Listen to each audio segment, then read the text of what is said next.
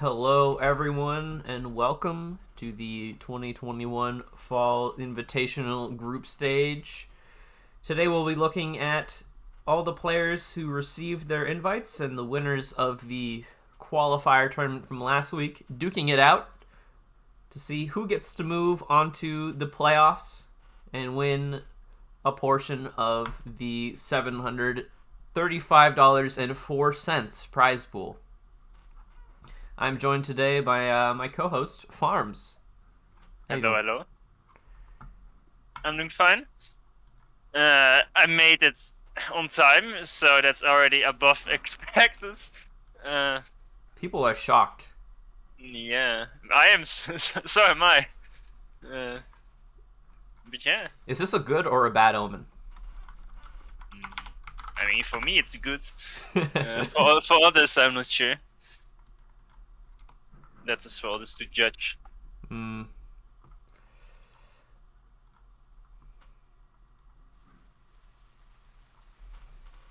right now, players are going through the picking and banning stages of the tournament. There are some map pools and such. Yeah, with a nice amount of map gen this time. Yes. I know you had to include a few more to convince a certain old man to play. But I actually like the pools quite a bit. There's quite a lot of nice maps. I like the inclusion of the wild cards at the bottom. I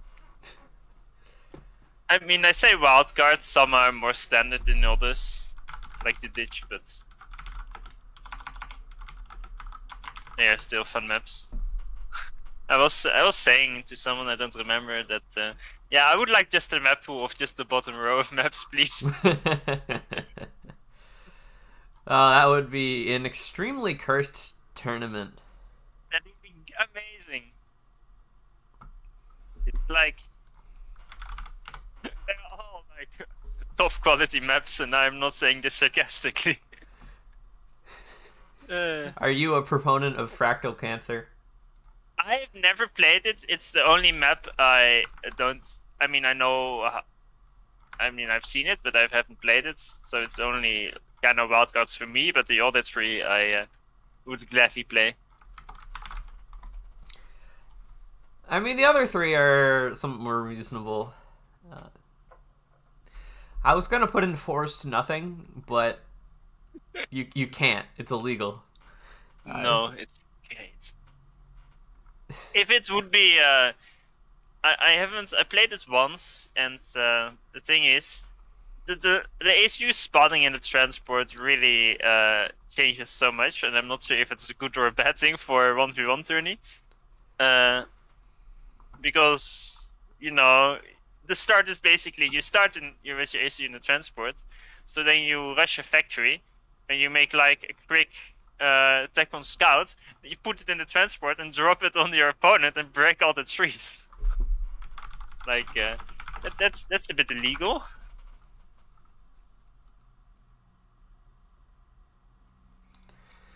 Yeah. So, what game do we want to watch first? I think there's a few contenders here.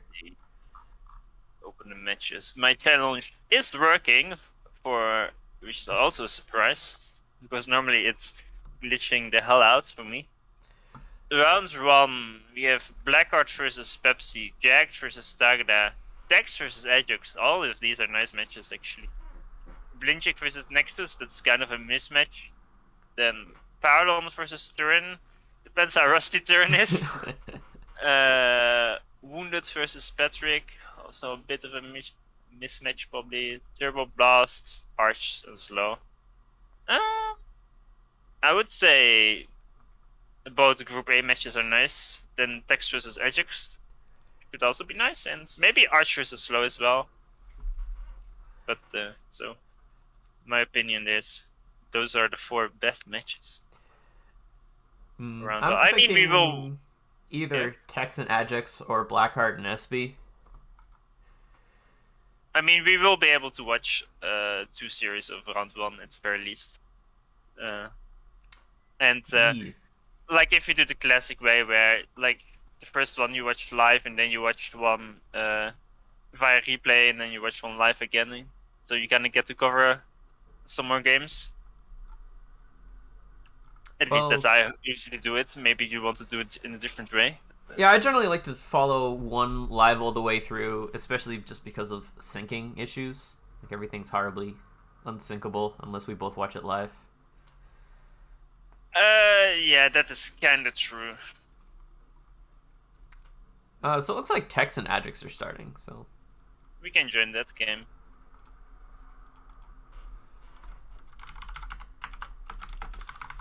Let's see, they are playing in Group B.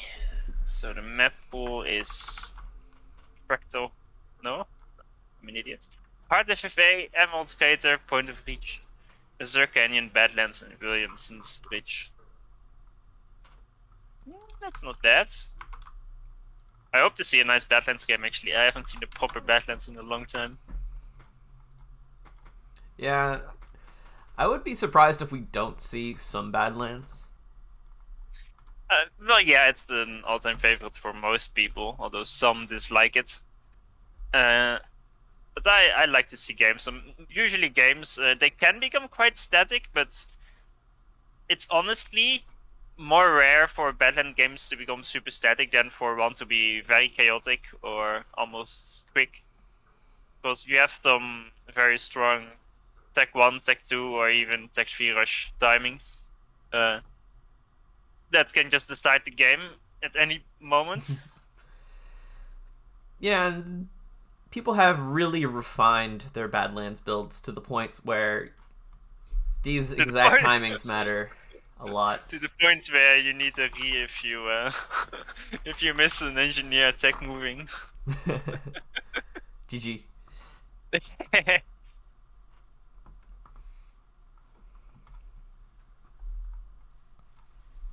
So all these series today are going to be best of 3. And higher seed gets the first pick. So it looks like Tex has chosen to fight Ajax on Point of Reach V4, which is bold. That's interesting. I wouldn't necessarily say this is a strong Ajax map. I don't think Ajax is bad on it, but I don't think Tex is particularly good on this one either.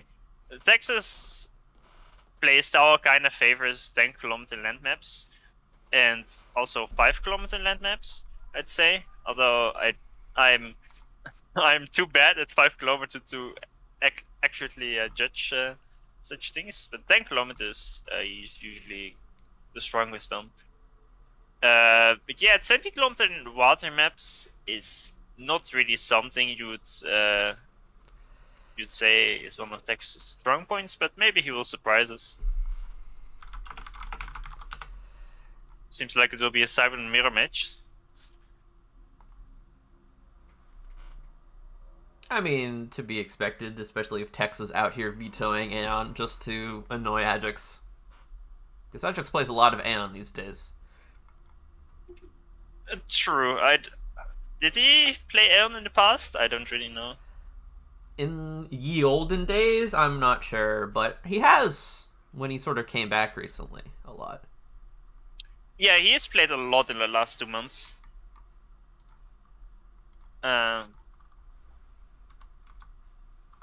So yeah. Alright, so up at the top we have Ajax taking Siren. Ajax, of course, a very long time pro. If I recall correctly, he won the first Legend of the Stars. I'm not sure about that, but I trust you. It seems about right. Maybe we can convince Chad of that fact. But down at the bottom we have Tex, who has also recently come back and come into form. Gonna take Siren to get those nice frigates, which are very balanced. And we're already seeing a slight build order deviation. Ajax going to get himself a P-Gen before Hydro. Yeah, there's 2 differences in build order as a starting point of each. One builds a PGen and one doesn't.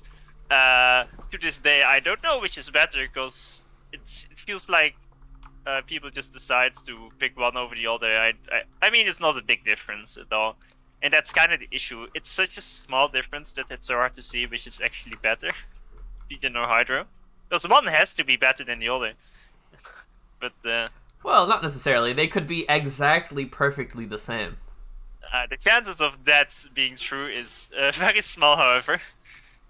I think it also depends on like what your NGs do and like what trees you decide to reclaim.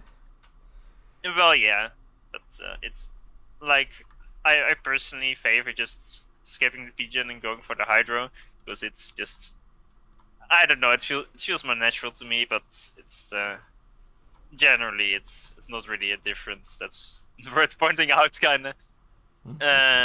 So yeah, we will see if any of them will go for any aggressive air. That's what's the most exciting part about Point of Reach at the start, and which sides they will actually drop. Because I feel like Ajax, since this is a text pick, I feel like he has something planned. So we will see. Ajax, I don't remember him being very aggressive on Point of Reach. I remember a few games of him in other tourneys, and he always played it kind of safe at the start. I mean, this looks like a very safe build from Ajax. Like, he's going to get 2 quick air factories, which means he's probably not rushing Well, actually, no, he's just going to get Inti transport. Meanwhile, Tex is going to do his classic complete air denial build of 3 Intis, or maybe not. He's changing his mind. 3 Intis, Scout, Bomber, Inti, transport. The goal being to kill Ajax's transport as it finishes, and it might be successful because he's not assisting this transport out. Yeah, Ajax is going for not a fast transport rush, but he made a lot of power and is now gonna assist it. Yeah, there we go. So he will have a lot more production, but it will be later. So if he stays passive, then Tex's rush will not work at all. Because Tex, I mean, he's an air factory down basically in production, and of course Ajax will get the defender's advantage. But okay, there's the transport from Ajax, and he only has 2 Intis. But the scout from Ajax will see the Intis from Tex coming, and Tex shouldn't have the intel, so... Ajax wants to commit versus the Intis here, but he's just going to get 2v1'd. Unless the Intis are actually just locked onto the transport because of a scout. It looks like they are. No, they turned around! They turned around to try to fight, but you already turned away. This is a bad idea. Yeah, this went horrible for Tex. The issue is, if your Intis are scouted like that, and you don't know the enemy Intis, then... Enemy Intis, if they lock onto your Intis, then 9 out of 10 times, your Inti will get crushed. Like, you have to pick one. Can't try to do both. There's a nice Inti from Tex on the right. It will do quite some damage to the transport, although I won't see it kill it with some micro. Yeah, there we go. Well, the key thing is it's slowing down the transport in time for the bomber to show up. And if the bomber is perfectly timed, it can just kill everything. The bomber was kind of stationary, idling there for a second. It's kind of still stationary. What's it doing? Yeah, it moved to a meter. Oh, it moved to the land to have a rest. Yeah, that's a very, very big mistake. If that was in position, it's game-changing, because both are sending the transport there. So even if Tex arrives later, if he bombs like 3 engineers with the bomber, he will still get the island. I'm also gonna say that I think it's a mistake from Ajax that, okay, now there's a bomber coming, but I think it's a bit too late. Because when you win that first Inti fight, you know your opponent is also going for transports, and probably has a bomber considering he rushed Intis, so 9 out of 10 times you should make your own bomber, because you have enough Intis. And the bomber does literally nothing. And now Tex is in a 3NG versus 5NG fight, and he's later to the drop, so this is going to be very difficult for Tex to win, plus bomber coming from Ajax. He dropped 3 engineers on the other island. Yeah, he did it to rush the Hydro, but... That should not be needed. I mean, he rushed another transport with it, and now he can go drop the other island faster. The only way for Tex now to win that island where both of them are on is if Ajax thinks, well, clearly there's no way he can win the island, so I won't overinvest. And that's the only way that Tex will win the island. But seems like the bomber will make quick work of it. I mean, these factories Or can just stacks be of mildly annoying. Force Ajax to make this commitment. Call that a win. Ajax actually forcing a static AA out of Tex in his main base. I mean, it's forced it, but it already got 100 mass kills, so it's already worth it. So it doesn't really do too much. And having a static AA in your main base is always nice. It always tends to snack off Tech 1 scouts over time. So left island, Ajax walked with his ACU. So he will get that one. There is a transport just out from him. But there's also one from Tex, and Tex transport will arrive earlier. However, there is a bomber from Ajax. Although it might be locked. No, this is an attack moving into... Wait, I think it locked it. Alright, if this bomber dies just to this random 40 HP NT, it would be huge. Oh, it didn't no, find Tex, it. he moved it away to patrol for that bomber, but he already locked on. Oh no. So now the scout sees the transport coming in. The bomber is in a great position. And Ajax's transport not far behind. It's kind of in the position that Texas bomber should have been in. So yeah, this if Tex doesn't split right now, okay, he is splitting. You should hear the bomb. Alright. It's a nice split, but the bomber is not gonna die, so you can't permanently keep dodging. He's gonna try to force a static AA, but then, like, Ajax just has 6 NGs here, and they're building a factory. Yeah, it will be 6 versus 3 again. Yeah, this didn't work out the last time. It's not gonna work out this time. So Tex needs to start thinking about his long-term plan here, if he's going to be down 2 islands. Although I'm not sure he knows. No, he does. He's aware that Ajax is trying to fight for this, and that he's losing it quite badly.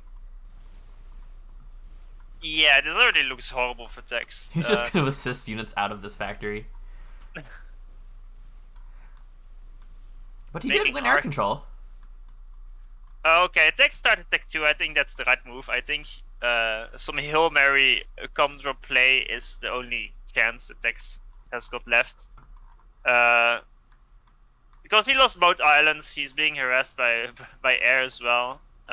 He doesn't have a single Tech to max for minute 8. It's not the worst on point of reach, but usually you kind of tend to have enough mass to... Okay, he's about to finish 1, but...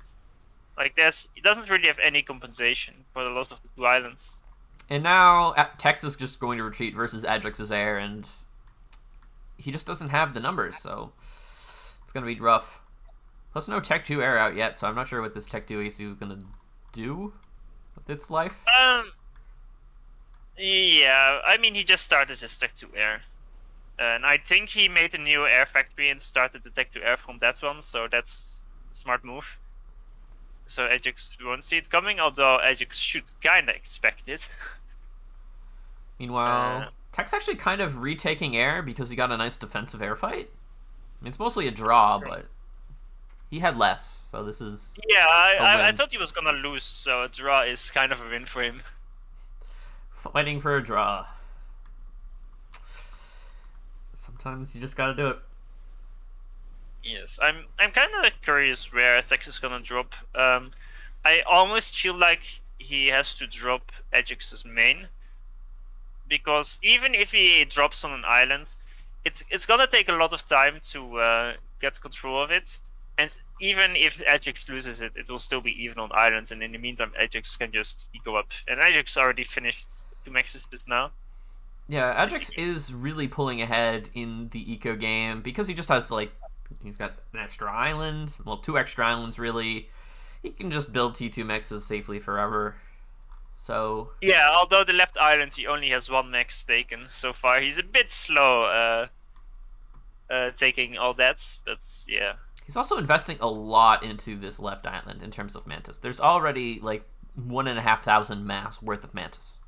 Yeah, he forgot to pass this factory. It's kind of a mistake. Oh, also... the island where his SU is on is also a bit slow in expand. Like, there's one factory making engineers, and it is looking very empty altogether. But Tex finishes the Tech 2 upgrade, the trans is being made, and the Tech 2 Pigeon will also be done.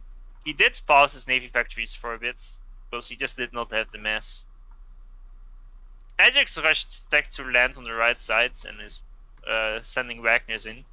Ajax actually made his Tech 2 power on the right island, which is, I think, altogether it will work out in his favor, because I feel like Tex will need such a big move that he needs to kind of cripple like either all the power of Ajax, but the power is in two places. If he drops the island, sure, he maybe can kill the land HQ and the power, but Ajax will still have all his Tech 1 power. And if he drops the main, Ajax will have the T2 Pigeon there left. So he can't kill both.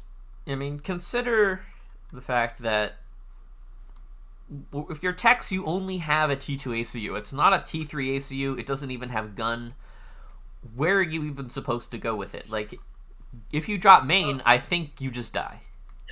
The Tech 2 transport of Tex is found by a frigate, and it's dying actually to a frigate. Oh god, it's a lot of HP it's already lost. Yeah. What if Tex just walks? I feel like if he spent some Tech 1 arties and dropped it together with his ACU, it might work. If he dropped the main base of Ajax. Although Ajax has so much air that he kind of needs to find a way to sneak around it. Oh, here we go. He made the Tech 2 PD to kill that one frigate and then left within intel range of the frigates. So he must expect to be locked by enemy inties. But he is screening with his own inties. Although some of them are coming in behind. Looks like, yeah, he is definitely locked by so many inties. Like, there's frigates spotting this. Oh, is he going to try to take a favorable air fight on the back of this? This is a bait? It was a bait the whole time. It seems like it was half bait. He will win air there, and he will actually survive. So, although this turn is really bad. Tex, what are you doing? Oh, Tex just has more though. Yeah, yeah, he is. Although his micro is, he's kind of letting him Ajax get behind for no reason. So maybe he's still afraid. But now he drops this location, but there's not a lot to kill there. There's like a few Tech 1 nexus, and it's not gonna win him the game. Yeah, I think maybe he's hoping to drop on top of like Ajax's ACU, but he doesn't even have gun, so it's not like that's gonna work. Also, Tex is going to quickly find himself completely out of money. Like, yeah, he has no money to build this spam. He will lose air super quickly as well, because Ajax has, what is it, 6 Tech 1... what was that? I think Ajax just bombed a landed Tech 1 scout and killed some of his own pigeons in his main base. Wait, is he just gonna try to torp bomber Ajax? He's got 2 torp bombers and dubious air control. No, he doesn't have air control. I mean, he does because Ajax made 20 Tech 1 bombers. But at the moment he stops building Tech 1 bombers, he will instantly lose it. Yeah, like, alright, you forced Ajax onto land. Congratulations, he's at almost full health. The torp bomber is actually going to die to the ACU. Yeah. If it wants to kill it. And then he can just go back in the water. Yeah, this isn't a successful comes up at all. He won't be able to kill anything. He just doesn't have the mass, and he needed to drop a place with more impact. That's why I was saying the main. Even though the chance of it working is very small, I think you still had to risk it. Yeah, I mean, like, the main, at minimum, maybe the right island works because you can kill the T2 Pigeon and the T2 Land HQ and reclaim all that. Yeah. But not this island. There's nothing here except literally the means to defeat his drop. And some T1 mechs. So now poor Tex. Calling GG. And we'll lose game 1 to Ajax. That was a pretty deciding rush for Ajax, and it was Tex's pick, so... Yeah, Tex just made some dubious decisions in the opening that just sort of snowballed completely out of control.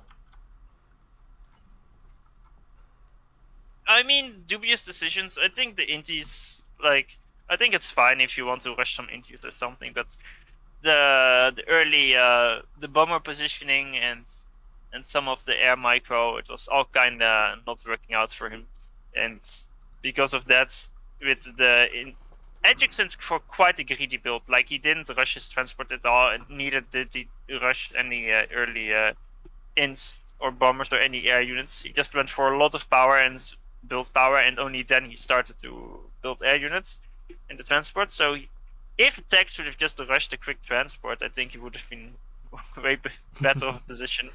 Yeah, he did a transport rush build, but then just went for inties and denial, and he actually lost the air control.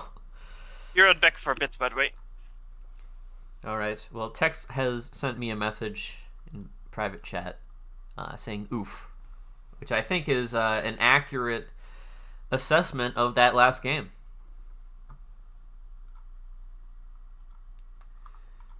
That's a big oof. But of course, it is a best of 3. Tex gets 2 other matches to fight it out.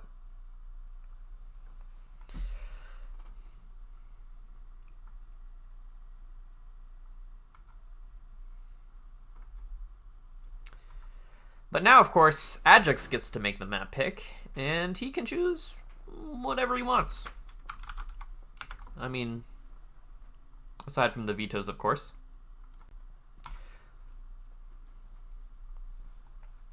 Looking at the current standings, looks like everyone currently just playing their first match. It would be quite surprising if someone had already finished their first round. So, like, yes, I have won a best of 3 in basically 5 minutes. And that game was like 15 minutes long, so you know. It's a struggle. It is a struggle.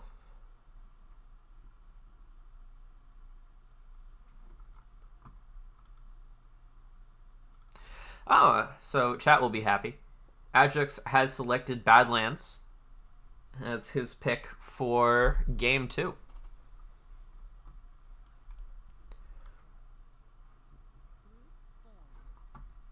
And those are some fairly brutal odds.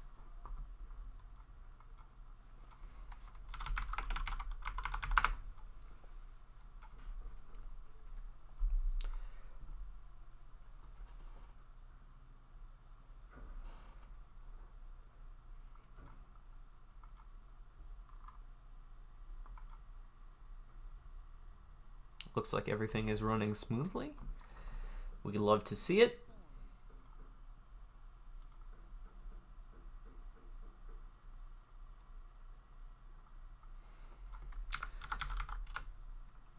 $730 is not the largest prize pool ever. It is the largest prize pool for a seasonal invitational ever. I bet these tournaments are, you know, they're more like majors. Lots has had bigger prizes. I think Rainbow Cup had bigger prize for Rainbow Cup 3 at minimum.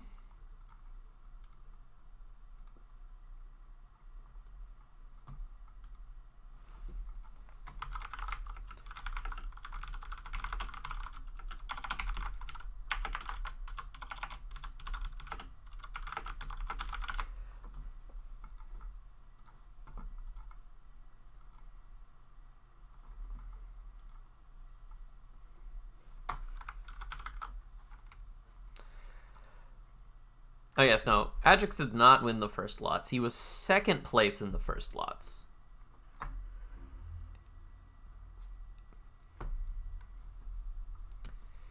I have consulted the information.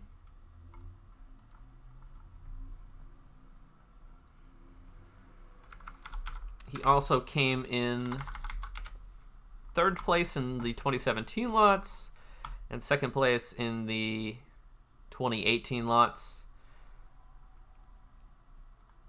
So a long history of very high-level tournament play from Ajax, although he kind of took a break for like 2 years from high-level tournament play, but now he's back and he's de-rusted and he's ready to crush.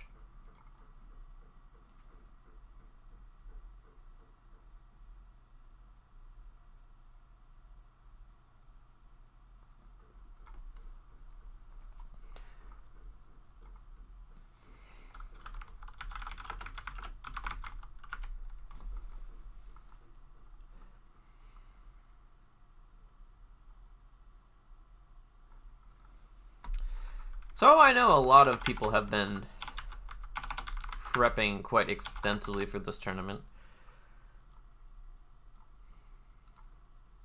Even I know certain Blackhearts have been playing. It'll be interesting to see how he does going forward.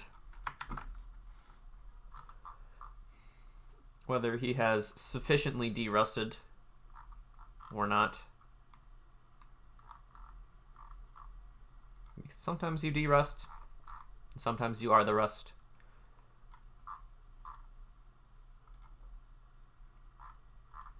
It do be like that.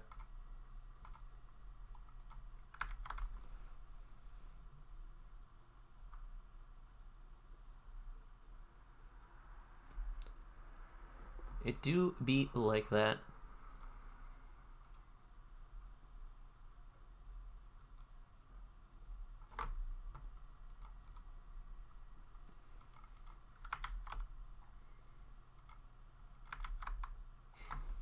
Texas trying to convince me I should give more to the 9th through 12th place.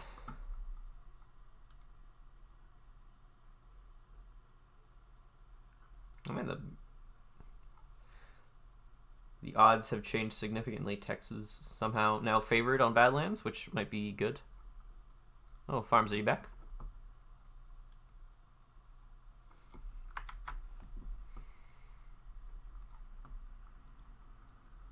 Well, he's in here, I guess.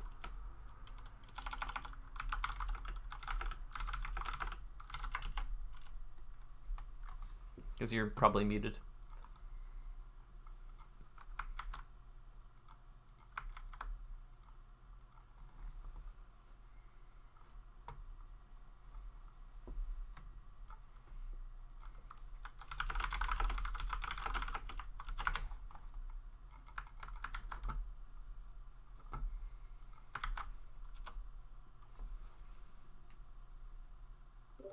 Hello, hello. Oh, hello, Farms. I'm back. Welcome back. How was your vacation? It was great. Excellent.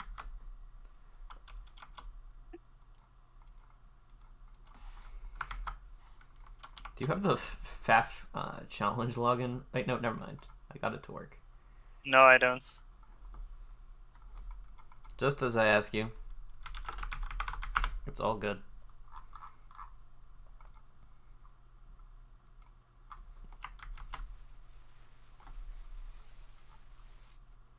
Yes, FTX, nobody's responding to chat because there's delay.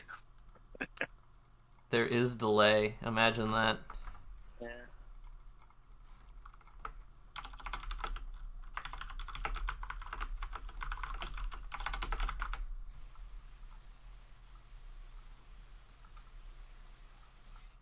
Next, I was wondering how I was allowed to play Sarah. Why is Seraphim a... Does he think it's OP on Badlands? It's not bad. Well, yeah, but there isn't a single bad faction on Badlands because it's Badlands. You can really play anything. It's one of the good things about this map. That's why I didn't really understand. I mean, Sarah is strong, but I think Badlands is one of the most balanced maps.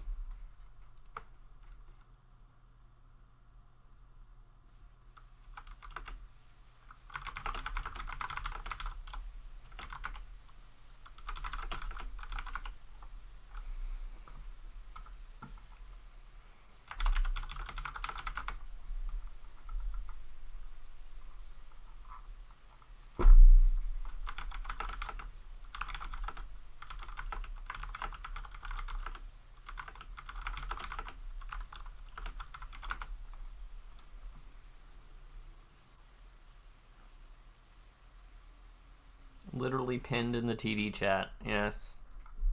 I remember that now.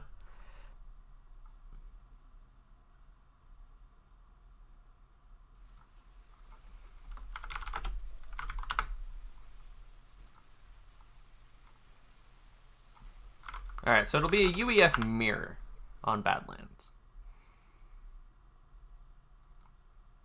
UEF mirror, okay. They both banned Seraphim, or? Ajax banned Seraphim, but Ajax Tex banned Aeon. Aeon because he is always building Aeon or vetoing Aeon because it's what he does now. Yeah, he is afraid of labs. I'd be afraid of labs. Not so scary. Exactly. Okay, it's a bit of shame mirror matchup, but at least you have. Actually, this is the second mirror match. Okay. You do the intro.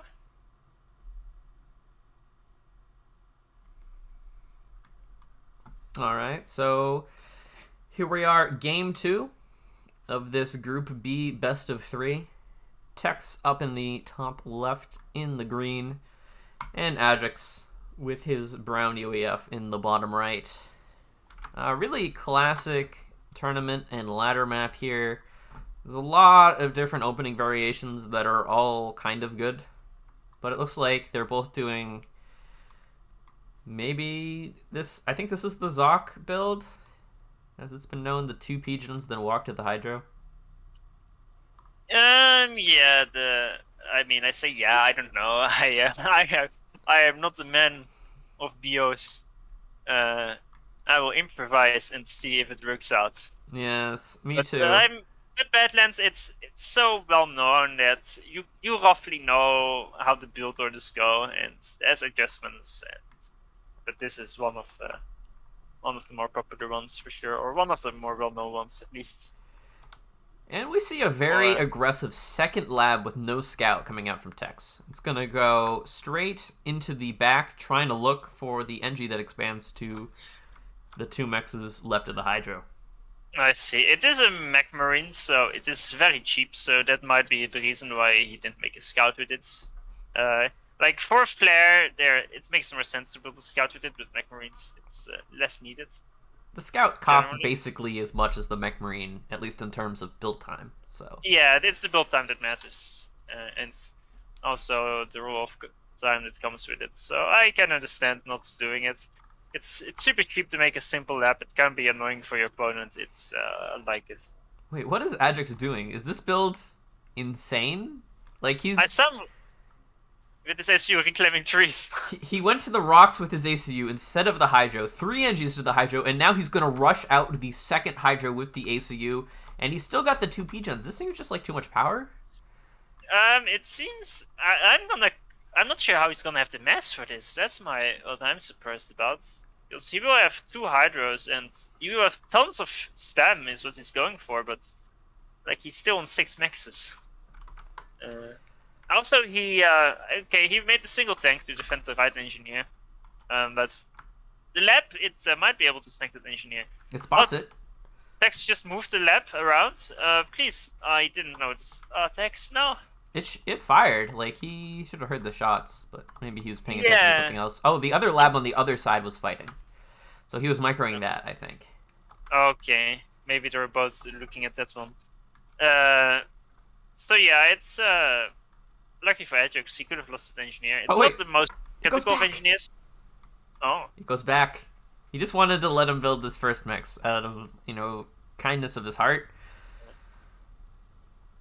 Curiously enough, Ajax micros the engineer towards the mech marine instead of retreating towards the tank. I think the latter would have had small high chance to save it, but I mean, mech marine finds 1 engineer. I think that's good enough. Yeah, and I mean, it's causing Ajax a headache. The tank literally cannot hit the mech marine. Yeah.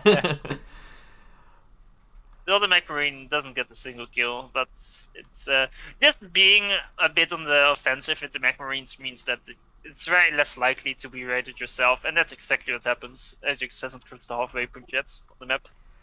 I'm also a bit surprised because a map like Badlands, it's so easy to just make 3 scouts and send 1 to each of the choke points to prevent any raids. I mean, it's mostly like the build time of the factory that it consumes, but it's not that hard to spot raids on this map. Yeah, although I mean, there's something to be said about the build time of just building 3 snoops. Well, yeah, you don't build them all at the same time, but like like if you just build, you mainly just need to build 2, and then you just need to have 1 passageway to worry about of raids getting through. All right, this bomber coming in though kills 1 NG just as it's about to finish. Oh, did he see this engineer clump? No, he did not. He's going for the expanding engineer. Should be fine too. Let's hope it won't do an auto dodge. It feels like it almost did an auto dodge, but it's just a bit too early. But Inti now from Tex locked onto this bomber, but there are Intis from Ajax and support. I think like Tex needs some AA here. Yeah, this bomber is gonna get a lot of kills. It's minute 5. It's very late air from Tex. I mean, if it decides to drop on anything that has value, like it totally missed the 3 NG clump and went for this 1 NG not building anything. Yeah, not the best bomber, but 3 engineer kills. I think everybody would take that. Overall, though, Ajax seems to be a bit faster with the expansion. He also has more factories online, it seems. What Ajax does have the problem that Tex has 2 tanks in the back of his base, and they're going to interrupt this giant NG reclaiming operation that's going on in the back of the base. This is actually very good. Because there's a lot of E in these trees. But no one ever remembers that unless you're literally Tagada.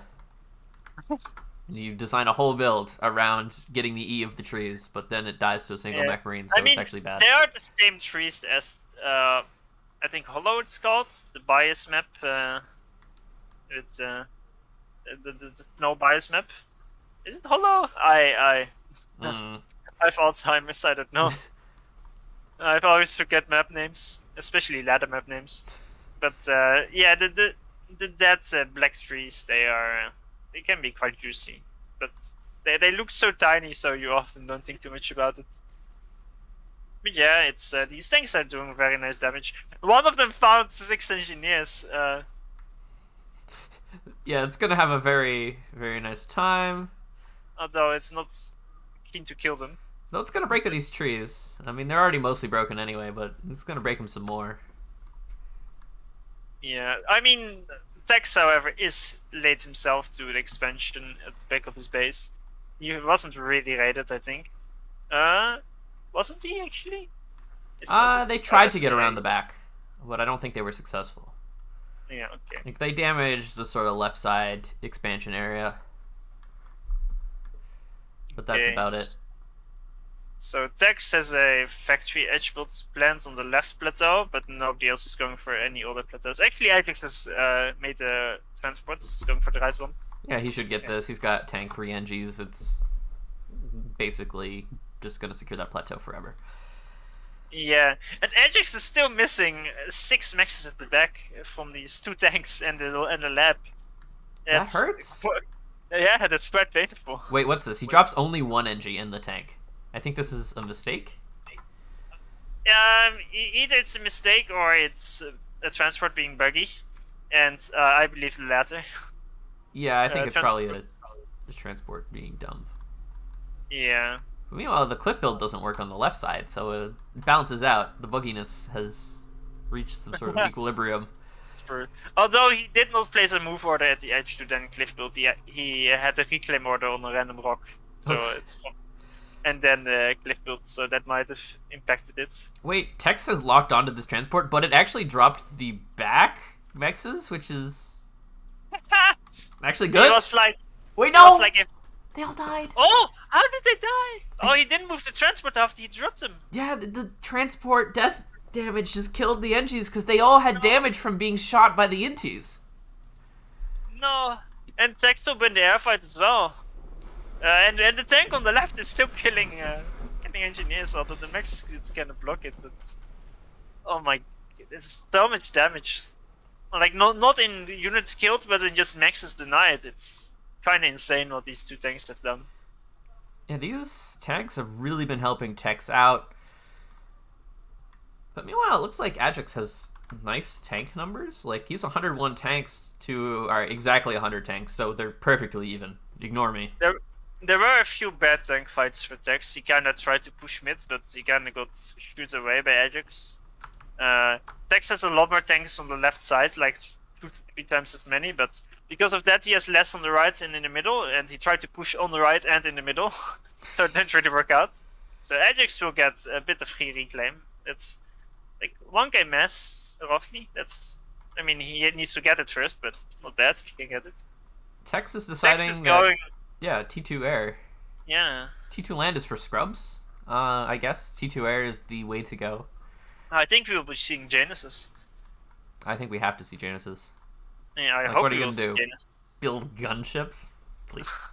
Please. This is Yeah, UEF. it's exactly. And on a map like this, where map spam, land spam is quite common, Genesis should be pretty good. I'm surprised. There's not a lot of eco so far. 2 tech to maxes for Tex and a single one for Ajax. But I guess they've both been spamming quite a lot of lands. Ajax did just finish tech to land. Ajax gonna try to push through the middle here. Like, maybe he's sensing weakness, but Tex can just pull everything back and take a great fight. He is kind of overreacting, but yes. Yeah, but like this army on the right, it can't actually push up. There is a ACU that's almost done with a gun, a wall, and a T1 PD. It can't possibly go there. Yeah, especially if that it tech walks on in. PD is nicely placed. And it's gonna have a field day. There's not a single. Oh, there's one RD in this mix. Or two, but like it's not enough. Plus a gun Tech ACU. should move his army like south of Ajax's army to cut it off and get all the mass from the fight. It's kind of a like this was the perfect situation for Tex to shift G behind Ajax's army, because now Ajax managed to retreat with quite a lot of tanks. Yeah, I don't know if Tex is just ready to take that risk right now. It would have paid off, but it isn't a risk.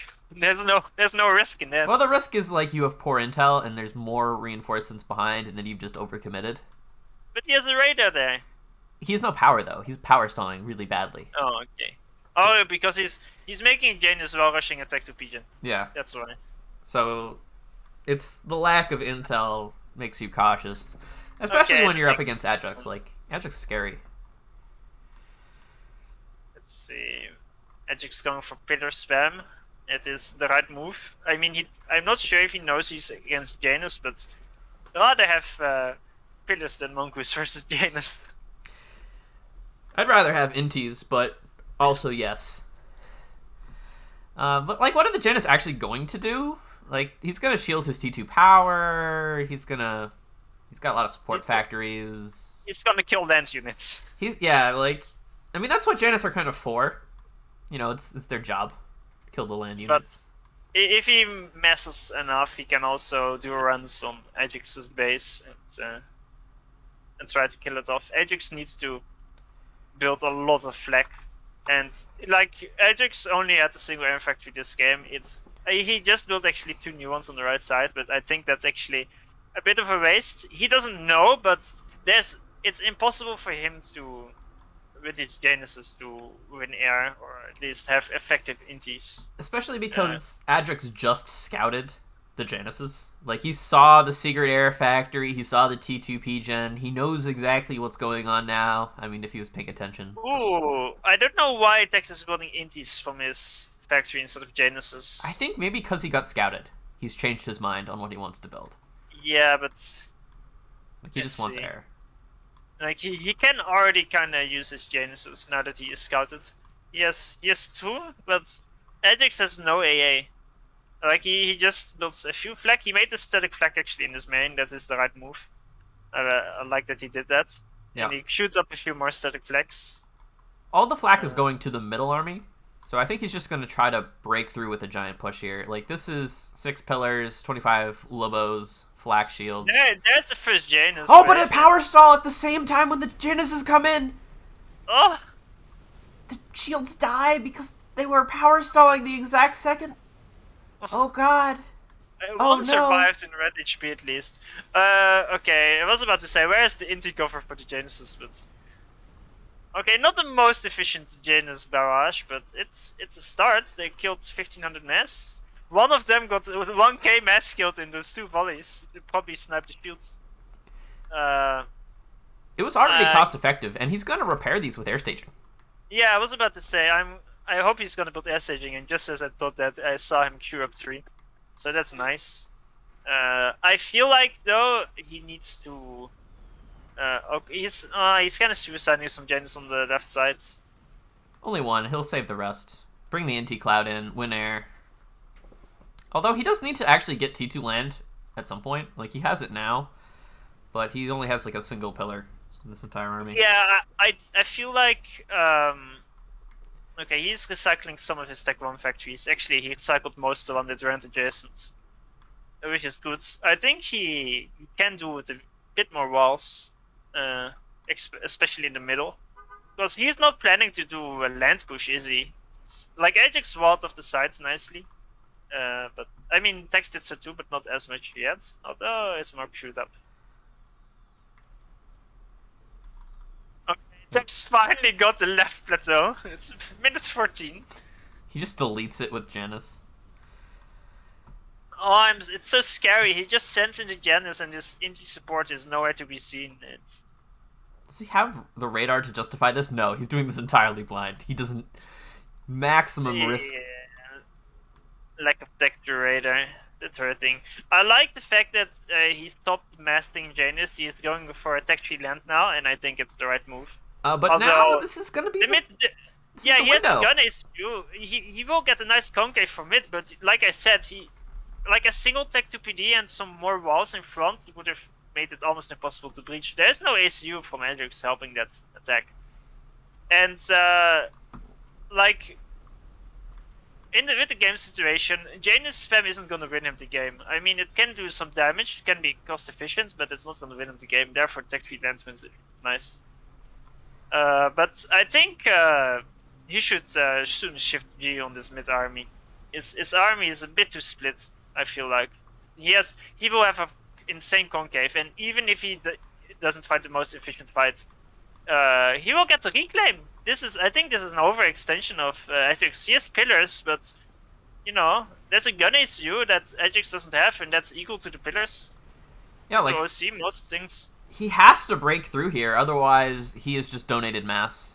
And yeah, but the 6 Janus can, like, if those Janus go for that clump of units, everything melts into pieces. But he is not moving them. No, he's just sort of letting, you know, the ACU get value, get the T2 PD up in the safe location. That's my argument, and I don't allow that argument to be made in this situation. Alright, now the Janus are coming. Alright, here we go. I have to say, this is a terrible attack from Ajax. It's not gonna work, and it will donate mass. Wow, the Janus actually took, like, no damage there. They just sort of denied some area. Like, they just did a nice little turn, drop their bombs, and then fly out. But, like, now what is he supposed to do? Break down this wall on the left? Or maybe go in the right side? Like, he's split up his army nicely so the ACU can't fight. Yeah, Tech's ACU positioning was a bit off. He should have actually made the Tech to transport. Just so that he could transport his ASU if needed, but like there's PDs on the right, and there is a second army that was stationary and idle for quite a bit, but that push on the right couldn't do much. I mean, maybe it's gonna do much because Tex was completely out of position with some units. I mean, there's all these T2 mechs that are vulnerable if this push can successfully break through. Like, the ACU's not here, the defenses are basically dead, the T2 PD is getting targeted. The biggest crime is that this push has lasted for 2 minutes and the Janus shot 1 volley. Oh yeah, the Janus still exist. I forgot about them. They can just kill all this. He didn't use them, and now he built like 4 Tech 2 PDs in front of his base, all next to each other. Alright, but Percy's are now out. It's very important to remember. I think he respected this attack way too much. I think that was a big issue. Like, he could have crushed it so easily, but I think he expected more, and that's why he didn't. Like, this attack on the right actually isn't doing anything. It killed, like, a mechs. And now it looks like it's just going to get cleaned up. Meanwhile, attack on the left, trying more to break through, but the fact is there's just T2PD, walls, Percy's. He can't possibly break. And Tex just lost all his Janus because he decided to not defend them with his Intis again. That's okay. He doesn't need them anymore. I mean, maybe he does. But he's got Percy's now. They're his new best friend. That poor pillar on the right, chased by 25 tanks. It's trying its best. But now there's just something like 13,000 mass on Texas doorstep. 15k in total, and Ajax is stealing a bit, but you shouldn't be grabbing it at all. Finally, Tex is building a Tech 1 radar in his main base. Maybe he will finally have intel. But yeah, this was a massive blunder of an attack. Ajax did transition into T3 lands and is making Percy's. So there's that. He is up in terms of just like T2 mexes. Like Ajax currently sitting at 14 T2 mexes. Yeah, Ajax just Versus has been 10. ecoing overall better. But I'd rather have, 13,000 reclaim than 4 T2 mex any day. I mean, I think that's because Tex defended that attack quite poorly. Oh, he made an accidental T3 mix. Oh, wait, what? Oh, no! Oh, Next no. to his, at the very least, it's adjacent to 3 factories. Okay. So even if he doesn't spot it, it will still provide more value. Okay, that kind of explains why he had less T2 maxes. And the funny thing is, he can actually just afford this. Like, he's got plenty of money. He's got 21,000 reclaim total versus 13,000 for Ajax. I don't know about his money thing, but he does have lots of mass. Mm-hmm. But yeah, now he should reclaim most of his PDs as well. If he also gets nice Tech 2 and maybe Tech 3 upgrades on his SU, shield upgrades, and then just spams nice UEF mix of Titans, Percies, Mobile Shields, Arties, and it should be in quite a nice position. Now Ajax is building the Janus. Wait, that's illegal. Oh. But they're Janus versus Percy's, and the Percy's literally don't care. Yeah, but this attack from Tex is not gonna work. It's gonna be a mass donation if he pushes now.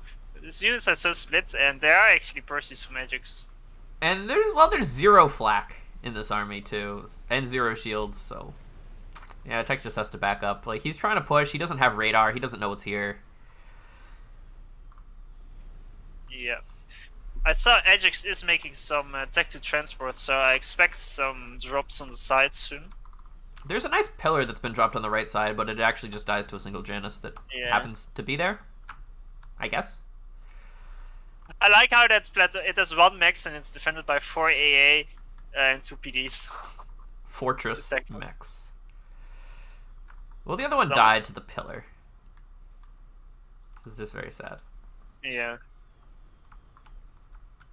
I mean, there's a case to build static Artie here in the middle to just deny this field. Remember this massive attack from Ajax that he donated 15k mass? In this small attack in mid, Tex just donated 6k mass for Ajax. Oh, it's only polite to return the favor. Yeah. Yes, 3 of the Spurs Rex is 1/5 of the donation. I just noticed Ajax still has rocks in front of his main base. Tex built a second T3 Max. He's like just putting all of this into eco. He's got so many max upgrades going at the same time. Ajax is kind of falling behind on the eco front. I mean, he's still above, but I'm kind of missing a Tech 2 Pigeon from Tex though. He queued up a Tech 2 Pigeon with 1 Tech 2 Engineer. He doesn't have enough build power in his base. That's the main issue at this point. Yeah, he's just putting the build power into mech upgrades, but he actually kind of needs units, because I'm worried that Ajax could try to break through here. He made the spearhead, I like that, but yeah, I don't think Ajax will be able to break through. But he just finished 2 Tech 3 support factories, although they are idle. Look at these inties going to patrol exactly where this drop is going to go. Yes. Tech 1 R to drop, okay. No Tech 3 drop, so even if it dies, it's not the biggest loss. There's actually nothing over here worth killing with Artie. It's all T1 mechs. Like, he's not even bothering out of respect. The spearhead is gonna kill the Percy in mid. That's why you build spearheads, folks. Insane value machines. Actually, it exactly kills a Percy in 3 volleys, if all of it hits. Only if it has radar. Tex is, like, trying to get himself shield on nothing. Oh, no, why does he do that? He gets himself shields on 4 Tech 2 Pigeons. Like, if you're 12 minutes in the game, then when you have like 3 tech 2 pigeons, and like sure now I can afford the field, but that's why he needs his tech 3 pigeon. Like he's actually losing out on a lot of free DPS from this spearhead, which is kind of important. It's actually if he didn't build the shield, the spearhead would have killed at least 2 Percies. Like, the shield isn't even going to be very good, because, I mean, it's just going to be a giant ball of Percies, and you just can't walk into that, even with the shield. You will die. The function of the shield is to scare your opponent. Well, like, if it's a Percy versus Percy battle. Yeah, but he's sacrificing so many Percies to get this. That's not the argument I was going for. Right. Like, the fact that he decides to stall to make the shield, that's not good. That's why you make the T3 pigeon first, so you actually also have the E2 OC if it's needed, and to actually run the shield because he's stalling now. He literally can't afford this. He's building 2 T2 pigeons at once. They're both about halfway done. This is what we call bad. This is just unfortunate. And he's getting behind on maxes as well. Like, he has T3 maxes, but his Tech 2 max count is lacking. He decided to not build a single Tech 2 max at the side expansions, which I don't really understand, because they're not that hard to defend. Like, the fear is, like, T3 mobile already up on the cliff, but Tex isn't even doing that himself. Actually, no, he is. He's committing. He's building multiple TMLs. Yeah, the TMLs are actually nice. This actually could be game-winning. No. Yes. But it will be strong. Like, these TMLs, they can hit everything, and just 2 TMLs to kill a TMD, and then everything else dies. Yeah, but it takes a lot of time, and in front of the second leftmost expansion of Ajax, there's 2 TMDs actually, and although they probably barely aren't in range of each other. But it takes a long time to load the TMLs, and if Tex is stalling as badly as he has been... He's still stalling. He hasn't fixed it. Like, he needed that T3 PGen like 10 minutes ago. And yeah, that's such a... It's a bad transition, really. And, like, it's costing him so much mass to do this, because the mexes are operating at reduced efficiency for so long. Even if they're, like, T3. Alright, finally he's fixed the power stall by mass stalling sufficiently to remedy it. But Ajax just has so much more money, as it goes. Mass. No, money. Mass. Money. This isn't Mafia Town or whatever. Wait, it's not. Oh no. What have I been casting this whole time? Yeah. I like what Ajax is doing. He's building a few SAMs spread out. Like, he doesn't know how bad Texas E situation is, and at this time in the game, you can expect T3 air. I'm honestly surprised nobody did so far. It's just a reasonable thing to do. You can spread out like 4 SAMs, and you can cover a nice amount on this map. Ajax's gonna get himself T3 mobile arties to shell this forward position, because he's a coward and not building static arty. Guardsy. Yeah, there's an Omni on the way for Ajax. This is about the time, I'd say. I don't think Dex will make one soon. With what power? With what power? Yeah. There's no... He planned an air factory next to the pigeon that he built, but... You know, he can also just build it next to the already existing HQ if he convocates the 4 Tech 1 pigeons or the 1 PD. Tex building a SAM makes sense. I'm surprised there haven't been a lot of Titans, if any at all. But then again, on this map, it's I guess aside from rushing T3 lands, Titans are not the best. Also, remember when I said that map like Badlands, it often doesn't go very static? Well, I retract my words. It's really static if both players are UEF, especially. Because the fact is, you can't build a fatty, really. Like, fatties just kind of suck. Yeah, fatties are not great on Badlands. It's so easy to make some RT batteries. I mean, defensive they're great, but offensive...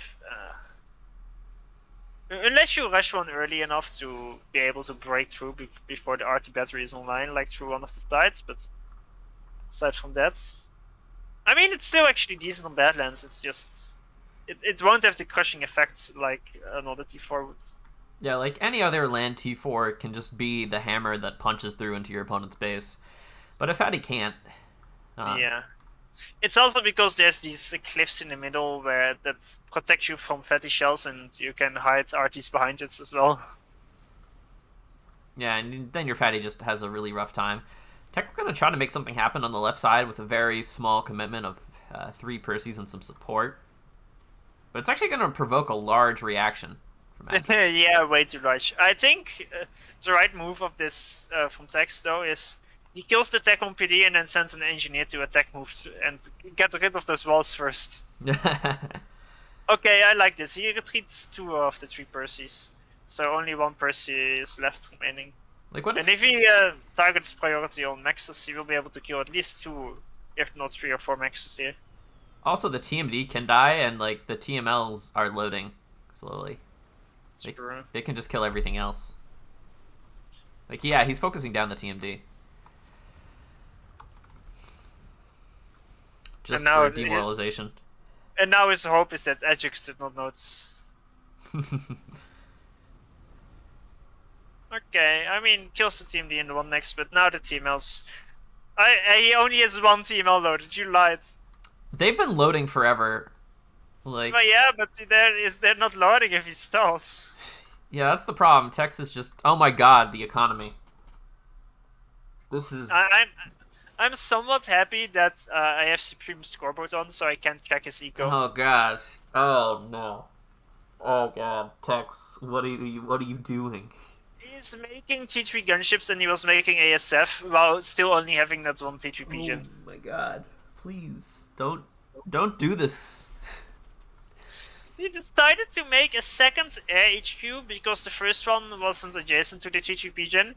And then his second T3 pigeon, he was like, nah, I'm not gonna make that adjacent either. Look at that nuke that he just planted in the T3 pigeon. What is that adjacency, man?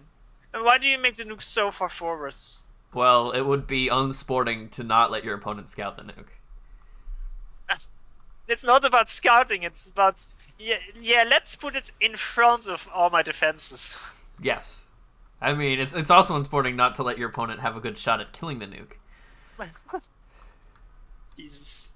But good news for Tex is he just dropped a few already on the right plateau, and he killed that, for what that's worth.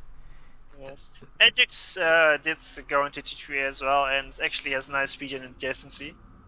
Is building broadswords now.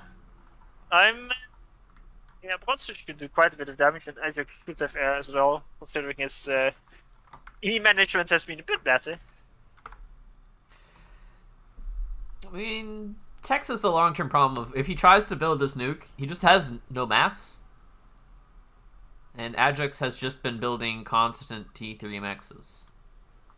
Like, he's so rich. Ajax has almost 400 mass income on the back of no fewer than 7 T3 maxes. Yes, and by the time the nuke is done, which will take a long time, Ajax should have half T3 maxes, if not more. Because once you breach some limit, then your T3 maxes really starts to spiral out of control. Yeah, like he's just spending the money that he gets from the T3 max on T3 max. Big air fight at the top right, but Ajax is gonna win it with like 4 times the inti count. Yeah, I mean, there's a single AA that's gonna try to do something here. I mean, there is a T3 MAA, and it is shielded. And it is targeting the T3 gunship. But it is not enough, yes. But, here's the good thing. Because Tex has not great eco, he kills Tech Bomb Maxes, but the reclaim he gets is worth more than the Tech Bomb Maxes. Well, not if the broadsword wins. Yeah. Like, the shields kind of abandoned the MAA.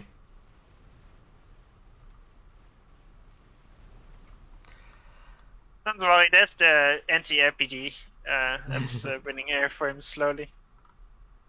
So these TMLs actually did nothing on the left. They, like, Ajax just built more TMD. He launched 2, I think. He loaded 1 more, but he is still stalling. Yeah, like because he gave Ajax so much time, and eventually you will notice it. And now the team D's are there, and there's a static shield as well. Alright, Ajax hasn't noticed the nuke yet, but it just got started. And Ajax could just rush out an anti-nuke so incredibly quickly. Oh my god, the Arties.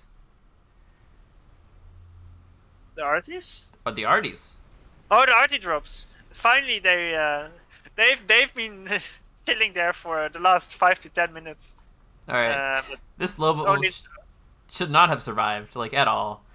It's like a para-dropping Lobo. Just doesn't need the factory or the transport to land. It does it itself. yeah. But broadswords will die. Not because Tex is air, but because Ajax is doing other things.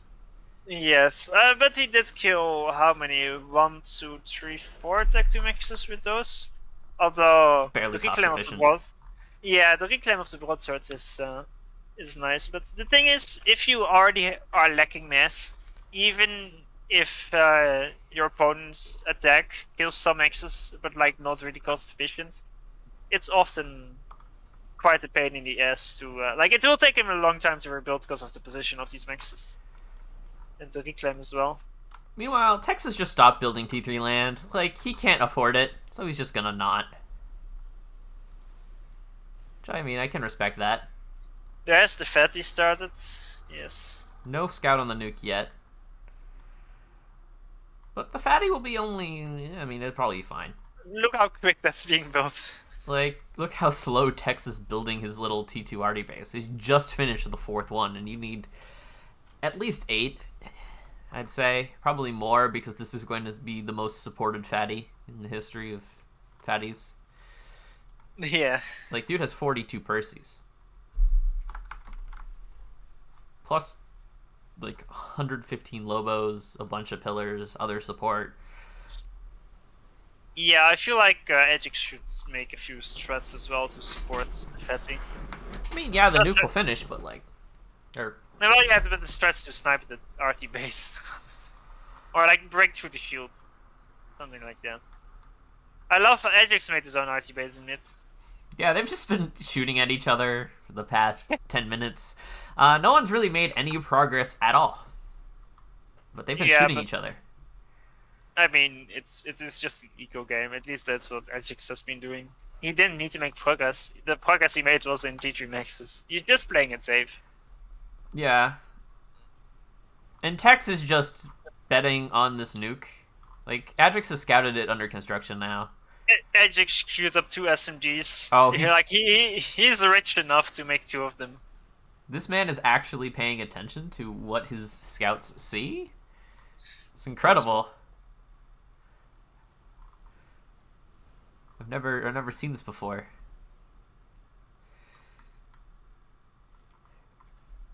Like, a lot of the time no one will notice the under construction nuke because it doesn't have the icon, but you know, Ajax, he's paying attention. And now that it's done, he'll see the icon, so he can rush these SMDs out as fast as he wants. It's not looking good for Tex. No, not at all. It looks very bad. He finishes the nuke. He wished he had adjacency on it. Does he even need the power? Well, he kind of does. And at this point in the game, Gun ACU is not gonna save you. I don't know. You think Gun ACU loses versus at least 35 Percies? Maybe. You know, he might be Don't onto lose something. the spearheads. Yeah, the spearheads. Look how slow he's building the shield. He could be stalling still. Oh, he's actually fine. This is just a T2 ACU. Okay.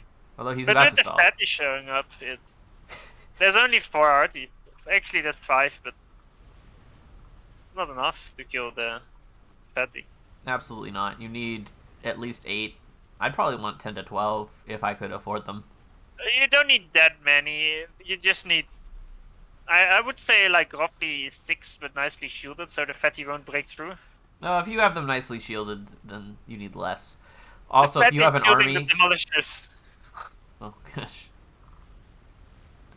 I mean, I think Tex might just die here.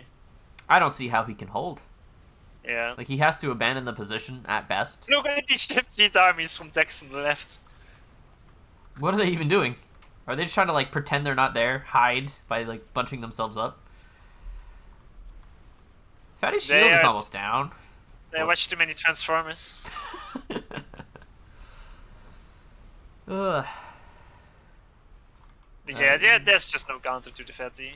And the nuke will be shot down by the SMD. Those the progress is equal already. Yeah. Right SMD will definitely finish. Left one might finish. I mean, if the ASU is hugging the left one. Oh, Dex doesn't even have enough storage to OC a Percy. I think he could have killed like 4 Percys with 1 OC, but... He just has 3 E-storage, which is not enough. But he can't afford anything because Edrix and now he's going back in. Well, there's only one way to die. I guess so. And it's by fighting a Fatty and a million Percys solo with your ACU. Because the Fatty is now almost in range of just shelling the nuke. There's only I mean, 2 shields. he has so much assist on the nuke. If Edrix stays next to his left SMD, and Edrix stops assisting the right SMD as well, he might be able to launch the nuke. If he doesn't die before that, it is. I mean, he will die, but I'm trying to make something of it. If he would have loaded the nuke before he died, he might have been able to hit Edrix with a lucky shot.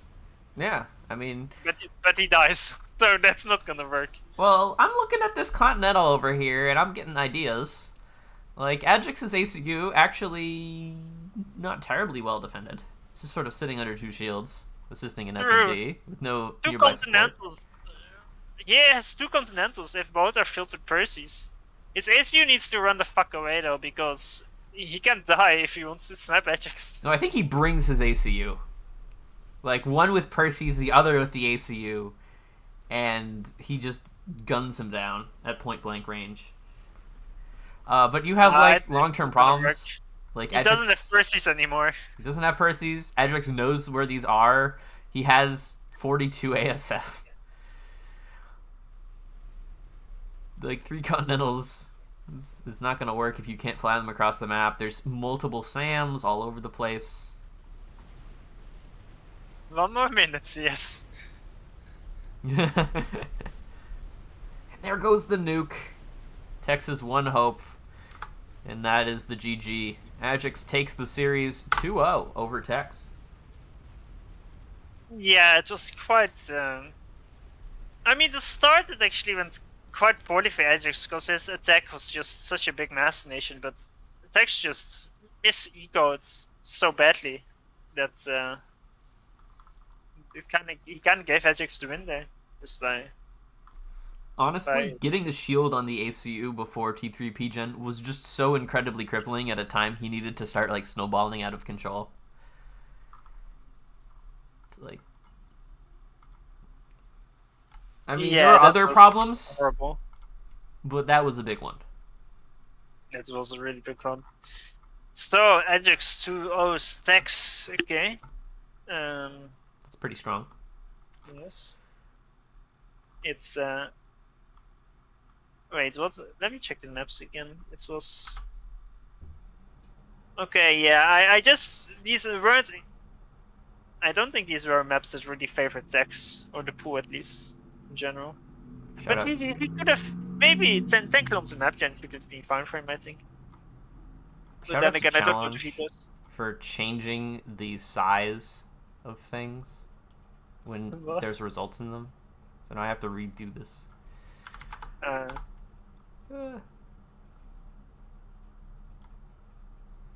But yeah. So we can now I think watch the replay, because I mean, I don't know if you want to watch just a part of the a series. Because no new series have been started yet, no new rounds, and of the other ones, they like they're still playing. So either we hop in midway, or we start from scratch and just plus to it or something. I mean, let's watch the Blackheart versus SB series, because they're currently on their second game. Although, wait. Still okay. Yeah.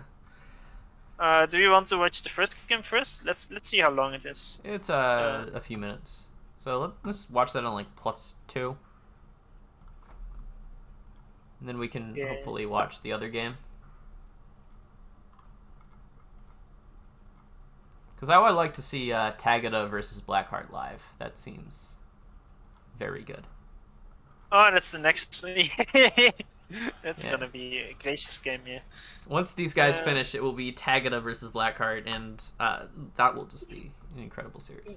Also in Group C, there's Patrick versus Farallon. Should also be good.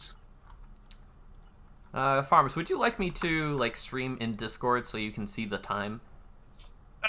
Yes, that's actually smart. I will just ever so now and then look on it. Yeah, so we can try to stay synced. Actually, let's do this, but at a lower frame rate. Yeah, you don't need to. I mean, as long as I can check the time.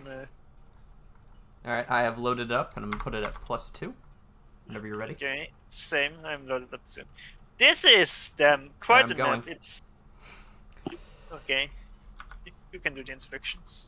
Well, no, you can do the introductions. I just wanted to know that I started the clock. Yeah. Okay. I mean, I don't mind doing the introductions. It's just that usually you should zoom in on one of them, and then I don't know when you zoom in. Yes. Well, you see, I do the thing where I zoom in on both of them, like a cool that's caster. too advanced for me. I can't deal with that. Okay, so in the top left, it's Blackheart playing UEF. And in the bottom left, it's the beautiful dark red color. It's Pepsi, also known as Esperanto, playing Seraphim. So yeah, this is Blackheart is the old man in this game. He is someone with a lot of experience, one of the best FAF players, but he has kind of stopped playing. So he is very rusty, and he will not perform up to his maximum level at all. But that doesn't mean to say that he will play like a cripple. He'll play like a crippled god. Yes, but I mean it's really like there have been situations like in LOTS where he didn't play for a few months or half a year, and then he did a bit of practice, and then he'd play very well in LOTS. But there have also been situations where he came back after was playing for a long time, and then he just fell on his back basically. So it's kind of rough to say. Pepsi has been playing a lot more recently. Not recently, but in the recent years. But in the last few months, he's kind of played a little bit less. Although I do know that in the last week, he's played a lot with Judy. So he should be decently informed. This map, however, it's quite something, isn't it? It really is. Like, what is this? It's just a giant open arena of death with 1 million mexes and 37,000 reclaim. Yeah, I'd say this map favors Pepsi a lot. Yeah, like, you can just grind your way to victory. Yeah, just do insane land spam. There's actually pockets of lots of reclaim as well. There's a total of 40k reclaim on the map. For a 20-kilometer map, doesn't sound like a lot, but it's concentrated, which is a big difference. Like, there's some pockets of 2.5k reclaim of P3 and Tech 1 units. Actually, that's Tech 2. I thought those were Loyas, but they're mongooses. Shame on me. So, importantly, Pepsi's drop is just so much faster. Like, he's just taking the left side, and he has queued up approximately every land factory. Like, 15. Blackheart's transport on the right just got sniped by Inties. Yeah, I see the Inties right now. They're just right where this transport is trying to go, and oh no, Blackheart, not like this. Not like this. Oh no. Oh god. That's not a great start, and it's honestly, it already seems insanely bad after that start. It almost seems almost game over, but close to it after that. Because unit spam on this map. Pepsi has 6 factories on, about to have 7, and Blackheart has 0. Yeah, and the problem is, like, these tanks will just get out on the map wherever Blackheart wants to drop and kill the Engies. Like, if he doesn't drop immediately, he's got a second backup transport coming around, but it's at least 2 minutes slower than SB's was. Yeah, this is a terrible start for Blackguard. He is starting some factories in other locations, but the middle of the map is where it's gonna be at, and he's not there. At least not in time. He is not in time. He did a redrop in that location, rushing a PD, just so he can just at least get the reclaim, but he can try. If you look at the total mass reclaims, it's double for Pepsi already. Yeah, it tells a story here, and the story is Blackheart is having a bad day. Yeah, it's not great. I do have a bit of insider info, and that's that I heard a certain Blackheart say that on Friday night he was gonna get, and I quote, shit-faced. So, well, I've also heard a rumor that he has been doing some practice with Patrick in the lead up to this. He did practice a bit with Patrick, although it was very short. Like he might have done it without me knowing, because they will do it in private voice, so I can see when they do it. Well, I know of secret. one instance where they like a few days ago. I know that they practiced a bit for some unresting, but I don't know for how long and how much. So I'm just taking a moment and looking out on this map, and it's red. It's red with the tanks of SB, and they're just like a fluid. They've spread out, perfectly spaced everywhere, like some insane spread move, shift G'd. Like, I feel like I'm looking at an AI trying to play Supreme Commander right now, and it's just like putting tanks in various individual rallies at various wacky locations. And it doesn't even matter that, like, they're not fighting in efficient formation. He's just, like, overwhelming him. They're going everywhere, and you can't stop all of them. The one thing I have to say about Pepsi is he doesn't have a single Phobo. With Terra, I say shame on you. Yes, that's a shame on you moment. Like, Phobo's strong. Like, you're not Cybern here, SB. I feel like he wants to be Cybern here, but Blackheart vetoed it. Yeah, Cybern actually seems to be the best faction here, just for Mantis speed. What is this? Blackheart dropped a single tank in the back of SB's base? Huh? What? Oh, and then Anatha kills it. Oh. Okay. I mean, I can only assume it was either misclick or classic buggy transport again. Well, I mean, there was like only one tank loaded onto it.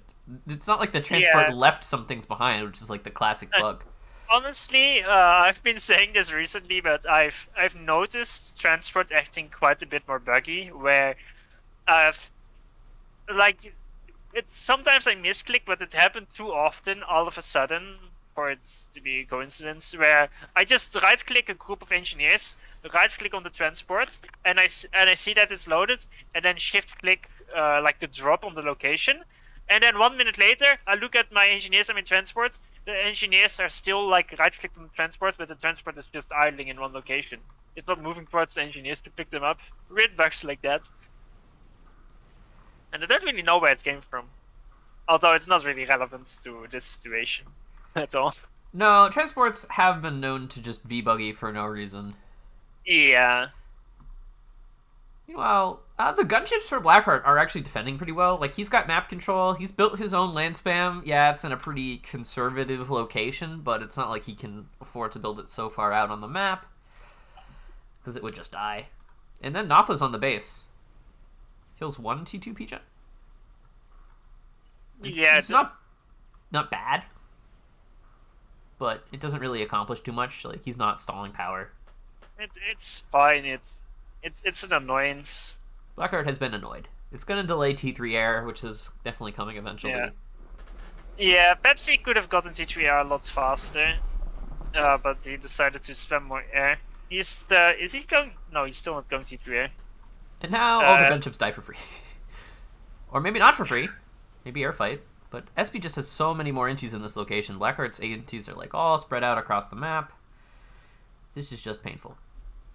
Also, Blackheart still doesn't have Tech 2 land as UEF at minute 13, and Pepsi is making chickens now. He has the first 5 on the field. He'll make chickens, but not phobos. Okay. He has 4 phobos and 5 chickens. Yep, he'll build more chickens than phobos. Yeah. I mean, he's just like, what are T1 PD? I have Nathas. Excuse me, I can just delete them. Notas are very good versus T1 PDs. I mean, if you're Blackheart, you might just, like, not do T2 land that much. Just get T3 land, Titans, Perseus. Yeah, the thing is, I mean, the total mass collected this game actually is way more even than you think. It's 60k for Pepsi versus 53k for Blackheart. So it's only a 6k mass lead. But Pepsi does seem to have a lot more. I mean, he has a lot more units, and also. All right, Pepsi has 3 times the army value.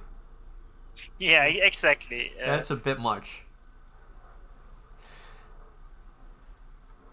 Although only 2 flax, which seems a bit flak adverse for my liking.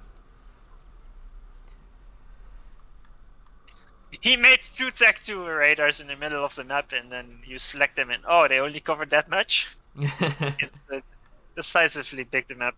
Although he is making quite a bit. There's 8 Notas now, and he's the one making gunships as well. Blackheart is going T3 air? No, not yet. I mean, this HQ is about to be deleted. Oh yeah, I see. Oh yeah, that's a dead issue. Exactly the correct amount of bombs. Now the HQ's dead. Blackheart does not have a backup one. I mean, it is merely a Tech 2, and with that much build power, he can instantly make another run. Although the problem is this entire position is about to also be deleted by the giant, probably 20,000 mass army at this point. Yeah, he just is. It's like defeating Vito again and again, because the start really is so brutal in this game, on this map. I mean, it's really a snowball kind of map. Yeah, and hooray, Blackheart has T3 air. But what exactly can he possibly do with that? He doesn't have air control. There's gunships killing the T2 mechs, and yeah, he will just concede at minute 17. There's no way back in this game. SB just had a much better opening, and he just snowballed it. Yeah, the transport was way quicker, and he also, like, even if he didn't manage to snipe Blackheart's transport, the opening was still a lot better, although it would have been a lot more even in that situation.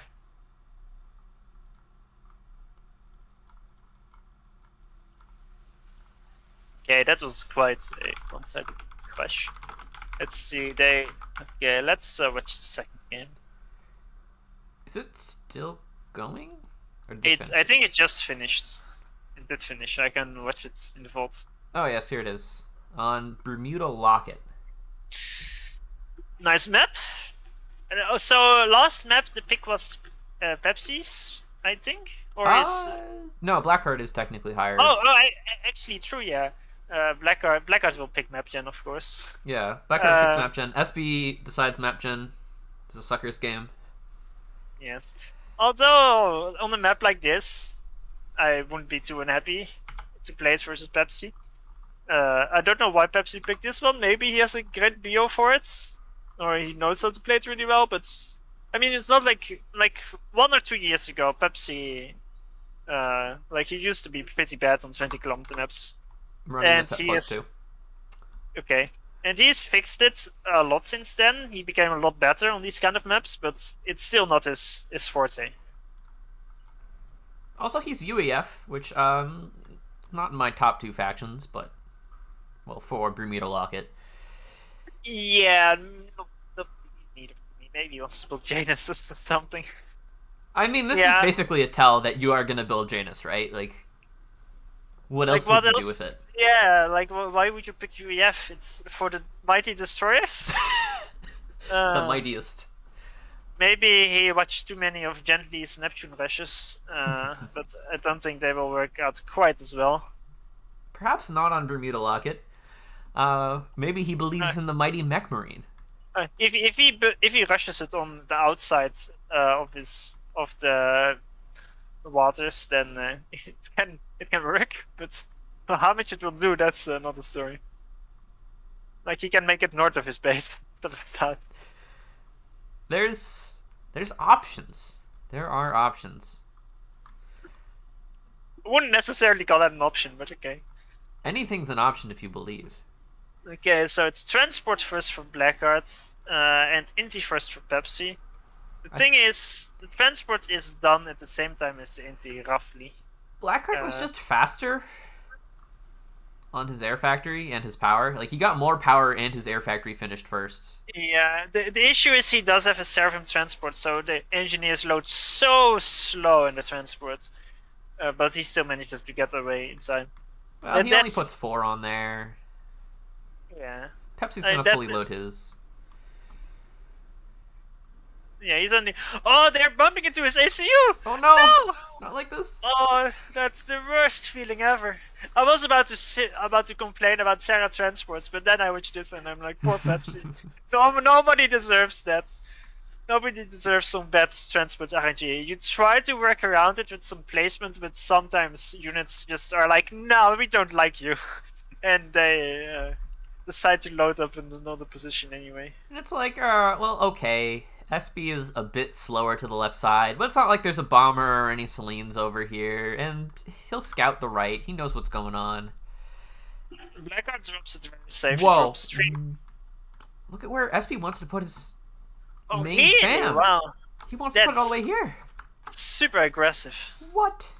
Like, normally, people, you build your, like, spam bottom left in this sort of safe choke, but SB has absolutely zero fear. He's just going to take this and win the video game. Meanwhile, he's got a bomber on the right, killing the reclaim NG up north, and it's just going to come in and kill the production NGs. Blackheart will actually scout the proxy because he was dropping there with his own transport.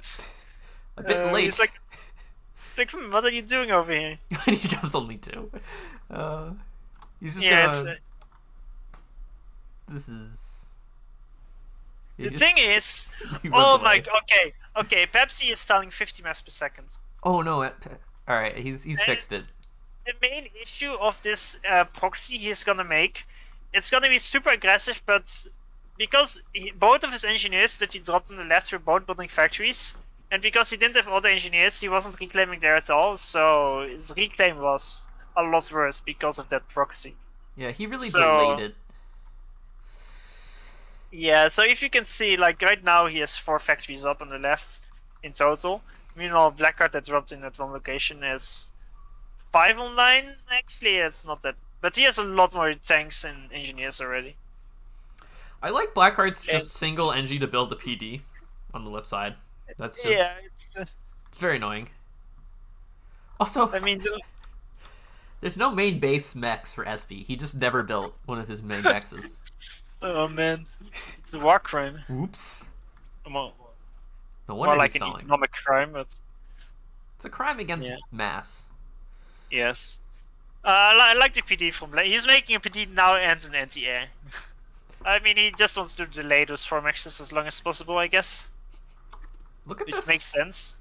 On the top right, Blackheart looks at what SB does and he's like, I can do this too. I mean, it's not that uncommon to drop there. You just tend to drop it after you drop, your own side, because dropping it that early is not gonna, like, maybe. Oh, actually, Blackheart is going for an aggressive drop with his transport. I think he's gonna make it. Like, the Intis just aren't there in time, and now there's just a bunch of tanks. That's gonna be very annoying. They can just run in. Yep. They are stationary for way too long, but finally they do move out. They will kill a lot of engineers. Although he did rush a PD. Yeah, PD is up, but they'll deny these mexes. They'll just be incredibly annoying. Like, this is pain. It's the annoyance factor that does it, really. He's not really gonna kill anything important, but yeah. Meanwhile, now the massive spam from Pepsi on the left, but there's an ACU and enough units there because Blackheart scouted it, so he made 4 factories there, way more than you would usually make there. And look at the assistance on one of these T1 factories. That's 8 NGs. That's quite a lot, yeah. And he's gonna just spam up multiple T1Ps. Like, as UAF, you really just can't push this until you have higher tech, or maybe even ever. It's so hard to push that choke. I never succeed in doing it. It's whenever I look into it, I just see a single ACU and a single wall section, and I'm like, I can't push into that. It's too tough to break. So SB will push the other choke with his ACU. Yeah, that's fine. There's actually no PD there from Blackheart yet, so he should be able to deny this. He's gonna try to get the PD up, but if SB wants to just take the HP off his ACU, he can fight this. There is a fast attack to air from Blackheart. He has the T2 Pigeon. Second Pigeon almost finished, and Pepsi just finishes his first one. However, Pepsi has more Navy. 5 Pack Priest versus 3. Oh, that's about to be 4. It's like, yay, he can get the very good destroyer. Woo. Yes, although Blackheart is accidentally sending some hover onto the water instead of moving it over land. Well, maybe the frigates will get some value. Yes. You should send the frigate to the right side, honestly. Pick up the units that are riding through the choke point next to the water. Yeah, just go in there, clean them up. I mean, it's nice to just park a frigate over on the right, just to deny any sort of ambitious Navy factory production as well. Yeah. Oh, Blackheart needs to watch out. He's losing his frigates on the left to arties and tanks. Yeah, he just parks them really close to the sledge, and Lobos will eventually kill things if you let them. Like, no joke. Lost 2 for almost 3. He is going aggressive with Notas though. He's trying to snipe Pepsi. He's on Pepsi's on 5k HP only. And he did completely lose air. Yeah, this is a very dangerous place to be if you're Pepsi's ACU. You just gotta walk back and abandon the side. There's T2 land here now, and he's gonna start dropping you. It's all very bad. Although, I mean, if you fly your Nothas over every single frigate, it's not gonna work. So with the air control, Blackheart will be able to keep control over those 4 maxes, and we'll actually get the reclaim shield as well, which is quite a bit because of the fights. 3k mass there in total, not bad. But not bad. Another drop on the top right. Doesn't work. It dies. Yeah, I mean, it was a nice attempt, but there's actually just a lot of stuff here. It's a very difficult position to drop. Wait, there's 2 Yenzins of Blackheart on the left where he built the Tech Bomb PD. Did they move up there somehow? I think they just walked. It's fine. Don't worry. No, this one actually dropped. They dropped there. They killed like the 4 mechs, and then they just sort of walked away. Okay, I see. But when I saw it, it was like hugging the cliff, and I was like, did it somehow manage to get up there?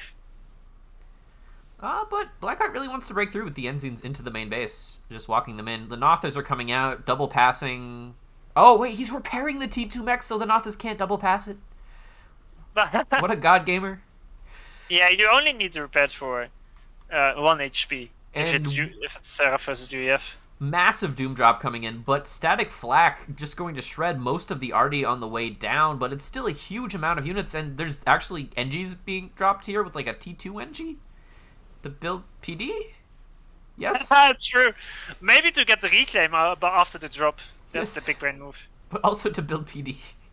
He just wants SB's main base. Like, this is his base now, but the fact is SB has multiple T2 PDs under a T2 shield. So that's not going to work. Like, not even a little bit. But Blackheart is really putting the pressure here on Pepsi. If you look at the reclaim, almost all is at the top of the map, aside from the one left lane with the proxy from Pepsi. And there's just Nothas everywhere. They're deleting every single unit that SB holds dear. The Phobos are killing the T2 mexes. SB has exactly 0 air control. All that's saving them is this 40 kill Static Flak. Yeah, Blackheart did suicide a lot of intis, but I mean, he kills a lot of eco. It is, he's gonna snipe the power now. Should probably go for that 3k mascot Flak.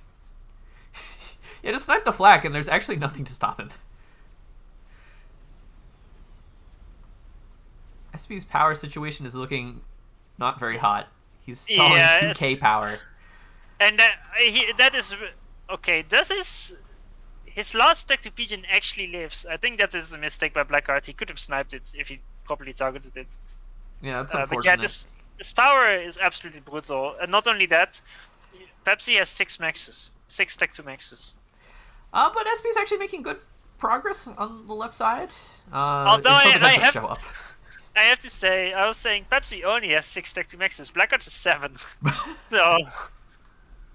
So yeah. I mean, this is fine. This is fine. Like, the pillars are making progress on the right. Gunships are forced to defend on the left. SP still has way more navy. Yeah, yes, I just checked it. 44 to 12 frigates. Like, that's a lot of frigates. Imagine if they were Siren. It's true. I bet they should still push. Even you have frigates. With this many, it's the NTR is enough to scare most low numbers of turbo bombers away. But yeah, he's not pushing in Navy, and that's a big issue because he invested way more into Navy, and Blackheart invested more into air, and you see the effect of that. The air is impacting the game, and the Navy isn't yet. Yeah, the Navy is just sitting there looking pretty. It's denying hover to the extent that there isn't just a bunch of phobos going around the back. But that's all going to die to bombers, it's fine. Blackheart is going to lose Navy, but he will be able to get the destroyer out, at least. Actually, Pepsi, I think Pepsi, he attack moved, but all his frigates got stuck on trying to attack a single tank on top of the cliff. Oh no. And now there's T2 Navy. The one time he should have used the Shift G, he didn't. Shift SP, what have you learned? You were the master of the Shift G, and now where has it gone? And now it pushes all the gunships and the turbo bombers clean up the Navy. The second destroyer is out, and it's just brutal. He actually focused the HQ, and it's being repaired. Like, there's so many NGs here. You have to kill them first. You can't just focus this HQ. It repairs so easily. Yeah, HQ was a terrible target. Like, he's trying. He's trying his best, but his whole Navy is just donated for free. I mean, not for free, but they didn't really kill much. He very nearly gets it in the end. Yeah, but it barely lives, and with that attack failing, I don't think he has anything left. That's a small 7k mass donation. Map control totally even. No air control. Gunships just going around trying to figure out what veterancy means. Yeah, because now Blackheart has tech to Navy, and it is actually good tech to Navy. Yes, far superior. The Nothas are still out. The gunships are out. The torp bombers can just kill the production. And this looks... I mean, Blackheart's eco is only slightly better, but yeah, this has been a very low eco game for both of them. But he has other things of value. Look at this. SP's building T2 PD like in the middle of his main base, just out of respect and fear. It's so sad. But Blackheart showing us that he is in fact not as rusty as some may have been led to believe. Yeah, this was pretty. I mean, eco-wise, it was a bit low, but overall, very aggressive game. And it worked very well. I mean, yes, there are like some pillars here on the left. They can't possibly push, but he's gonna try anyway. Why not? I mean, he has to try something at this point. Yeah, like what is he gonna do? Just sit here and let all the Nothas kill him forever while there's a destroyer rolling up and finishing off his production? It's like... I mean, at this point, maybe you just try to comm drop, no air. The thing is, Pepsi invested so much in Navy and he didn't do with it for the longest time. And he also invested so much into land and it didn't do anything either. Because now, right now, Blackheart has 2k mass in land units versus 14k from Pepsi. That's so much. But it just dies to the gunships and PDs and choke points. Like, these are Seraphim gunships. They just shred units. Like... Although I do want to point out on the right side of the map, Tech 1 bombers from Pepsi have been killing all the maxes from Blackheart. All right, Like that now the shouldn't have been army allowed. arrives, but all those mechs already died. I just saw a Tech 1 bomber die that had 500 mass kills. Blackheart wants T3 land. It's reasonable. Yeah, I mean Sarah T3 is actually fine on this, especially because you can always build in the mobile shields as well, which is amazing. Like, Autumns are actually just really good here. They just crush. Yeah, Autumns as well, yeah. Although so far the Tech 1 PDs seem to do the job too. Yeah. Alright, SP gonna try to attack these gunships, but still doesn't really have air control. So he'll kill the Engies that were assisting the T3 land factory and the T2 P-Gen, but Blackheart, he's got plenty of power. He doesn't need that. Yeah, and now there's already 4 cruisers out on the map, and it's only gonna become worse and worse. Like, it's just a losing proposition. Look at how much static ASP's built in his base, though. 33 T1 static AAs. He isn't gonna get dropped anymore, that's for sure. Like, nothing will ever attack this base if it flies. This cruiser might have something else to say about attacking this base, though. Yeah, the cruisers aren't really focusing on Pepsi's main, but they're just getting everything else at the moment. And it will take a bit of time, but eventually Pepsi will have nothing left, and that's the big issue. Yeah, like, he's trying to build all this TMD preemptively. I like this. He tries to get back into the water. That's the most ambitious naval factory I may have ever seen. Yeah. Do you know what this man has? He has everything. You can't. I'm sorry, but where is the Riptide spam to get back into the water? If only instead of those 40 pillars he had like 30 Riptides. Now that might have worked. Although SP is finally building enough flak in these armies to hopefully hold. It's 5 pillars, 14 flak. Though the problem is a single Autumn can kill all of that. But don't worry about that. He doesn't have shields with his army either, which is, as UEF, it's a bit painful. I guess SP just tries to like mass torp bombers and kill the cruisers because there's no air protecting them.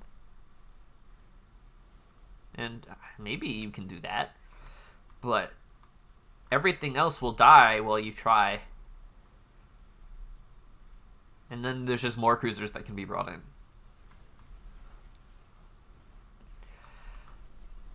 He built a T3 mechs. He did. He did. That's to flex on his opponents. In a situation where both have like 8 Tech 2 mexes. Take this. I'm just gonna put it at +3.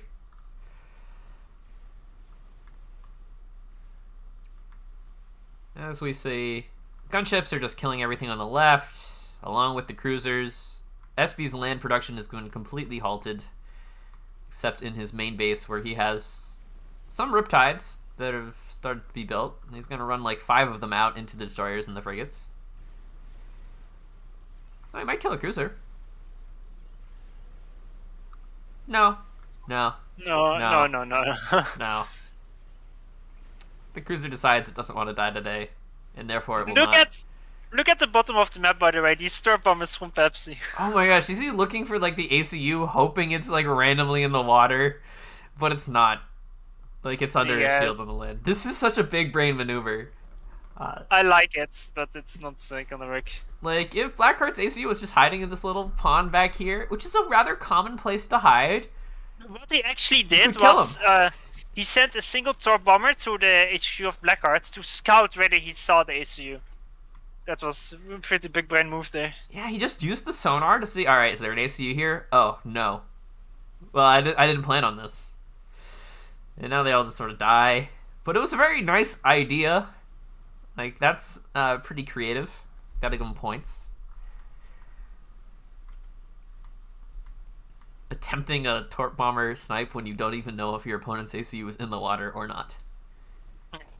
A nice classic desperation. And there we go. SB will just control K at 31 minutes. Yes. It's over. SB doesn't like Sarah. Stupid. He's got I mean, I complaints. don't know why he picked UEF. I'd say UEF is the worst faction on this map. Yeah, like literally anything else is better. Like, yeah, Cybern has frigates, better destroyers. Although I don't like Cyber destroyers, but the frigates more than enough make up for it. Aeon, you have nice hover too. Epic destroyers, Swifties. It's just UEF that doesn't really have any options. The only option is really Genesis, because everybody always spams tons of tech from power in lines here. Okay. So Alright. now, Game 3 has finished, so I'm just gonna load that one up. yeah, so I accidentally started the game to replay again. Happens to the best of us. So Pepsi won Blackheart's pick, and Blackheart won Pepsi's pick so far. And now, here they are on... I think this is 10x10 matchup? Yeah, it's a Blackheart pick, so... I mean, you can see it at the top right when you hover over the name. Yeah, but not when you don't have Supreme Scoreboard. Oh. The name is too long, it's cut off. Oh yeah, I see. It's 10 kilometers, yeah. Ah, I see. So, this time it will be Cybern versus UEF. Blackheart with the yellow Cybern on the left. Pepsi with the red UEF on the right. And that is a first lab while he's trying to Hydro Rush. But it's kind of okay because the NG is behind the ACU a bit. Actually, it's kind of... Wait, the ACU isn't even going to build the Hydro. It's just going to leave. It's going straight out to grab Reclaim on the map. What Is Huh? that? Huh? I don't get this. No, this is bad, right, Farms? Yeah, this is not allowed. This is not allowed. What I do like on this map is in the middle, there's this insanely small choke point where you can actually get through the middle. Like, there's only about 1.2k mass here. There's like, I mean, that's a third of what's on this map, I guess. He goes first lab into walk the ACU. There's less than that. Just those two reclaim patches, if you really zoom in just on one of them, it shows 370 mass. So he will get like 750 mass. And he decides he doesn't even want to, like, he cancels it to build a mechs, and then he's going to re-queue up all the orders. Oh no. No! Oh, that hurts so much. But good news is he will pick up the NG expanding to the bottom, and his ACU will kill Blackheart's rating. And Blackheart will be like, what the fuck is that ACU doing over here? Yes, the game is a bit given away, but what can you do with that information? There's an ACU there. You know what move I would have preferred? Drone. Drone. Yes, drone. Now that's too big brain for this Twitch channel, Farms. I gotta say, like, drone.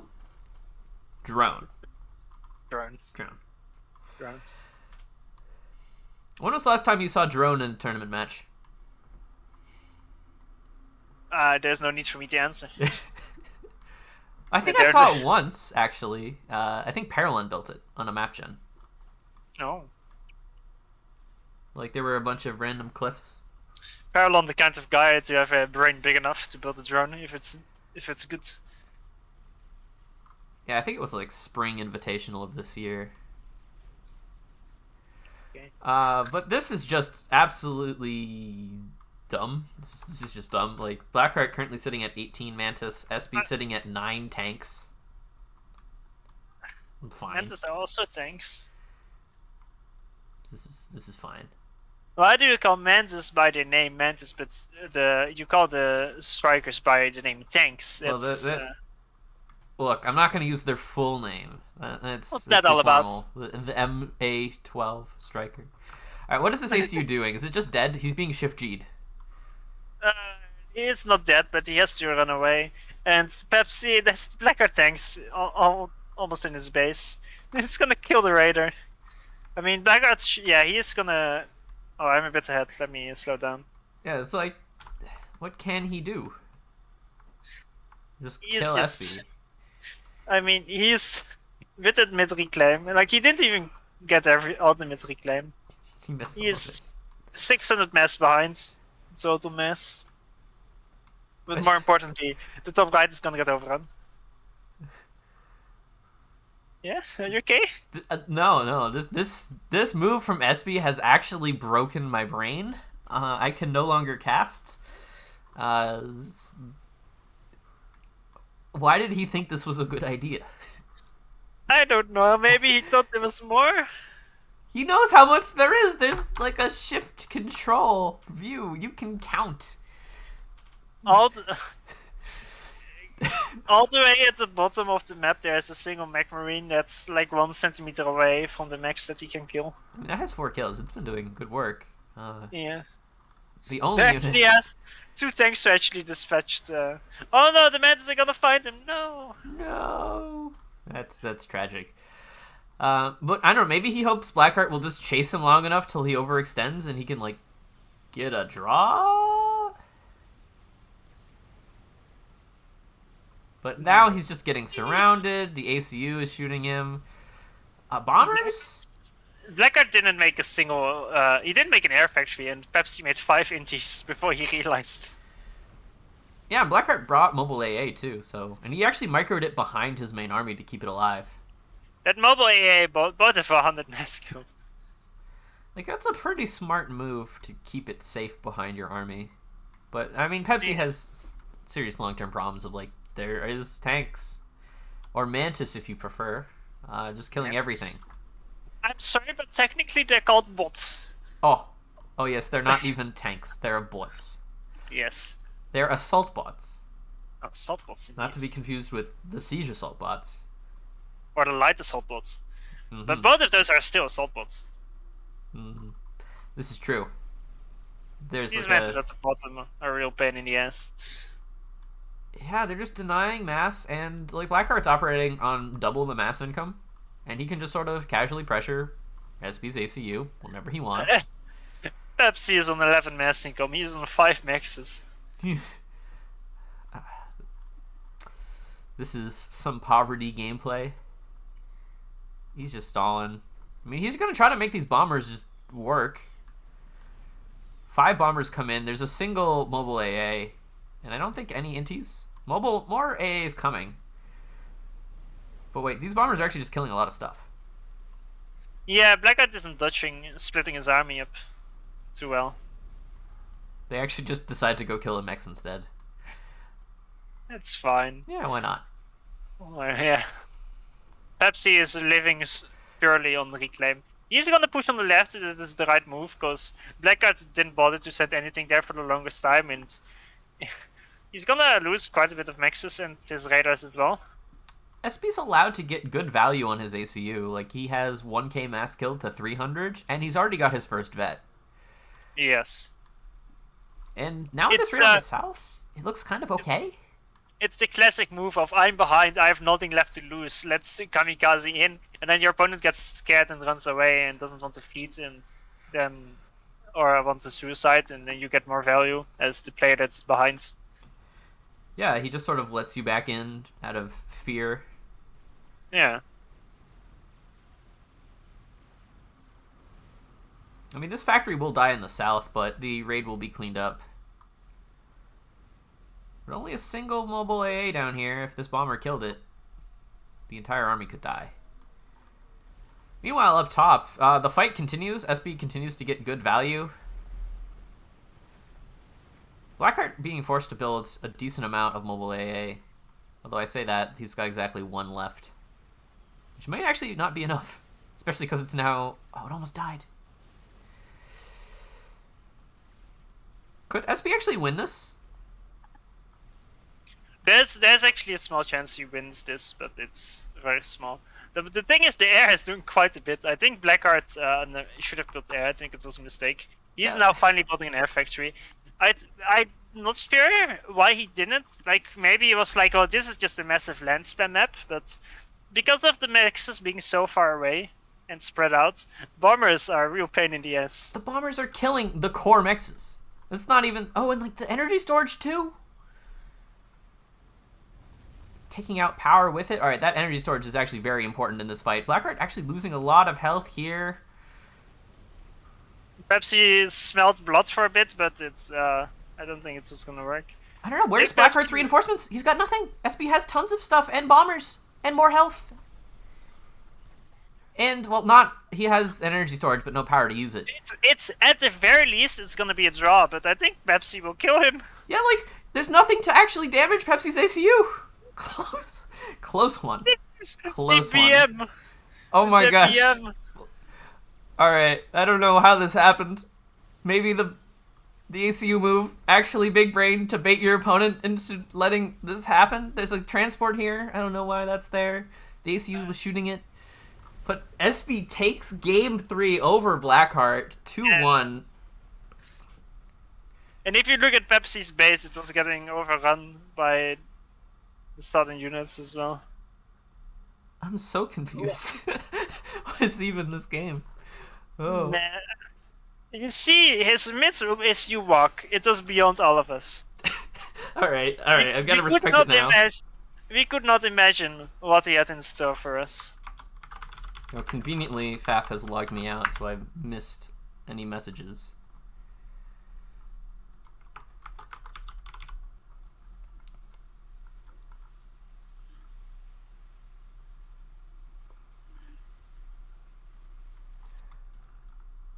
Hey, let's see if there's a live game we can watch now. I assume Tagada has started? If not, could you message him? Sagada Blackhearts, they have started the first game, yes. Yeah, let's watch that. Okay. I mean, is there anything else worth watching? Let's see. From the looks of it, yeah, this is probably the best. Either this one or Nexus Stacks or Pepsi Jacked.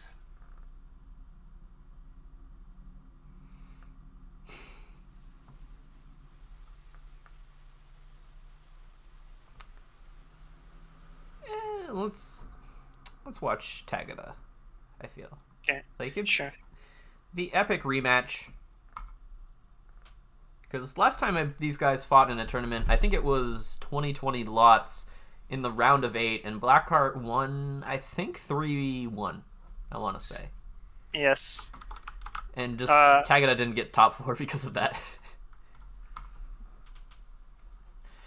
Absolutely brutal.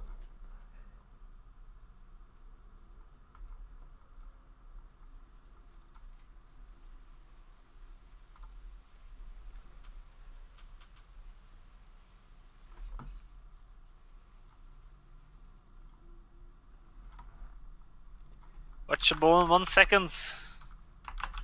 I'm loading in. Go.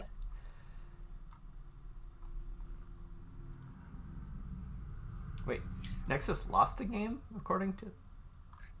Hey! Shh. Spoilers. All right. Wait, no, he didn't lose a series. It doesn't even matter. Yeah. I mean, it's kind of on the screen. Don't worry about it. So anyway, here we are. Tagada versus Blackheart. You can do this for a bit while I order me some food. Excellent. So it will be a Stickleback Ridge game. It's Tagada's map pick, round 1. So that Tagada just wants to fight a 5x5 on a map he can really develop an advanced build on. It's pretty new, so Blackheart probably hasn't played it ever. So it's probably an ideal pick if you're Tagada.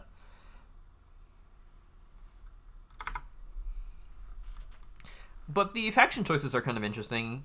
Seraphim versus Aeon, giving a decent array of options. Like, I'm not even sure which one is actually better here. Like, the Zuis are very good late, but there are some really nice options with Flares and Aurora for Blackheart with Aeon.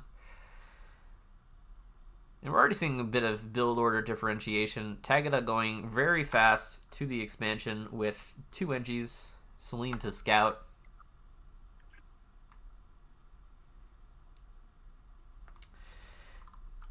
Meanwhile, they're both going second land. Very normal stuff. The Celine might actually get good value, but single flare from Blackheart. This is how you know he's an old school guy. He builds single flare instead of double flare. The reason why you build 2 flares is because 2 flares beat tanks. Meanwhile, the Selene is going to spot the flare, spot the scout, and it's just going to back off. It doesn't have to fight here. It doesn't want to fight. But hey, look, here's the tank.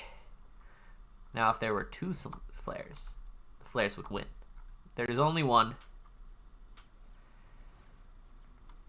So here we go. First big micro fight. Blackheart doing the full dodge tryhard micro. He could actually win if he micros this perfectly. But it does stop to shoot at the Selene, and that will give the tank an opportunity to kill the flare. And now the side is kind of undefended. The issue is when you try out micro it for so long, it means that you can't do anything else for that duration of time.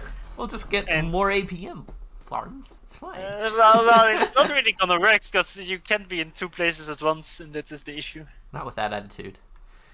Okay. Yes. That's kind of the issue, because most of the fights in FAF or like Subcom, they just take quite some time, and if you want to micro, it just means you just can't have any APM anywhere else. It's hard to do it in the meantime. Like maybe if you're zoomed out, you're doing both at the same time. It can be quite annoying. So this Did you kill an engineer with that lab or with a lab or? No engineers have died except this one right now, with 5 HP, just trying to build a very ambitious mechs, like on Blackheart's side of the map. Yeah. It's like, okay, you can try to do that. Very ambitious indeed. So yeah, Tagada has played this map multiple times before. I don't think Blackheart has, so Tagada does have the advantage here. Yeah, and now Tagada gonna pick up the engineer on the top. And critically, Tagada has 4th air, and Blackheart just started his 4th land factory. So Tagada's just well ahead in the factory count. But Blackheart has a more aggressive ACU to show for it. He's going to try to pressure Tagada's base very directly. Well, Blackheart isn't spending his mess, though. I was thinking he has way more maxes than Tagada does, from the looks of it. It's just all in storage. Yeah, it's all in storage, and that's why he has so few units. So now Blackheart will just see that Tagada's ACU here and just sort of back up a bit, you know. And Tagada is 900 mass ahead on Reclaimer. Where did he get all that Reclaim? Tagada is known to click rocks on occasion. I guess he clicked all the rocks, and Blackheart didn't click any of the rocks. He's even clicking the rocks while he's ACU fighting, which is almost kind of dubious. But good dodge from Blackheart, keeping the NG building the Hydro alive. But there's actually nothing here to stop it. Like, he's going to have to build a bunch of mobile AA. Yeah, honestly, it looks terrible for Blackheart already, because he has no air, he has less units, he has less factories. Like, he doesn't even have this Hydro because he can't build it. The bomber is just denying it. And now there's tanks going to invade the left side and kill it, probably. Yeah, Tagada wisely backs off out of mid, because Blackheart might be gonna threaten a draw here soon. There are drawing chances. They're both quite low. And Tagada with a somewhat commanding position. You know, if I was Blackheart, I'd just try for a draw here. You know, get myself an energy storage, overcharge the ACU, win game. Yeah, this was Tagada's pick, by the way, so it's honestly, it's a smart pick, I'd say. A map like this. Tagada is a smart guy.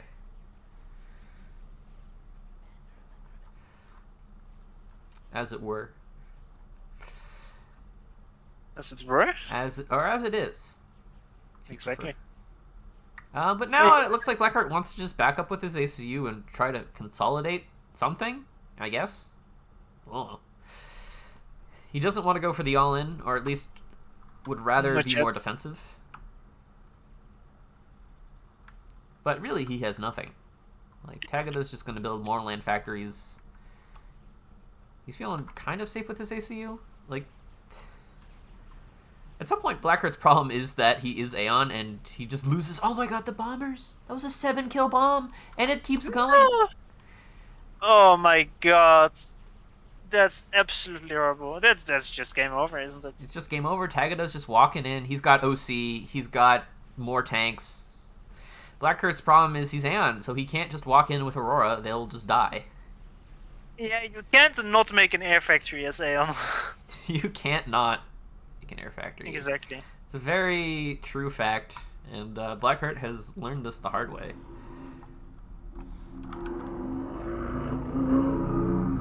Nice motor Yes, I'm hearing there. very, very nice. But they're in lobby right now, so we can go invade them. You can join that one. We've caught back up to live TV. Live, baby. Wow, we got almost 160 viewers. It's pretty good. That's pretty good. And they're all here for me. Absolutely, Farms. You are the star of the show. I'm just here for moral support. Yeah. That must be it. Can't Absolutely. be anything else. Look, the viewers, they heard Farms was coming on to cast, and they were like, I gotta make time to watch this. Hell yeah, baby.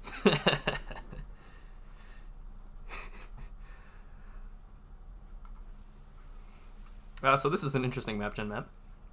Infinite Hills. I saw yesterday a map gen map that was basically a copy of I forgot the name again. Someone told me yesterday. I'm such an idiot. Something with comments? Comment Catcher? Is that it? Yeah, that's it. The TA map. Yeah. The map with like no reclaim and maxes super spreads. Is that it? I still have that's it. Alright, so here we go. Yes, that's it. Comment Catcher. It looks super similar to Comment Catcher, and I was just surprised. Sometimes the map generates some really funky looking maps, but it's not bad. Like this one is super weird as well. Just this kind of map. Sometimes it generates this terrain with all these rocky, rocky, more like mountains, but they're just little hills everywhere. They're just gonna be kind of annoying because a lot of them you can actually just walk between. They don't block movement. 12k reclaim. Also, this of course is a Blackheart pick. It's a map gen after all. And second pick is his. I'd say lots of the maxes are in mid. I'm not sure what your main expansion will be. I'd say Blackheart moves to the left and Tagda moves to the right. Bottom right it is. Because you have like the 4 back maxes there as well, so you can kinda split the map from top left to bottom right. And then it's just the 2-3 max locations that are mostly raidable. Yeah. That is like the most obvious splits to me. And honestly, I just like Cybern here better. Oh, Farms, are you alive? Am I not alive? Connection to everyone. No. Wait, did I lose connection to you, or did you lose... We lost connection to each other, but when I checked your Discord, I saw you lose connection to others as well for a bit. Alright, I think it's fine.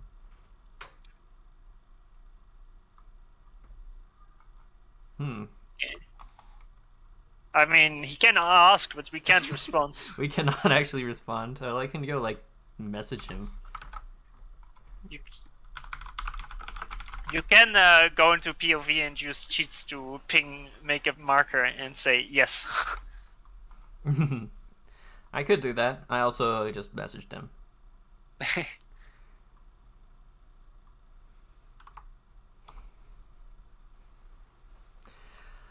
But now Blackheart decides, air. It's pretty good. Pretty good. Pretty good. Although I can't actually tell if he's getting it. Well, Blackheart's getting it second. Tagada, what are you getting it? Well, surely he's getting it second because that's the only factory he has queued up. No, it looks like he's getting... Tagada's getting air third. Yes, but he makes 5... What is it? 6 speed gens, then land and air. Okay, so he delays his air by a bit, but he will have more units. And Okay. units are kind of important on one of these big open map gen maps. Yeah, although on a map like this, not as much as others, because the terrain really makes it a lot more easier to defend, I think. Um, Although you can, of course, still be aggressive. There's a lot of reclaim on this map, but it's all in some almost shitty locations. It's so spread out that it's so hard. Tagada, of course, mainly reclaimed a shit ton of it. He's gotta Blackheart try. didn't. Blackheart reclaimed 3 groups instead. Whatever works. Yeah. But when I look at this map, I see like absolutely nothing is defensible at all, except for like maybe these 3 mechs spots. I completely disagree. I like if Blackheart from his current position moves top left to the 3 max expansion, then everything to the southwest of that, you can kind of protect it nicely. You have like this dense corner of maxes, bottom left and top right. Yeah, but there's just like so many little paths that NGs and tanks can just walk through. Yeah, but not really. It's easy to wall off, and even if you attack with 2 big armies, pathfinding will just screw you over. And I'd say it's quite easily defensible. Although the big issue is that the passageway between your main and your main expansion is quite small. So if your enemy, so it can be a bit hard to react to enemy gun as you push with lots of spammers, for example, because you're kind of split off from your main base. That's a nice bomber kill. He's gonna try to come around to get the second one, maybe? Nope. Or maybe just keep his bomber alive and win this inti fight. Nope. Nope. He might win the inti fight though. Yeah, but there's a second inti from Tagada, and that should win him the fight. Well, there's a second inti from Blackheart. Yeah, but it's too late. Yeah. Yeah, this actually is just a nice air win for Tagada. Yeah, he loses an NG on the right, but yeah, what are you gonna do? There's a nice lap from Tagada on the left. That's knocked past. Yeah, and at bonus points is it breaking all these tree groups as it goes. Like, these are all the nice tree groups. Blackguard's suiciding more indies. Well, I mean, if the first few don't work, just keep throwing more in. It's like so often then you see like, oh shit, I'm excellently engaging air. Oh, then you select all air and you now his next indie is coming. Good inties chasing bad ones. I mean, maybe he wins eventually. Maybe. Okay, the lab. Actually, oh, he's hiding the engineer behind the mechs. Okay, but both Tagada noticed, so it's not worth. Tagada is paying attention. How dare he? How dare he? But now, like, there's nothing to actually clean up this lab. I mean, he just built a bomber, but good luck. But meanwhile, Mantis from Blackheart are just going to lodge themselves in the back of Tagada's base. Yeah, that's a nice. Tagada seems to have more units, but they are out of position. They are like on the direction towards Blackheart's SCU, but you know that's where his SCU is. I would say both Blackheart and Tagada should make a factory at the 3max location, and as well a PD. Yeah, I think those are all good ideas. Yeah, Blackheart's Mantis kind of got distracted by strikers and he stopped pushing through. So, okay, he will bomb an engineer there, but the mexes are built, so it's not that important. And it's 1 bomber for 1 engineer. Well, maybe more engineers. This one's actually true. building a mex. It wasn't actually locked, the bomber. The Inti just flew past it, shot once. Okay, that's actually decent then. 2 kills, it's fine. Yeah. But left side for Blackheart looked so empty. He didn't send a new engineer to those mexes. He doesn't have any tanks. And just overall, it seems like Tagada has like 2 times the tank counts. Let's not exaggerate. But Blackheart has invested significantly more in power. The man is operating at, what's that, 6 extra pigeons? Yeah. He's building so many more. He's building so much. He needs to power those 2 radars right in front of his base. Very power intensive radars. that are definitely going to scout something at some point. I mean, they spotted the Mech Marine. That's useful. But see, this is what I'm talking about on the left side. Yeah, his ACU is here to zone, but the Mantis, they don't care. They're just gonna walk in. That's not because the map isn't easy to defend. That's because he just didn't bother to send any units to defend.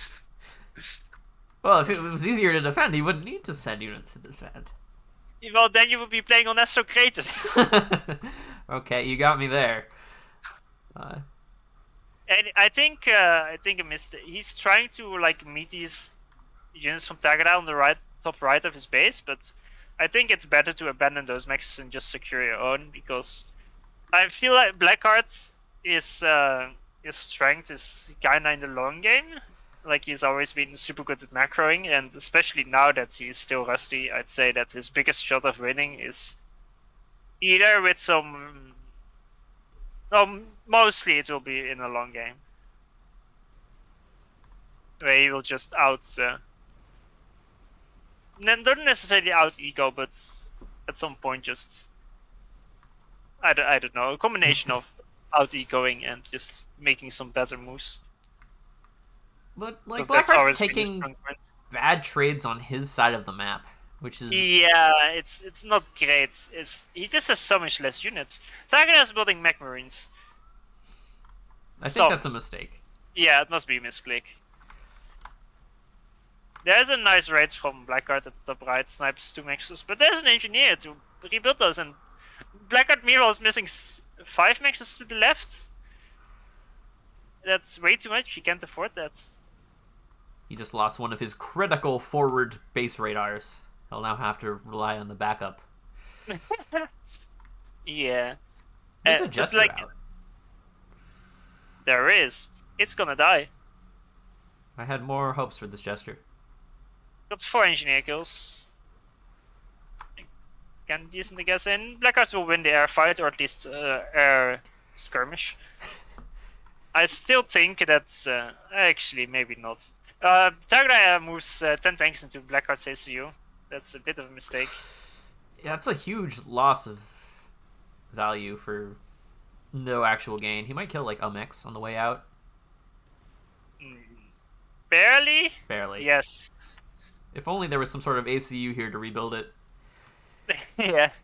That was something Blackheart kind of needed. But, I mean, Tagada still has a lot more units, but yeah. Back to max count is still at 0 for both of them, I believe. Yeah, neither of them even started one. It's very lackluster. Oh, not lackluster. There's not a lot of mass. Tagada made the transport and is dropping the bottom right. I like that move. There's like 5k mass down here. Just steal it. A what? There's like 5,000 mass in reclaim in this bottom right corner. Well, you say steal it, but I think it should never belong to Blackheart in the first place, because the way the map is designed. Alright, like, fair enough. But oh my god, a bomber. But yeah, I like dropping there. 4 kills. It will just take a long time to reclaim it. Absolutely devastating. Blackheart is pushing in with Mantis, but he has not enough units. It's a suicide. The Mech Marines are helping.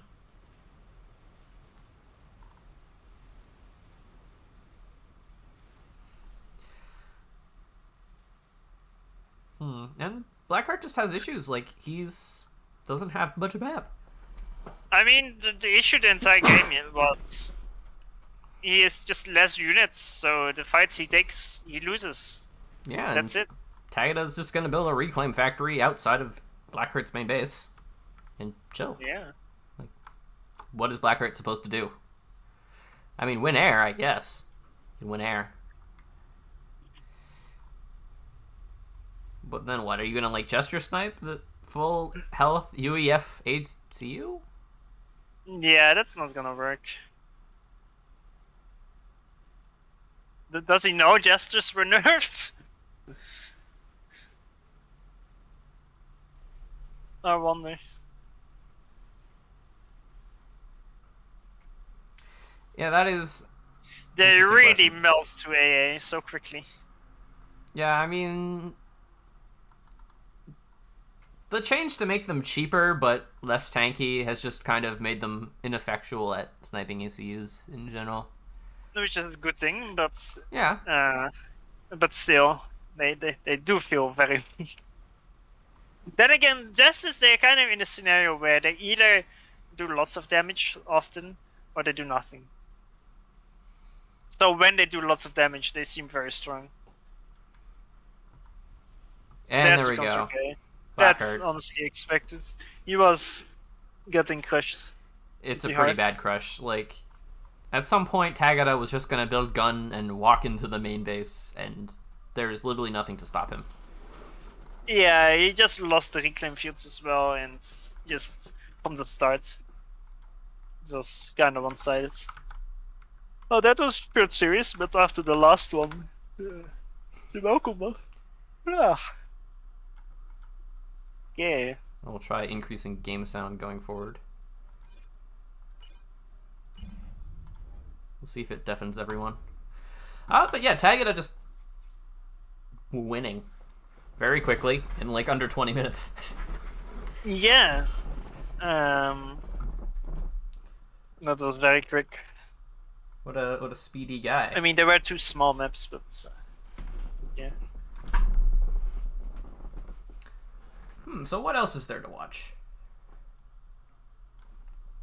Let's see.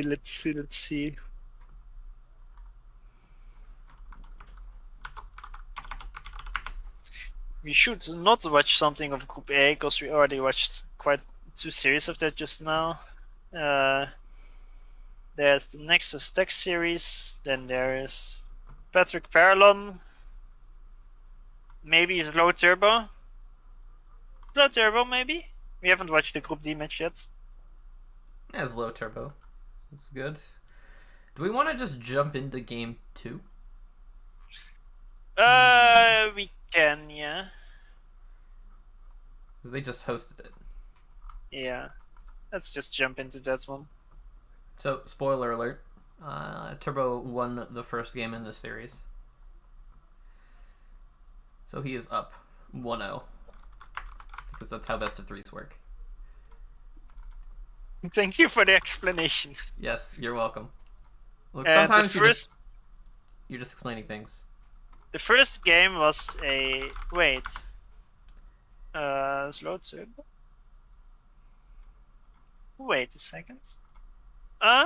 This is... This is game 3? This is game 3. Well, the challenge hasn't been updated yet. Yes. So, best of 1 it is! Okay, so apparently, since we're not gonna watch them, the first game was on Amor, and it's a 15-minute game, and Turbo won it one. The second game, it's on the Ditch, and Slow won it in a 16-minute game. So I'm kind of curious about that game. Did Turbo get slowed on the Ditch or something? I feel like he did. You might have to go back and watch that. Yeah. Instead of watching those games, we are watching this map. It's good. Is this 5x5? This is 5x5. This is not making me happy. Well, I'm fine. Maps like this make me realize, yeah, that's why I don't play 1v1. Because there's 5x5 map gen. Yes, 5x5, end of sentence. Alright, so this is his Lowe's map pick, so he actually gets to decide that he wants 5x5 map gen at the cost of sanity. Yeah. Quite some sanity, actually. So that means that Slow won Turbo Spick and Turbo won Slow Spick. Wait, is someone in chat promise Tagada money if he beat Blackheart? Ryan did?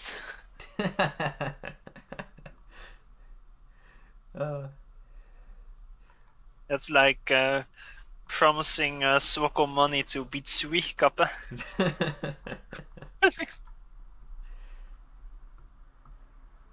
Look, you gotta make good investments.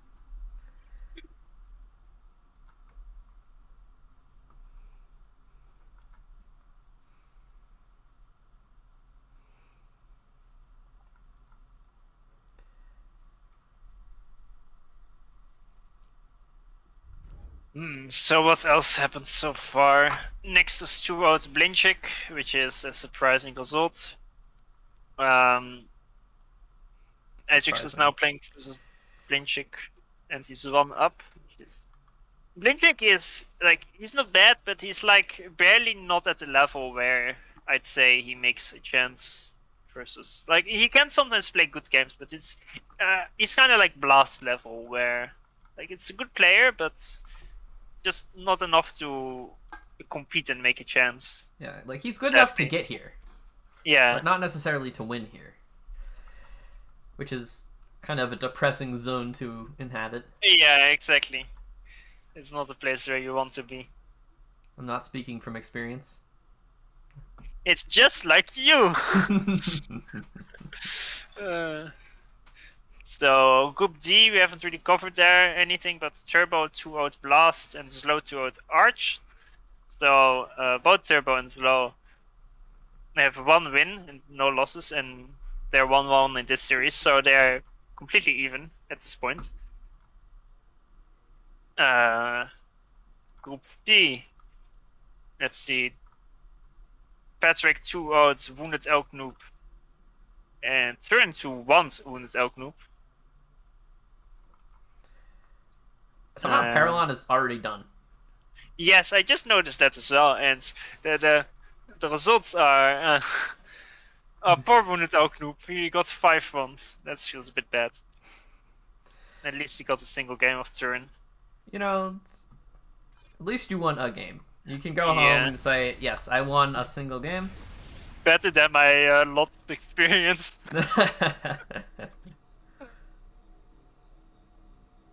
I'm spoiling results that we aren't going to cover, FTX, Mr. Big Brain. Yeah, we're just speeding through this tournament, nice and easy. So it's Zlow's going to be the green Seraphim up at the top, and Turbo's going to take Aeon down south in orange. Zlow, why have you allowed Turbo to play Aeon on a completely flat-ish? It's not completely flat. There's actually invisible hills. Yeah, alright, yeah, there's actually some, like, ramps around the center. Yeah, well, yeah, ramps, that's the better word. So hills. And he goes first bomber. No, you madman. At least it's a Serapher. I mean, it's why he didn't. I mean, I guess Aeon is featured anyway. You don't want to go first bomber as Aeon. At least I don't. Because then I will get 0 kills, because I can't micro Aeon bombers. Alright, and Turbo wants to go second air into this, but he's sending both his NGs away, so that air will be somewhat delayed. This map, once again, it's all about stack 1 spam, because all the maxes are on the sides. You have 4 maxes, and everything else is killable. It's all about this bomber. Can Zlow make it work? No scout with the bomber, okay, there's some hover bombing. He's just gonna pound the power, but he fucks it up. Yeah. No. Okay, go for the engineer. Why is he going for? He should go for the engineer. There's no reason to. Oh my god, slow, don't. I'm slow. Slow, drop it. All right, the static A is almost done. He hasn't dropped a single bomb, and now he leaves. Slow. No. Oh man, that was horrible. Oh no, it's literally the worst first bomber. Hello, my dinner is here, so I don't have to watch this anymore. You can enjoy it. Oh, Farms, you're ditching me to watch this game with a first bomber that has dropped 0 bombs. Oh god. I mean, I guess it forces Turbo to build the static AA turret. And now his eco kind of sucks. And the bomber's still alive and can kill this reclaim patch. He killed the reclaim patch. Killed some more reclaim. What is going on? Alright, maybe this bomber can kill the unit. I believe. Alright, there we go. That's a unit. Good job. And on the back of this doesn't look too bad, actually. Just forcing the static AA turret is kind of okay. The bomber's still alive, so it threatens a lot of stuff, but there's flares out, and flares they're just pretty good versus bombers. They can dodge the bombs. Turbo's gonna get this Hydro, or at least attempt to.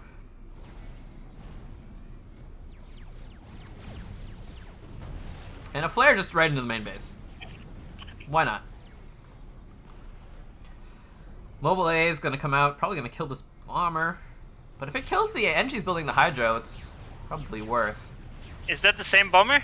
It's the same Bomber, and it kills both the Nice. Engie's on the Hydro. Nice ground fire. So it got 3 kills at the end. Turbo has exactly 2 Engie's on the map. So, and Slow has 3. That's one less than Slow. And Slow's, What? he's gonna go full base trade. He's just gonna walk in. Turbo's trying to try to build more land factories like in the middle, but Slow doesn't care. The Hydro isn't gonna finish. What did I come back into? Alright, he's building a PD in his main base. Slow is. I don't think Turbo realizes the level of base trade danger he's currently in, but it's pretty high. Like, the Flares actually can't push because the PD and the tanks are there. There's more bombers out. A PD is planned. Is Slow gonna win this after that bomber start? The bomber was actually good. Don't worry about it. Don't worry about it. It forced a static AA. That's expensive. Now Turbo's trying to get this PD up. He's gonna try to build a wall, but he's not building the wall. Okay, he needs to kill these. If you're Turbo and you lose this game, how depressed must you become? Oh god, if this PD doesn't finish, you'll be the most depressed. Oh gosh. Oh, it does. Thank God. All right, but you still just kill it. Like, all right, you have to What right is click Slow it. doing with this ACU? He needs to kill the PD. Actually, all right, he's just gonna kill power. But if he kills the power, then Turbo will rebuild it eventually. But he has no power other than these P-gens. So if all these P-gens die... He can rebuild like in the corners of the map. Actually, Slow made another bomber if that snipes that engineer. But Slow could have just like killed the PD and then killed the power after that. I mean, he could have killed the Engies before they finished building the PD, but let's not worry about that. Like, he didn't even... Like, there's also the factory from Turbo that can be reclaimed for power as well. But Slow's base is completely fine. Turbo decided to not push in even after he sniped the PD with the arties. But the ACU is actually going to come through this ravine and cut him off. Cut off the retreat. He's gonna go for the kill on Slow. Slow's like completely trapped. And you said you didn't like 5x5s. Yes. Are you kidding me? This is great. Slow is at like 1.6k HP. He's actually very... Like, he could die to the Aurora. And the ACU's coming around. I mean, he's going to try to just Zooey Turbo to slow him down. Or kill him eventually. He's gonna get a vet. What if Oh this no, is- don't run away! Don't run away, don't run towards the Auroras while touching. He needs 2 more kills. I think he needs 2 more kills. I think this is barely not enough. He needs one more kill. 999 out of 1,000 and he's gonna die! No, he's not. He vets. Yes, the vet! But the he's still ACU? vet, isn't he?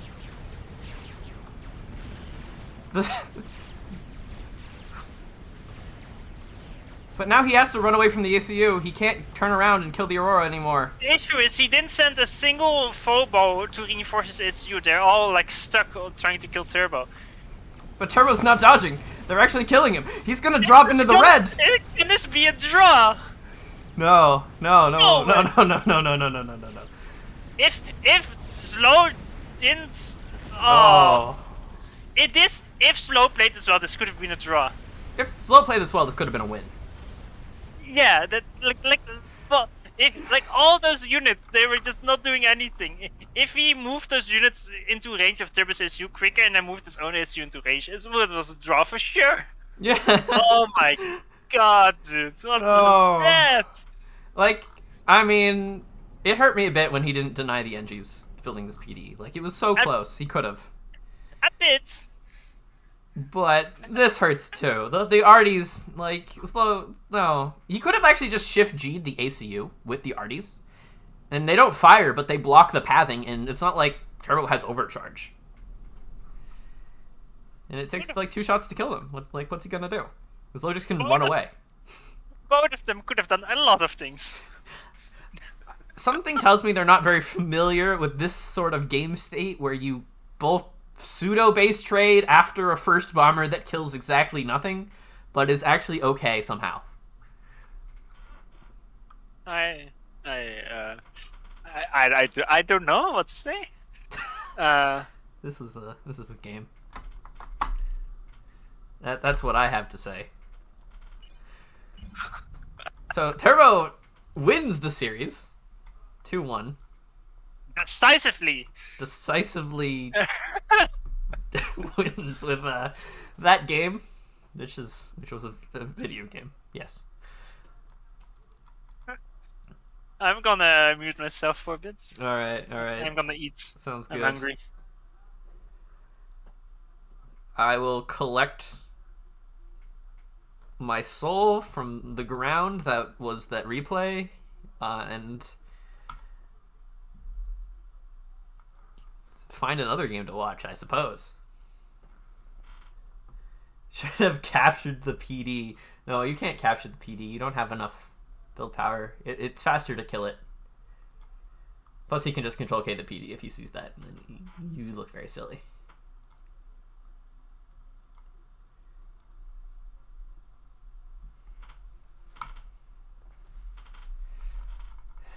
Just an incredible game. Which is actually really important too, because that was going to decide who is number 1 and number 2 in the group. And now technically Blast could beat Slow and qualify if Blast wins versus Arch. Like, Slow is in danger of losing if he loses his next 2 matches, but I don't know if I'd bet on that. Of course, FAFLive will bet on anything.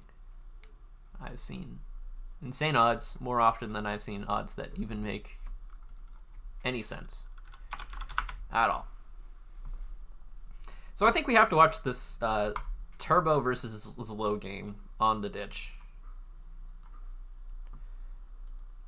And then, I don't know, has the SB versus Tagged series started yet?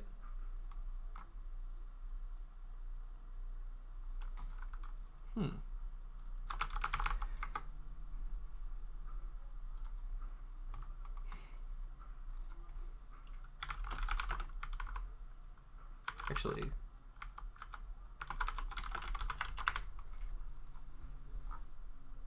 we might go watch that instead.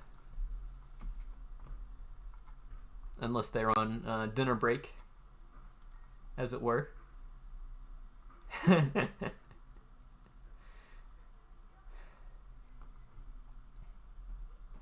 Sounds good. You're right, Thomas. It does sound good.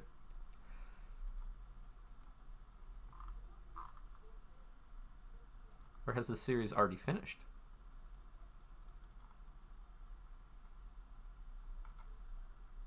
Well, I don't know what's happening there. I'm just going to watch this game. Turbo versus Zlo on the ditch.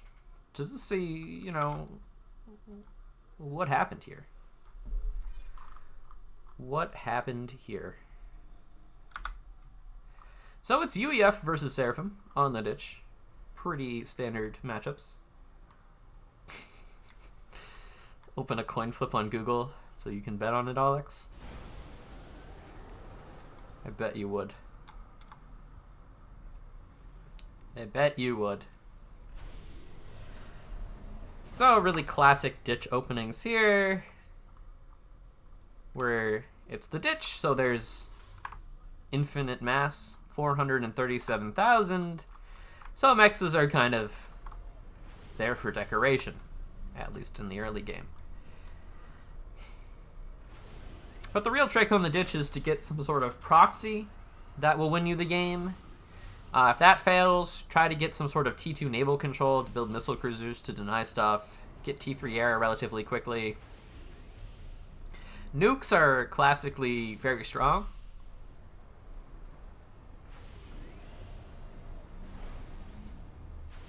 Because, I mean, there's just 3 great expansions, and you have to build SMD in all of them, and that's just not cost effective. But other than that, the opening kind of matters a lot. Turbo going to do this second, third land to get maximum NG production, because build power and regular power are all that matter. Zlow's only going to get 2 land factories before that. Third air, which will allow him to get the transport out faster. Actually, Turbo's just going to assist it, so it kind of... It's going to make a liar out of me. Turbo's drop gets out faster, but Zlow with significantly more power, because that's what he's been spending all his assistance on. And I have returned. you have returned. I am replay casting Turbo versus Yeah, Zlow. I'm at the same time as you are. Excellent. So Turbo's just going to drop south and then going to try to do the conservative drop and just secure his bottom side. Zlow is just going to go all in on this forward position, which is interesting. Usually you try to put some at the 4-max close if you go here. Or if you go here, you're like some sort of floaty faction that can actually reliably spam across. Yeah, I was about to say, so surely Turbo vetoed Seraphim. Yeah. But Zlow didn't. Well, why didn't he? Maybe he believes in the power of Janus. And if your Sarah gets vetoed, why do you not pick Siren? Siren is quite a bit better than UEF on this map. Yeah, Although, I can't argue with that. Although I'm not necessarily sure. Like, I personally would probably still pick UEF, just because I like playing UEF more, so... And Slope, I think he's more of a UEF player as well than Cybern. There's Janus, there's missile cruisers. I mean, not, like... There's those are options. kind of irrelevant, mainly, but... Like, how many ditch games get decided by Janus and how many gets decided by missile cruisers? It's like, whether you have missile cruisers or any other factions, missile cruisers or whatever, it's like, as long as you got navy control, you will be in a good position. But you know what none of those other factions have? Mech Marines. Just a line of Mech Marines. Into the back. To deny all this reclaim. Which What did I eat? I culturally appropriated America and ate a burger. Very That's what I cultured did. of you. Mhm. Well done. Welcome to Burger Zone. Sounds like a opening tune. Welcome to the Burger Zone. So the Mech yeah, Marines, that's, they're getting in. Yeah, that's a strong move. And gonna do quite some damage. It's gonna be super annoying. There's just a conga line of Mech Marines. I mean, yeah, there's bombers here now, but it's incredibly annoying. But Zlow's really not contesting the bottom. Like, he's just letting the Phobos and the NGs land. If there's anything Zlo is good at, it's at being annoying. It's his skill. Yes. But he's Somehow he always gets those annoying bombers and units in the right locations. It's just that you mainly don't see Zlo win on a map like the Ditch, because like early game he generally plays it very well, but he just doesn't eco it well enough. That's kind of his issue. He doesn't eco and tech enough. he just Like doesn't believe in it. it's minute 9 for example, and like he already should be upgrading or close to upgrading a T3 air HQ, and he doesn't have a tech 2 HQ yet. He's got T1 bombers. What would he need T3 air for? Then again, if I look at Turbo's base, it's not looking very healthy either. I'm not sure why. Not sure what's going on. Well, this is just a very messy, very aggressive game. They're both killing each other's proxies.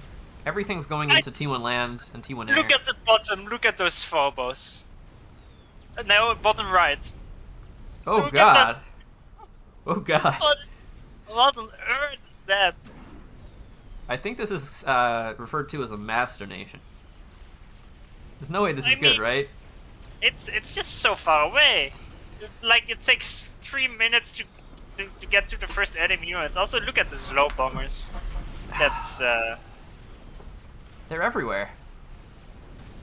Yuri can learn from this, and in a way where Yuri tried to imitate it, but the issue is he kind of clumped them up together. But Zlo just has like 10 air factories making bombers, but each of them has a different attack move, so they all end up targeting different units, so they were more efficient in that regard. But yeah, as low as 36 bombers. Meanwhile, there's 17 inches from Turbo, which are stationary in front of his base. You know what's better than Zooey's? 6 T2 land factories, all producing Riptides at once. I see. Slow is starting 200 mass per second. That's fine. He doesn't... You don't need mass. 300 mass per second. He has air control, though. It's fine. It's fine. He doesn't have Navy, but no one needs a Navy. He's got bombers. He's got T1 land. He's got a dream. I guess. Yeah, I feel like Turbo's not really making the right moves. He's making at the bottom right. He's making Tech to Air Factory and making a Data Transport or drop. But you know you're versus Slow. There's nothing to drop. And I guess that's the valid reason to not go T3 air too early if you're Seraphim versus Slow, because like there's no team on Nexus to strat, there's no Tech to Pigeons to strat. There's nothing. There's just Tech 1 air factories and Tech 1 land factories and Tech 1 Pigeons. Yeah. Like, what are you gonna do? Distract his T1 bombers? Yeah, like it's the reason why early game Slow is super fucking strong, but then like if you manage to defend and if you did the attacking and keep going, then eventually you'll just be... Alright, Zlo wants to T2 PD creep his way forward with the Riptides. And he'll hold his own proxy. It'll take some bruising, but it'll hold. And now the Riptide's here with the T2 PD, it doesn't look good for Turbo's ability to defend this. Meanwhile, the bombers are defeating the static AA. Yeah. That's the... And Slow is making the counter-counter proxy all the way at the bottom. Like a proxy in between the two proxies to counter the proxy. This is a mess, but it's working out. It's very smart. Now Turbo will start investing heavily into Nothas to deal with the Riptides, which are just gonna kill everything. Yeah, not that the engineer is making the PDs and the PDs themselves. It's pretty sad. I feel like he should be making gunships though. There's no real reason to make them not as there, I'd say. Although that's so many intis from Slow that just arrived. There's so many bombers at the bottom as well. This is like the green swarm. There's so much green. There's 60 Riptides. There's 64 bombers. Like 1 bombers. 80 intis. That's too many. Someone send Meanwhile, help. Turbo grants T3 lands and is making autumns, but they are not in the right location. What are the And the offense bomber- gonna do? The bombers are crushing everything at the bottom. They're killing everything. There's this spread out from Turbo, but Yeah. Here it is. snipe. What are you gonna do? Kill T1 mixes? Yeah, like he killed a single tech to PGen, that's it. The reclaim he asks, but the reclaim is super close actually. It's just that, yeah. The problem is the strat will just eventually die to the Inti Cloud, and Zlo can just rebuild the power. Like, he doesn't need these P-gens. He's got 7k power income. It's fine. Yeah. And Turbo just concedes in this position. I mean, it is completely game over at this point. It is. Like, he's lost top, he's lost bottom, the corners, the mid. I mean, he's got a few frigates, but nothing. I just don't really understand why this happens. Zlo is slow. Yeah, but you know Slow is slow, therefore you make a counter move. That's the thing. You just copy what he does, but to a slightly lesser degree. But then you also eco. And then you have the same situation, but you have some eco.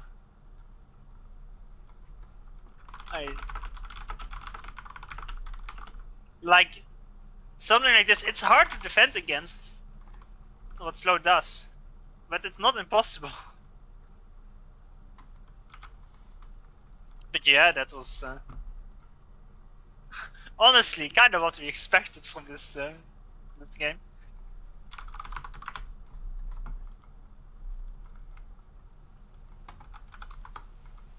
Well, conveniently, apparently, SB and Tagada had not started their game because SB is not convinced that he is the low seed.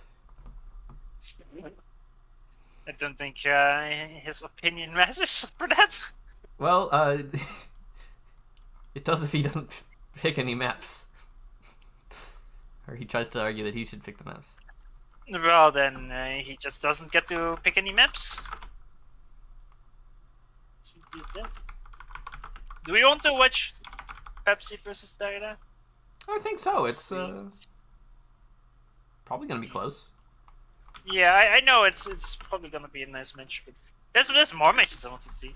I want to see Nexus Text and Edric's Nexus as well, and Parallel Patrick. Turin Patrick maybe? Yeah, Turin Patrick seems nice too. Oh my gosh, I'm getting pings. Too many games to watch. First world's problem.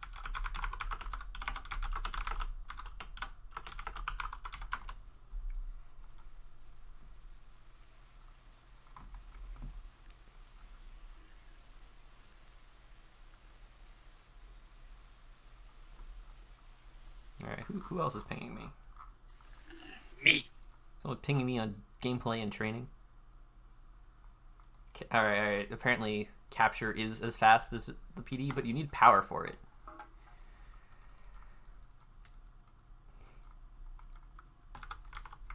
Wait, is it? Well, you need power to capture a PD. Yeah, but is it as fast as shooting it? I don't think so, but I don't think so either. alright. Because isn't it like 25 seconds? No. It's much closer. How much time does it take to build the PD farms? You're on balance team, right? You know things. Between 5 and 25 seconds, roughly. Okay, thank you. It's 12.5 seconds. So it's actually faster to kill it. Yeah, as expected.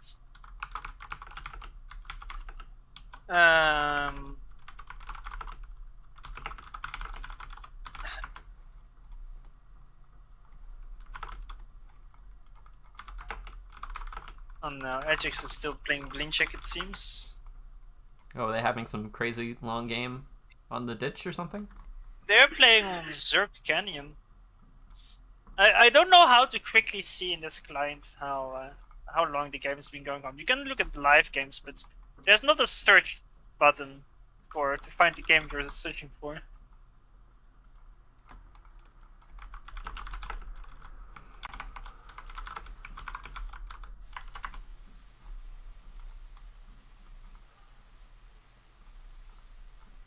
It's really annoying to find the game. Well, like SB and Tagada should be starting any second. You really want to see that one, don't you? Yeah, like half the games we've looked at are from Group A. Yeah, but that's because Group A is stronger than any of the other groups. Like, it is, but you still like we for sure are gonna watch Nexus Ajax. Yeah, we gotta watch Nexus Ajax. We also want to watch a game with, like, we haven't watched a single Group C game. There's Parallel, Patrick, and Turin. And Wounded Elk. Yeah, but you know it's Parallel, Patrick, and Turin. We can watch the Pepsi Tiger one later. So there's some more, there's some time between watching the same guy. I'm also trying to make sure that this game actually does start.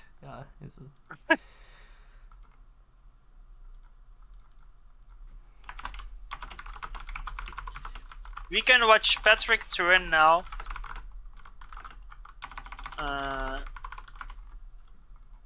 Patrick to win now. After that, Ajax Nexus probably started, and after that, Pepsi Tagada.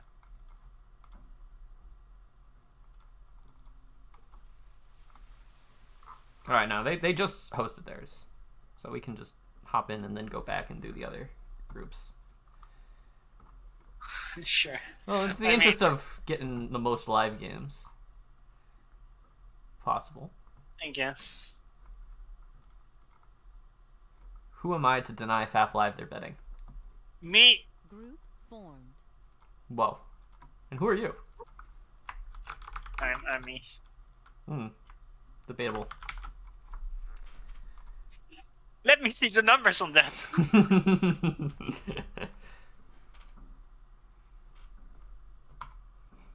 I got them somewhere. They're definitely in a spreadsheet.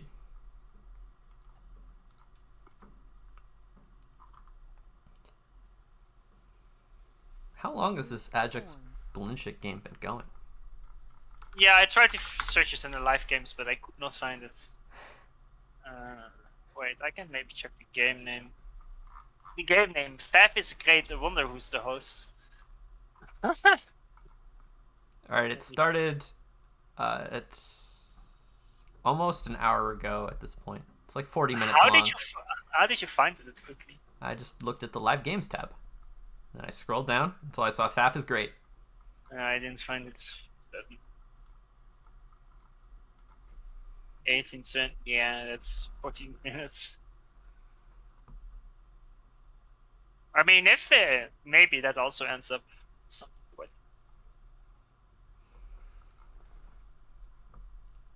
In other news, it appears that Jagged and Blackheart both may have forfeited against each other. Okay. Which, I guess neither of them win. I mean, they are both down 2-0. Yeah, so but there's a third place prize. Yeah, you mean the fourth place, the 1 cent. Oh, yes, the fourth place, too.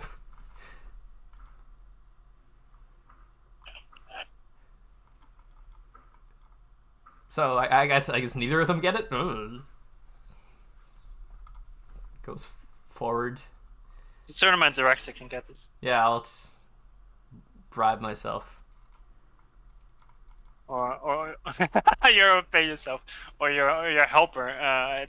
Who was it? Hint Hunter, or how is it called? Both Hint Hunter and Filthy Casual are helping me TD today, and they've been doing a great job.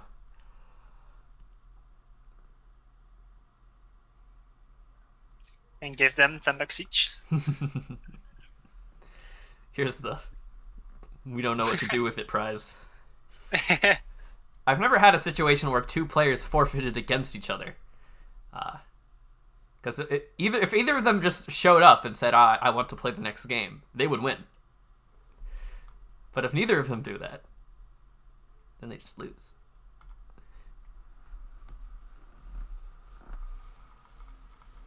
I don't know, if anyone's watching Jagged's stream, they can go inform me if this is what has actually happened.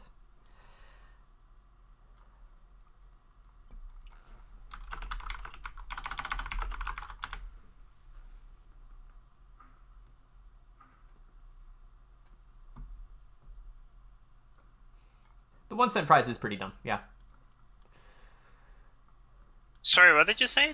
Chat said that the 1 cent prize is pretty dumb. Oh, really? I thought it was a very high intelligence move. Well, I mean, I'm only going to pay it out if I can get a 0 fee transaction on it anyway. I mean, I think you don't have to pay. Like, I tested this with FTX once. I sent him $1 on PayPal, and I lost $1, and he received $0. But so it will just not make it true. Well, it depends on the type of transaction and the countries that the people are based in. Yeah, I mean, you can just transfer it in the same currency. Yeah, like if it's US to US, I'm pretty sure you can transfer a cent, and it doesn't take any fees, because it's just them moving it from one account in PayPal to another database entry, and it's all fine.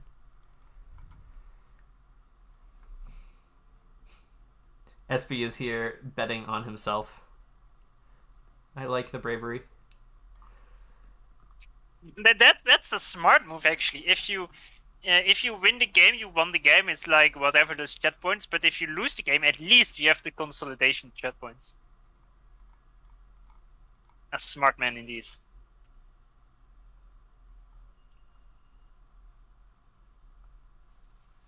Very intelligent.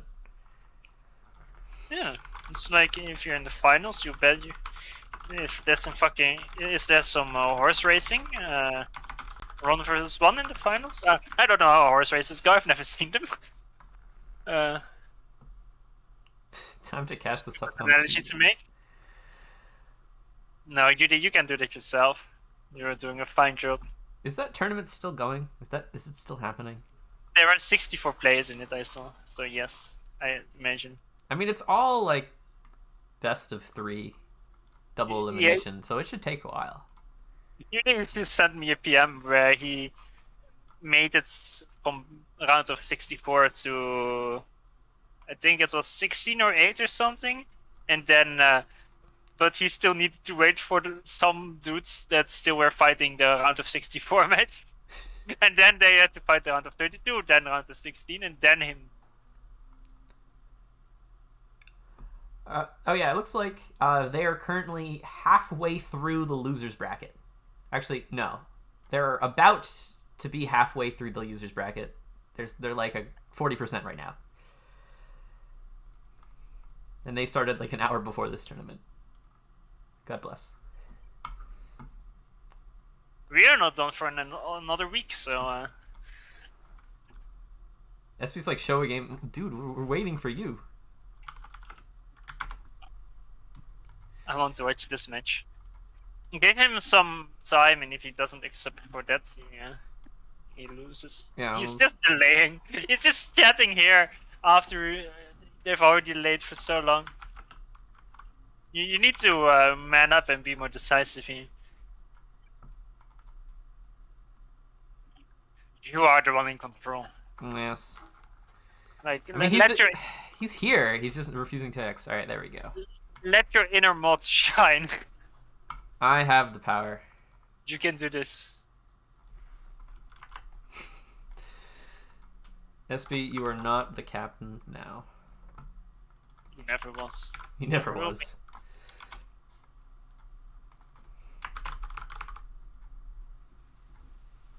We all know that Sid is the real Russian captain. Okay, so another Bermuda game. What was the other one? Oh yeah, it was Blackheart versus Pepsi. There, Pepsi did a weird aggressive drop, but surely Tagada must have seen those games. Tagada is the guy to go watch his opponent's previous tournament games during a break. Well, yeah, like I think most people will do that. Like, just have a quick look if anything special happens. Like, you don't like study it or something, but just look. Does he have some special strategy he did? No, he just played normally. Okay, fine, whatever. That's what I would do. Yeah, I mean, there's no harm in just like plus 10ing through the replay real quick, just seeing what's going on. Yeah, exactly. Especially if you have the time for it. Plus, if you're Tagada, you've probably a Bermuda Locket build. Like, you might have acquired that over your long tournament career. You don't really need to study what he does too much. Yeah. Apparently, Yudi is still in the Supreme Commander 2 tournament. That's pretty good.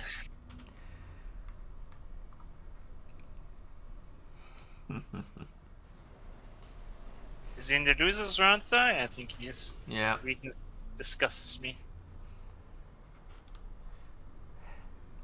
Just absolutely terrible. So they're doing like the exact same build here, except Tagada got a Mex faster.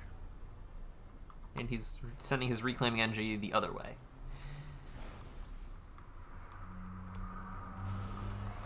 But all in all, pretty bog standard. Tagada just wants lots of air. And we'll see where he goes from there. I mean, we've seen pretty beast mode SB today. Very interested to see what he can do here.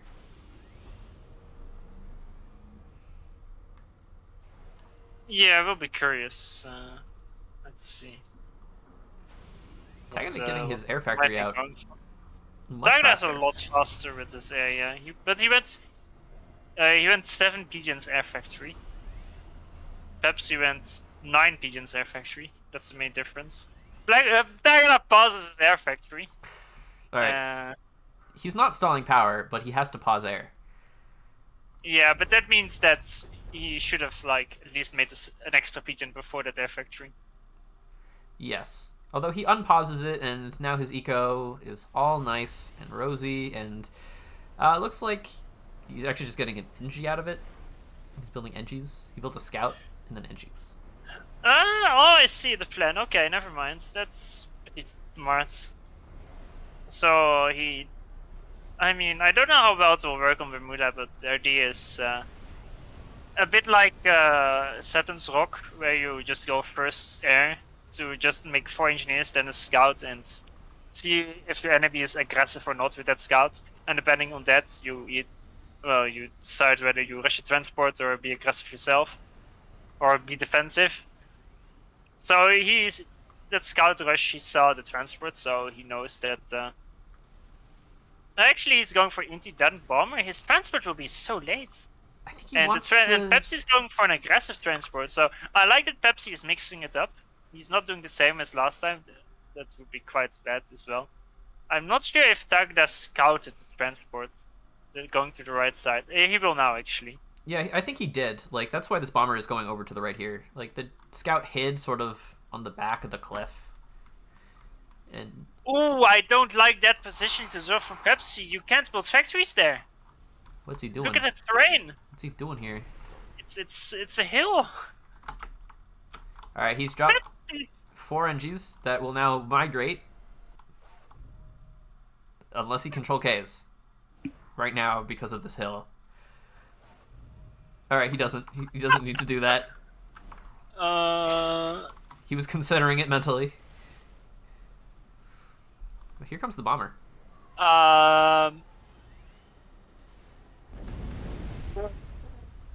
Did you see the bomber?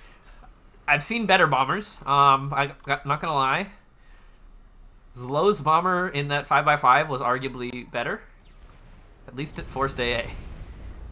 Although now the bomber will do stuff. It's got 1 NG kill. 1 NG kill.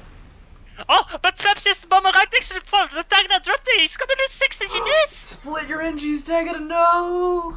Oh. Oh my god.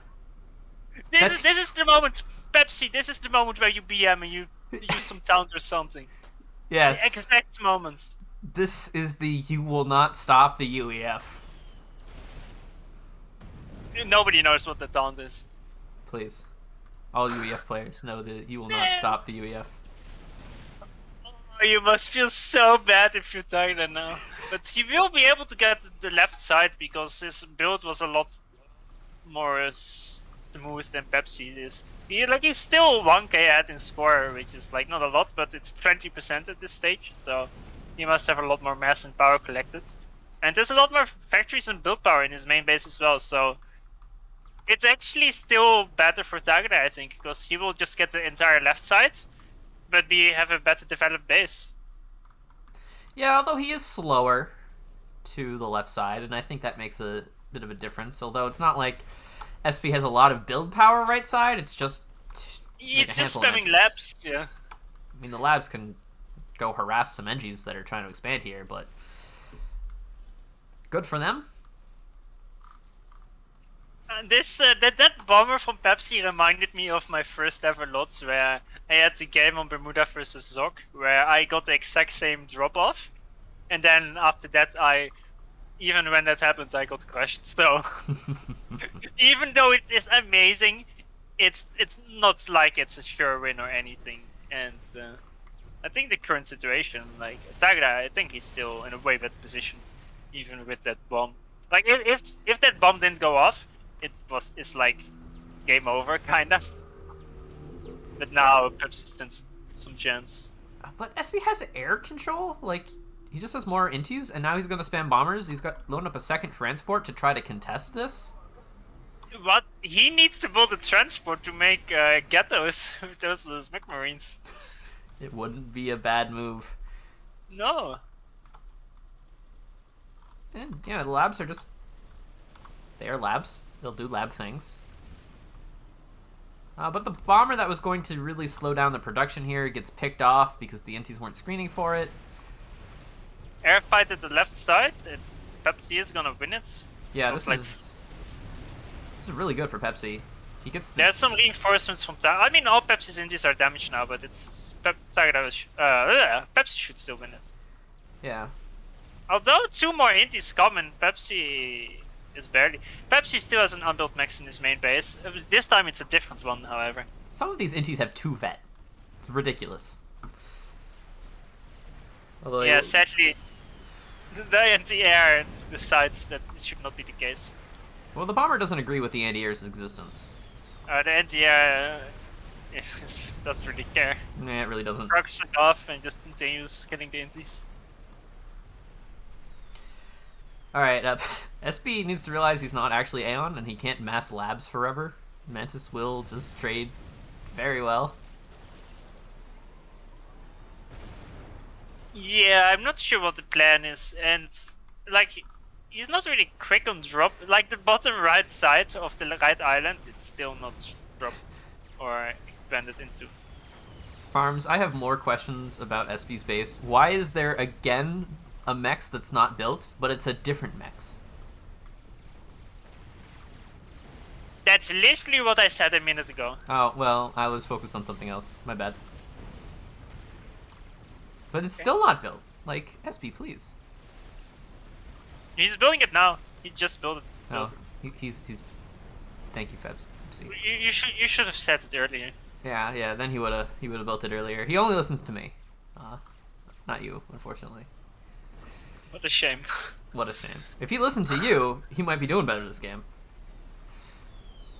Although, he is doing pretty good. Like, not winning, per se, but pretty good. If he listened to me, he would be too excited about the bomb killing 6 engineers, and then after that, not focus on anything else. That's kind of what has been happening a bit. This doesn't look great, I'd say. His bases just don't look developed at all. Wait, is this whose pick is this? Takara, right? Takara's. Yeah. I was about to say, if he picked this again, I would be really confused. I'm kind of surprised SB didn't veto it. Yeah, I mean, I'm surprised he picked it in the first place, and it's versus Blackheart. Yeah, it was a dubious decision, but maybe you're just like, aha, Blackheart, he must not be able to play anything that's not map gen, right? Actually, he can. Fun fact. Yeah, I thought so too. He could only play map gen, so that's why I picked the ditch versus him. Wait, when? Last time I played the tourney, like 2 years ago. Was map gen even around then? Probably not. But let's not go into the details. Yeah, let's not fact check this. This is fine. Tiger has a lot of frigates. And a lot of production on said frigates. And those frigates aren't UEF. Actually, Pepsi UEF again. I don't understand it. It doesn't make sense. No, me neither. He does this to build mech marines. The only logical explanation.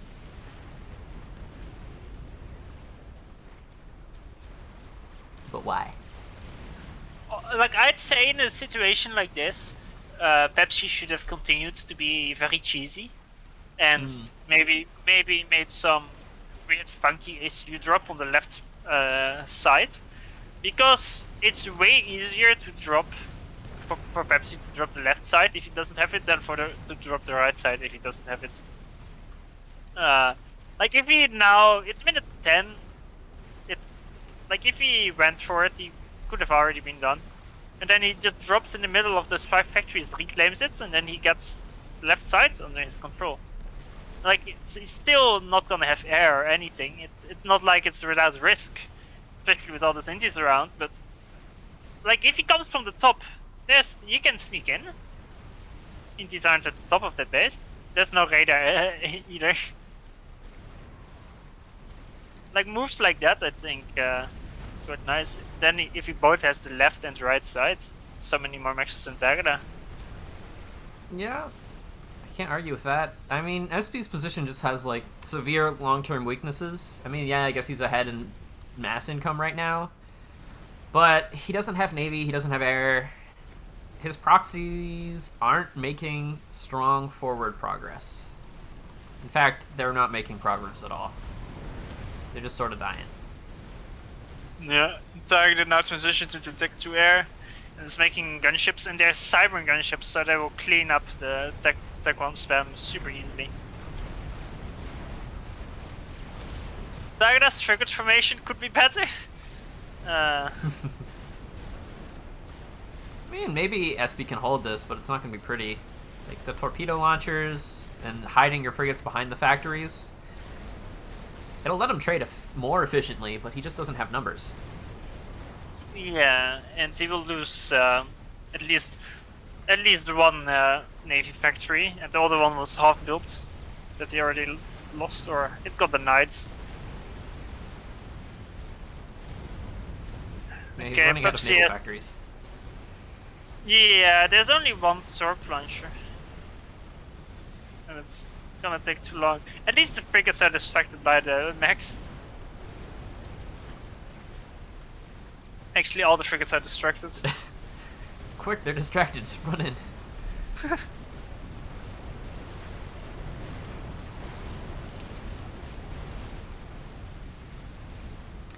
And the gunships are doing good work here on the right side. Like, there's not a lot of AA here. They're just getting free kills forever. SP... Look what Tagada says to you is. He walked to the left? Why? He's a braver man than I. Alright, Oh, he's got a really weird move order that's actually on the ledge. The edge of the ledge. So this is the shortest path. But now he realizes this and walks back. But actually doesn't, because one of his move orders is on the ledge again. Oh man. Feels bad. Imagine losing the game to something like that. That would make you real sad. It's possible. It's possible. But unlikely. This Navy fight is looking really bad for SB. I think Tagada will just successfully clear him out here. The torp launchers are insufficient with the number of frigates he has. And big air fight. Or not. Big air fight. Tagada has way more, and he cleaned up a few and he from behind as well. Just an air massacre. Yeah.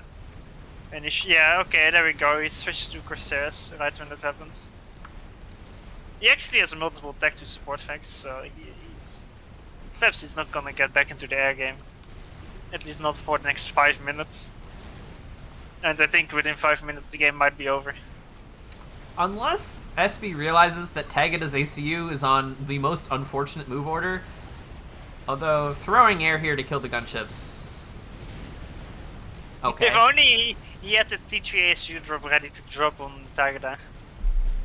I like how Tagada is protecting his ACU by making anti-airs along the route that he's gonna take home.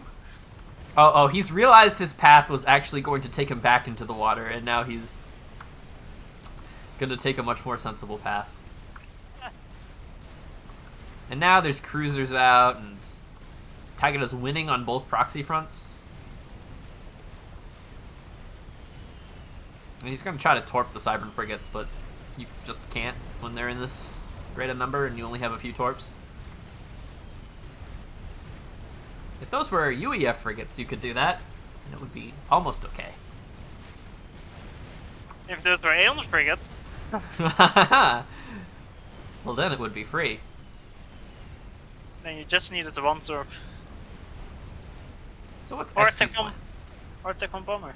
What his plan is? Yeah, I'm not sure. He's making torp bombers, but look how Tagada is preparing. Look at those scouts at the back. He doesn't have any, maybe he saw some certain Pepsi move in the other game. He's prepared for any contingency. Honestly, he could just like transport his ACU back, put it under shields and flak and PD, and I mean, at some point you don't want to overcommit to saving your ACU's life, but at this point,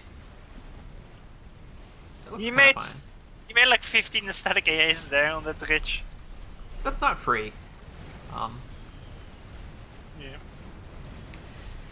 Pepsi gonna try to get back into naval production on the right side, but the frigates notice. Is sort of the problem. Yeah. I mean, you need riptides to get back into this, but to get riptides, you need to like not lose your proxy first. Yeah, he's losing on all fronts now. Honestly, I don't think it's that weird for Tagada to have picked this map after he saw Pepsi's performance versus Blackheart on it. I'm still a bit confused, but yeah, like I said in that game, this is not really a map that Pepsi is generally good at. I mean, I guess he was too busy vetoing like fractal cancer. I won't veto that versus Tagada, because it's literally as the name suggests. it's just it's like a slow type map maybe. Although I'm not like I have never played it, but that's my estimate. Maybe it's low Pepsi. I don't think they would do bad on it. Like that chaotic playstyle, they does tend benefit to him. be way better at it than Tagada is. So we have the classic GG, and then wait a minute to control K. I didn't even see that GG. GG. But yeah. Spelled out. Make it clear. So Tagada takes game 1. Very nice. Very solid performance. Except for a certain bomber. No, that bomber had a solid performance. It's just that it was not Tagada's. I think the only issue. Alright, I'm gonna be right back. Okay. Until then, entertain the stream.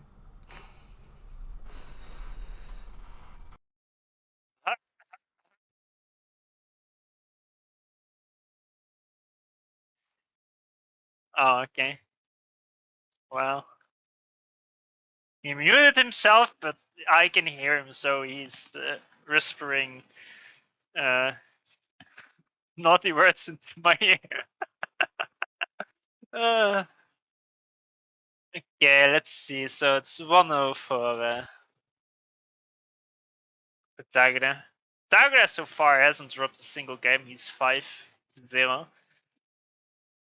He is basically yes, both Tagada and Pepsi were fighting each other. They are already qualified for the round of 8. It's just they are fighting for first or second place of the group. First place usually is better because it means you have to fight your round of 8 match versus the second place of another group, and usually second place is weaker. I mean, not always, but on average. Also, if you're first place, it means you get to pick a map first, or like you get to pick an extra map. So that's also a reason you get first. Let's hope they are quicker with the host this time. It will take an hour again. There we go. Arcane they're playing on. Damn, I haven't seen that yet. Arcane. Actually, Group A, the Group A map, Pickleback Ridge, Arcane, Fridden, Frozen Firelight, Fractal Camp. I have not seen. I've only seen Stickleback Ridge and Bermuda, and not anything else. I have returned. That's too soon. Too soon. Pepsi wants to 1v1 me. Do you say yes? I mean, could you turn down a challenge? Easily, right? Not really. Oh. I see. Why does he want to 1v1 you? He wants to fight someone he has an easy time against. He doesn't want to suffer more.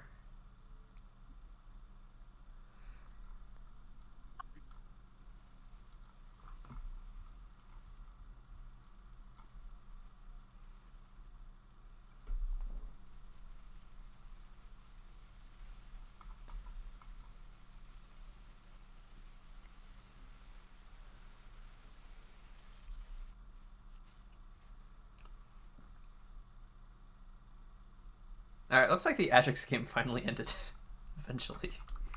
Yeah. Let's see. 53 minutes real time. It's kind of seems like a nice one to watch. Mm. So there's this one, then there's the Ajax Blinchik one, then there's the Ajax Nexus one, then there's the Turin Patrick one, then there's the Parallon Patrick one. I think this might be slightly too many replays. I think we can leave some for Jagged to cast on his YouTube. No. No. You must cast all of them.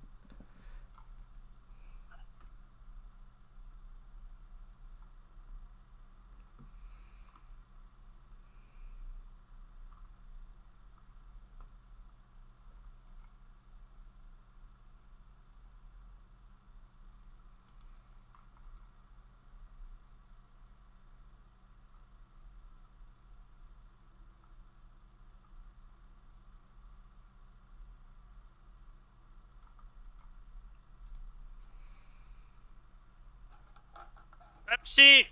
You have to tell Pepsi to get out of Twitch the next up. Yeah, X up, SB, come on. Because of delay, he will hear it in 3 minutes or something. Well, I can do this. I have time traveling powers.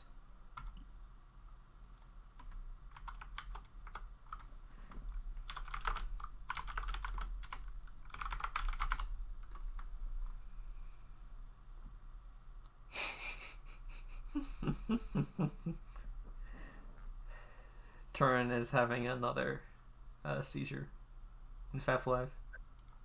It's very sad. Really enjoy FTX complaining about me spoiling the results and then me saying what. Yeah, there's these matches I still want to watch, and then he's just, oh yeah, that match, yeah, this is the result. Close your mouth, FTX. Don't spoil everything. Like you always. He always does that. Not if we spoil the results first. I try to, but even that doesn't work. So it looks like Balinchik has just forfeited versus Tex. Just like, okay. Okay. Sure. I mean, it's. Yeah, makes sense. I mean, you're still fighting over $10, but it's you're not going forward to the playoffs either way. Yeah.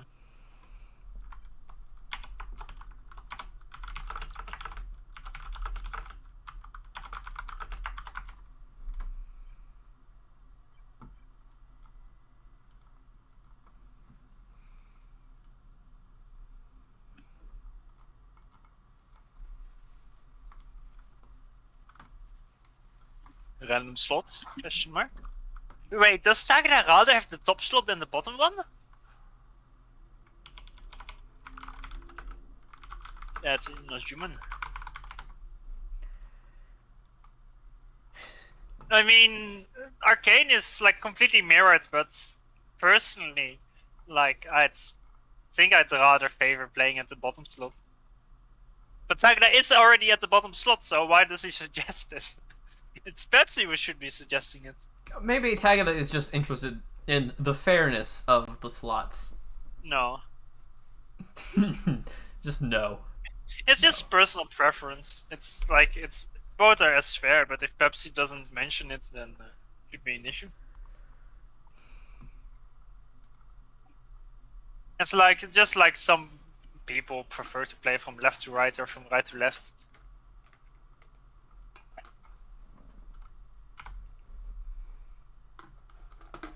I think I'd rather prefer from bottom to. Actually, I think that the main issue for on this map why I prefer the bottom slot is because if you're in the top slot, like the mountain kind of is in the way at the bottom of your screen. It's not really in the way, but it's there, being a bit of a pain if you want to zoom in sometimes. You don't have that at the bottom really. It's easy to see things.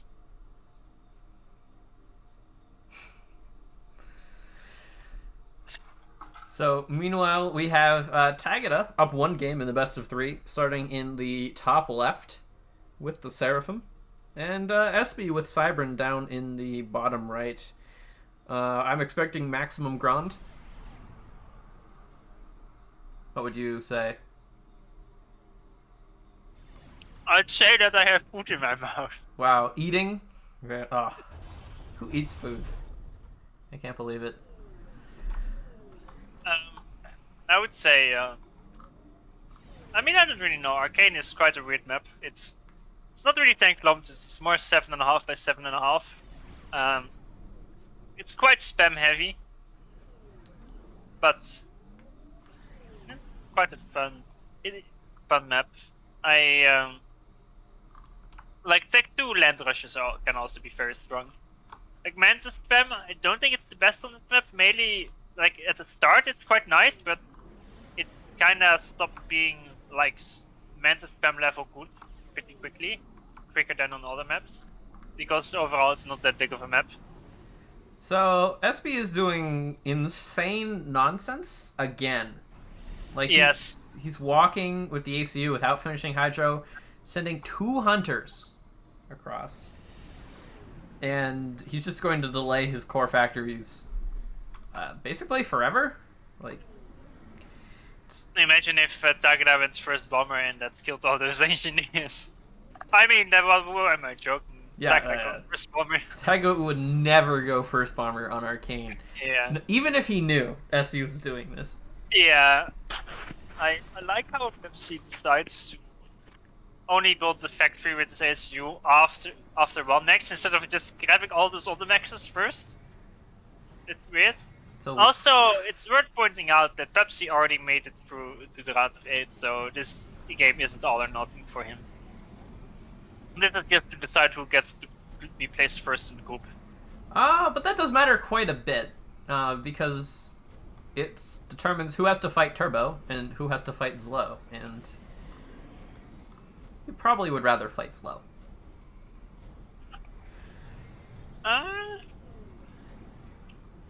I mean, Zlo is Turbo is definitely better than Zlo, but Yeah, I mean, I think I'd rather play Turbo just so I don't have to deal with Zlo. if you want to win, you probably want to play Turbo. But if you want to retain your sanity, or if you want to win, you should play Zlo. But if you want to retain your sanity, you should play Turbo. For someone like Pepsi, who do you think he would rather play? Because the thing is, Pepsi's strategies, I think Zlo will be able to deal better with them than Turbo will. Because it's like Zlo's element, or at least partially. Alright, so Tagada scouts the extremely aggressive ACU, and he's doing a more sort of passive ACU positioning, just sort of to screen out this. But this means like the ACUs are just going to meet terribly quickly. I don't even understand, because I feel like if you would do this move as Pepsi, you would move to the top left, those 8 maxes like south of Tagada's base, and try to control that maybe. It's an But I'm not idea. sure. It's all a bit weird. Like, the 2 hunters have actually done nothing, really. They took a few Celine shots and then haven't killed anything. Which is very sad, because they were so fast. Now they'll find the ACU.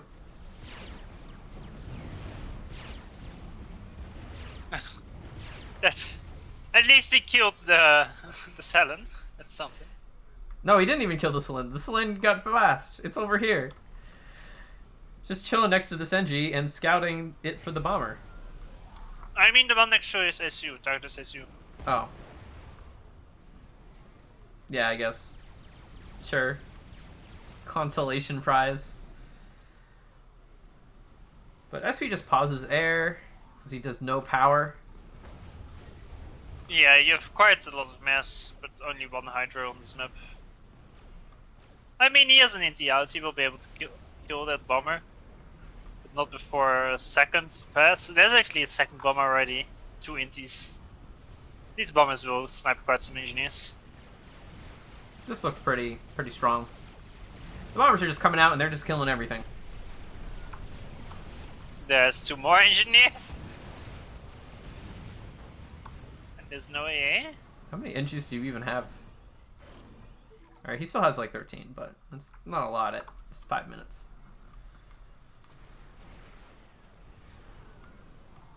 I mean, I guess Pepsi's SU rush secured some of that claim. About it. Now he's just gonna bomb the pigeons. Tagada. That's so mean. I mean, it's not like he's... Well, he needs to use the power because he's got the mass to spend, but... all his build power somehow died. It's a mystery. Yeah, I mean, the game is basically over. Pepsi is just half joking this game. There's no way he's playing serious. Yeah, he's doing some nonsense. But the nonsense worked versus Blackheart. Let's not talk about that game. It was good nonsense. Nice E. Yep, he's got 240, and he needs like 450. And Tagada just is gonna walk at him with tanks and units and the ACU. And the bombers are still out, just killing stuff. Bombing the pigeons as they're rebuilt. SB is suffering. On his own map pick, of all things. How could it be? How could it be? Although he's getting a nice counter rate on the left. Like, he'll clean all this up. These mexes are dead. Yeah, there's no AA here, so the bombers will just kill them all, but they'll kill the mexes.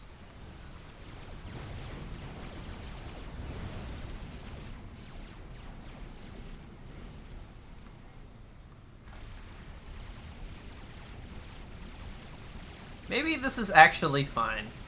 No, it's not. Or should I stop lying to the viewers? Yeah. He's got 160 power. He's stalling minus 350, trying to rebuild all this. He's like trying to rebuild some of the pigeons to like reclaim them, but then the NG that was trying to do that died, I guess. Presumably to a bomber.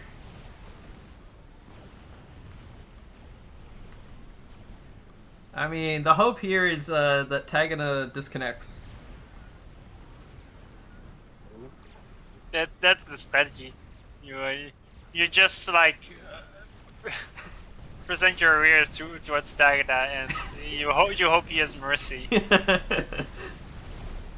That's what this move is all about.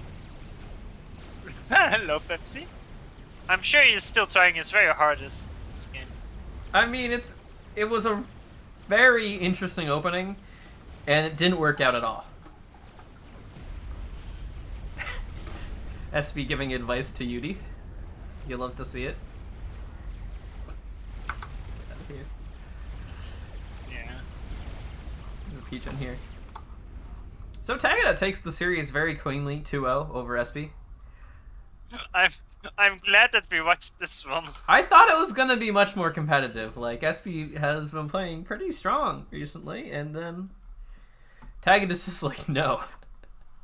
I am very good at this game. Die. And then he died. So I think we probably should watch like one more series. I don't know if you have that in you, Farms.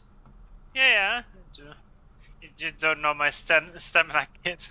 I mean, we haven't been going very long. It's like hour 4 of this tournament.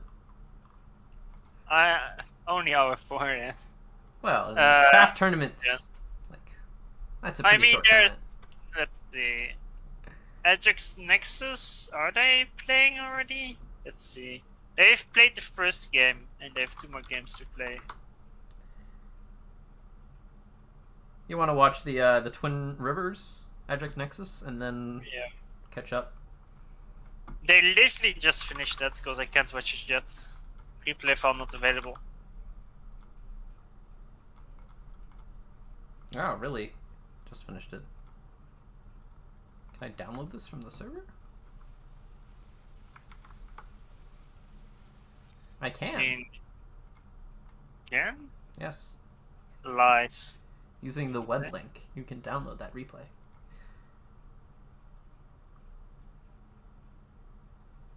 I'll just wait and refresh until it's there.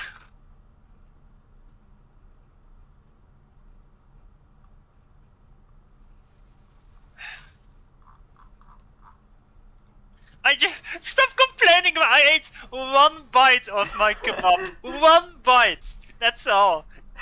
And that was before the game started. How dare you, Farms? How dare you? And it's like, yeah, stop making eating noises. Single bite. Should I starve? Yes, you should starve. I'm a poor man, okay? Alright, I've loaded up the Nexus Ajax replay, and I'm just gonna I came here right after work, and a man needs to eat. And one does so in breaks. Breaks. What do you think this is? Aha, now I can watch it from the replay vault. I'll slow it down. Will you? Oh, you know, I will speed it up. Start is not so interesting anyway. Yeah, it's like, alright, it's Twin Rivers. UEF Yeah. mirror, Nexus in purple, Ajax in trademark brown. And they're opening Was somewhat similarly. Nexus purple not trademark? Alright, yeah, I mean, also yes. Yeah. Major mistake you made. I didn't say it wasn't. I just didn't point it out. No, but you specified that Ajax's one was trademarked. Well, I've watched a lot more trademarked. Ajax games today. I'm more familiar with the brown. This purple, eh. Yeah, we didn't watch any of this Nexus guy. Yes. Who is he? What is he doing? Who is he? Is he good at this video game? Did he Can't be. win like all the tournaments He's- ever? He's purple, so he can't be. Yeah.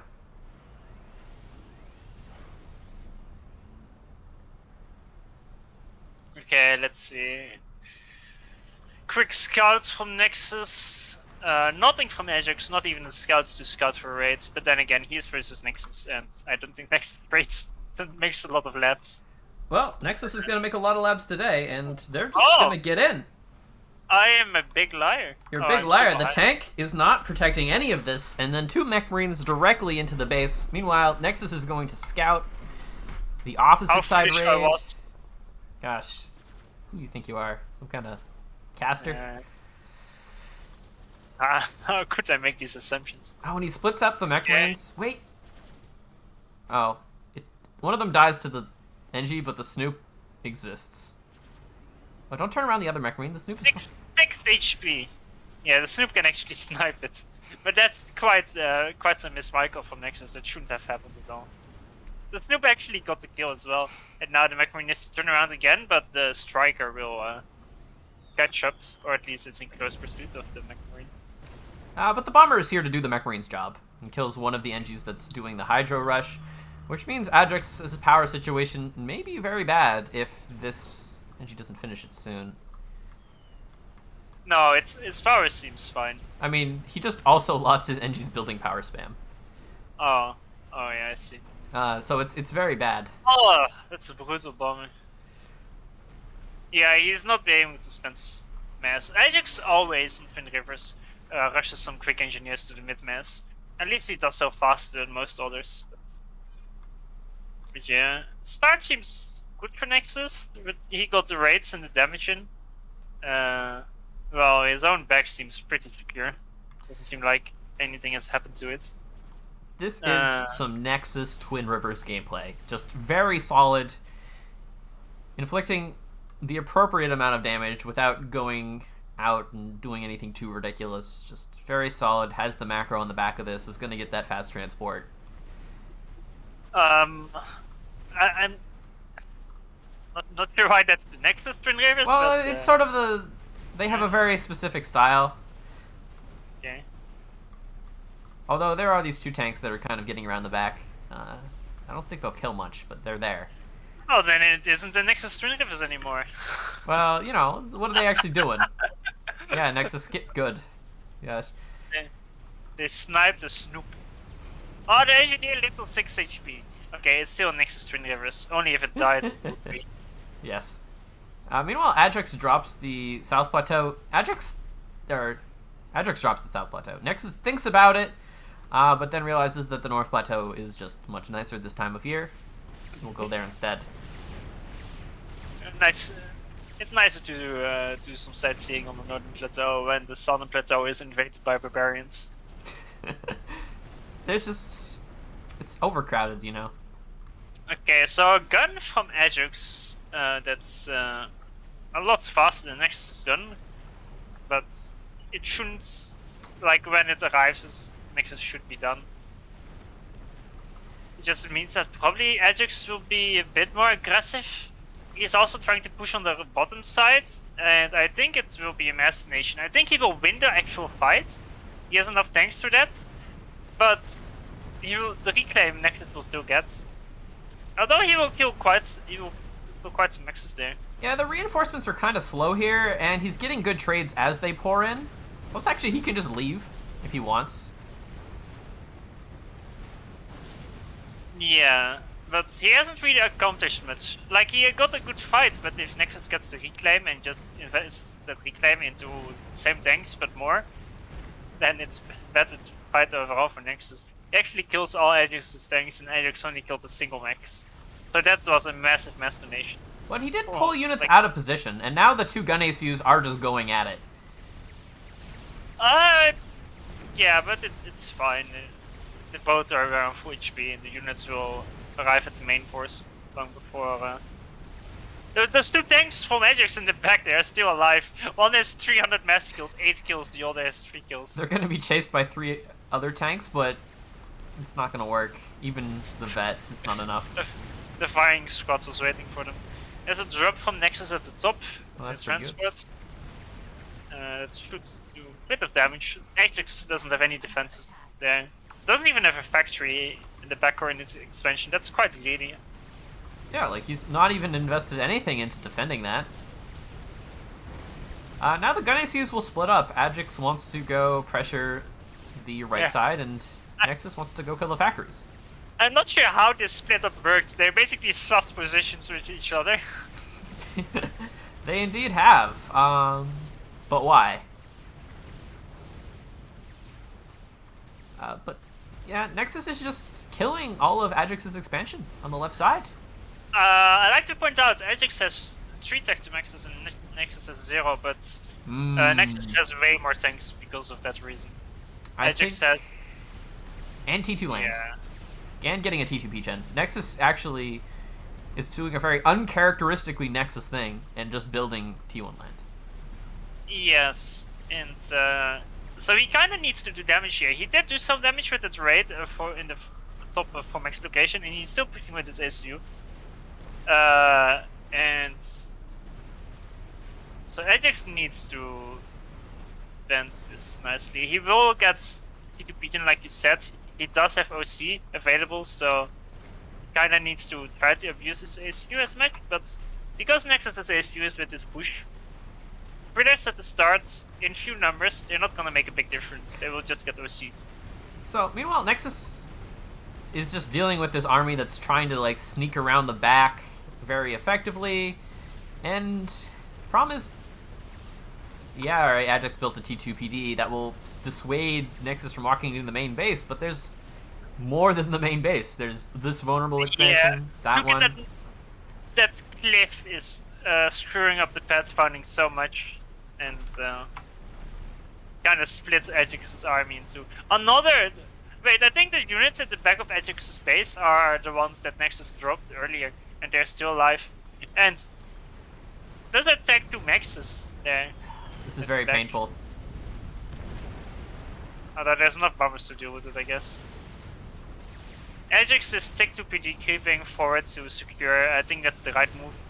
like, Nexus doesn't have a single T2 max. He's all in this one. Yeah, like if Ajax holds, he has a huge advantage. But Nexus is making tech 2 gunships, and he has air control from the looks of it, so it's Yeah, but Flak not clear. exists, maybe? But is it built? It's not, and Oh, no shields either. Yeah, like the vision of Ajax is very lacking. He doesn't have he just has a single tech 1 radar. But Nexus has actually been eating a lot of T2 PD fire, and he's going to have to back up unless he wants some sort of draw. Oh, but now, the all-in. It's 50. The gunships aren't in, there's 5 gunships, but they're not in position. Ajax is sending all his tanks away, so he just dies. Doesn't he? Just dies. I mean, he's close to vet, but he's so Gonna low. Or he vets. Bombers come in, and emergency AA comes out, but there's 5 gunships on his ACU. And it's just, I don't think it's enough. Where's the flak? Where's the shields? Wait, what the hell? What? To the PD? Oh! Wait, you know what happened? Because Nexus, all the PDs dropped to the civilians for some reason, and because they became civilians, they stopped targeting Ajax's ACU. What? What? And they switched to, how did that happen? I'm so confused. Like, I wasn't even watching his ACU. I was just watching Ajax slowly die to gunships. But he's alive. He's got 600 health. Ajax focused Nexus with the Tech 2 PDs, and he also swarmed in with Spitters, because Nexus was already at very low HP. So I can see why Nexus died. The issue is Nexus died, then the gunships that were gonna kill Ajax, and they were gonna make it a draw, somehow they transferred to civilians. Like, Nexus didn't, like, keep control over them. If they didn't transfer to the civilians, you could have killed Ajax. Is it because he has the mod that auto shares your base when you die, and when there's no allies, it gives them to civilians? Is that what happened? You know, I'm gonna say yes. And that's all. I'm confident that that's right. And that you fully know what you're talking about. Absolutely. As long as I say it with confidence, Yes. you would never doubt me. What was that, dude? Holy shit. But the next game is on Williamson's Bridge. It's currently live. I'm just gonna hop into that. Okay.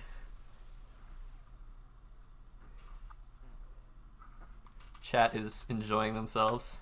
If it is indeed the mod that costs this, then the mod costs him draw. So now Ajax is up a game versus Nexus? Yeah. Yeah, it's pretty good. And now... Yeah, I think it's from Eco Mod Gifting. If it's I'm 90% sure it happened because of a mod, because I've never had this experience too. There's eco mod that in team games, if you die, it instantly gives your base to an ally, with the highest score, I think. And that's not normal. Normally you have to manually give it before you die. But if you don't have an ally in 1v1, I think it tries to share, but it doesn't find anyone to share, so it gives it to civilians. And there's others. It's not uncommon to be a bug with that. I've seen it more often in some Sevens games where one dude randomly gave half his base to civilians when he died. Can be a bit buggy sometimes. And if that happened, then he must not be very happy about it, because you know, it's not even doing anything. And I know that Nexus uses the mods. Well, meanwhile, Ajax gets a nice pick off with the Celine, killing one of Nexus's expanding Engies. Let me plus through it a bit. I just set it on +0. Yeah, I've knocked it down to +1. But the Celine has Vet, so it should theoretically help him win. But this is absolute micro nonsense. And Ajax wins the fight again, and now this Engie has to go back. The fear. Selen versus Selen at the top, and it's a double kill. Selen versus Selen. Selen wins. Okay. No, Selen loses. Also, yes. So actually, Nexus has no expansion outside of his base at all at minute 3, and he's actually gonna have to expand with his ACU now. I mean, ACU, you don't want to keep him too long in base on Williams, since like This is Ajax is expanding to the left with the engineer, but it should be picked up by Nexus's tank, although Nexus Should. has no intel. So Yeah. he will actually be able to make that max. Did he snipe another engineer? He did. Yeah, He did. This right here, it's dead. poor man. Now he's gonna get the rocks in the back of his own base. Like, he hasn't gotten those yet because all the NGs are dead. Everything going as planned. Oh yes. Dead exclamation mark BM. Who said? It isn't very often that Ajax is BMing Nexus. I mean, Usually it's directed in a different direction. you gotta take these opportunities as they present themselves. Ajax is gonna steal Nexus's rock. He's gonna kill this Oh, NG again! Oh my gosh, the tank dies. And now the NG. Oh, for the 50 millionth time. Oh god, this rock. It still hasn't been taken. It's minute 4.5. What's going on? Alright, now, I mean, Nexus, you gotta try for a draw here, right? Like, Bruh. everything... I mean, it is real instant. It's not like it's a horrible position. It's a bad position. It's a bad position. But positions can only get so bad. Like, there's a lower limit to how bad your position can be. Yeah, now the thing is though, both Ajax and Nexus should realize that Ajax got the better out of the start, so now Nexus should in theory be more aggressive with his ASU. And Ajax doesn't want to draw, so Nexus can push more aggressively, and Ajax should repeat. That's kind of the way it will probably go. But Nexus is being super aggressive here. It's important to note that Ajax hasn't actually spent his money on tanks. He spent his money on power and air, and he's just going to build a bunch of bombers. And Nexus has no air, no power to make air, and no MAA. So he's just going to bomb the ACU for style points. Yeah, the first bomb is like, yeah, get that ACU. Second bomb, also on the ACU, but it dodges. On the chat. How about he tries to hit the army? Whoa, let's not get ahead of ourselves. The Issue is ACU, Nex- yeah? it's the win condition. Nexus, Ajax is rallying all his tanks or lots to the left side, and there's like 15 tanks versus 3. But Nexus is sending everything to the right, so he's pushing Ajax back there. But he can't actually make progress here. Like, there's a base.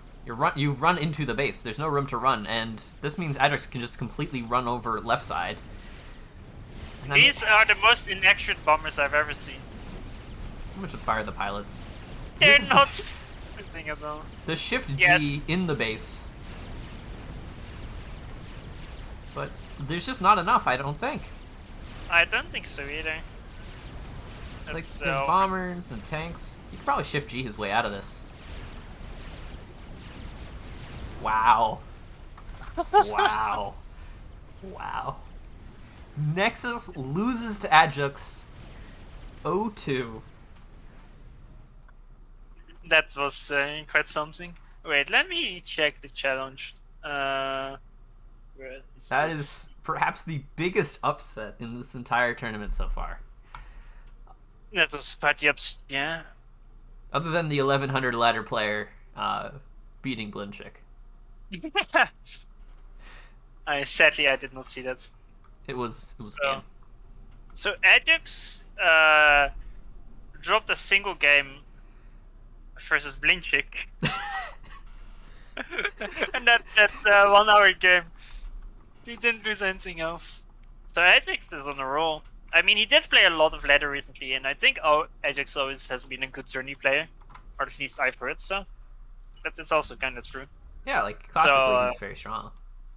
Yeah, it's kind of nice. He's kind of been underperforming for the last few years. Well, not necessarily underperforming, but he kind of just stopped playing most 1v1s aside from tourneys. But in the last few months, he's played a lot of ladder, and you can see it. Or at least you can see it from the results. Yeah, like, last tournament, Summer Invitational, Ajax was just really rusty, and he got knocked out by Archsimcat. Yeah, that's when you know you're rusty. Yes. But in this case, you know, it's if you're Arch and Cat, you can probably not beat Ajax because this is some peak Ajax right now. Nexus getting 2-0'd. Where's his 16-0 perfect tournament now? Yeah. Nope. Nope. Not today. Okay, so let's name a couple of the standings that's so far, because a few of the groups were ended a bit earlier. So Group A, like we will play yeah, not everybody is done. We can watch a few more matches after this. I think there's still Turin Patrick we can watch. And I mean there's also a few more interesting ones, but I'm not sure if we will cover that. Depends on the time, I guess. Saying Turin Petrick is an upset is... We haven't casted Interesting. a single... What do you mean? No, we have yet to watch that one. Oh, yes. We haven't watched a single Group C match yet, and that we need to. Alright, let's remedy this. Turin versus Patrick. Yes. How do I type his name? You right-click the name and then view replays. Well, now that's pretty high skill.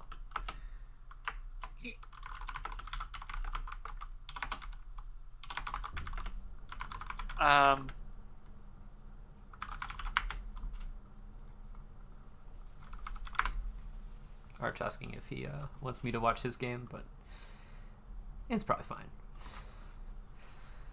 I'm looking at this first Twin Rivers game of Turin versus Patrick, and I don't know if you've seen the game time. Turin versus Petrick. Excuse me? Yeah. I think I know what might have happened. I have a theory, but we're gonna watch it. I have a theory too. There's a theory here. A grand theory. Tell me when you're in. Actually, I will check myself.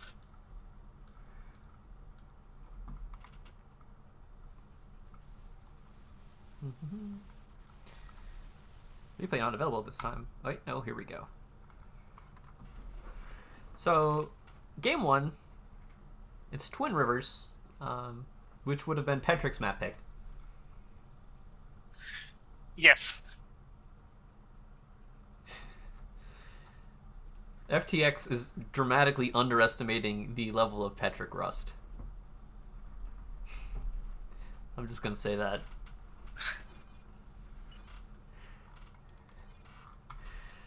But yeah, here we are. Yeah, but are you saying Patrick is super rusty? Yes, I am saying Petrick is super rusty. I mean, he did play in the Crazy Rush, or like in the 2v2 tourney with Paralon and got second place. Yes, but Paralon is not super rusty, and 2v2 is... I think you are overestimating how rusty Patrick is. And, perhaps. I mean, it has an impact, yeah, but for...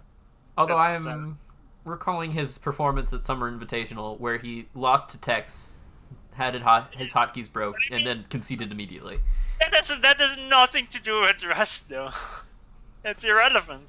It's a contributing rust factor. It's like, I didn't play for a long time, and then I wanted to play, but then my keyboard broke, so I was rusty. Oh no, it's the keyboard that was rusty. Alright, so where's my first bomber? Yeah, I'm not sure what I'm looking at.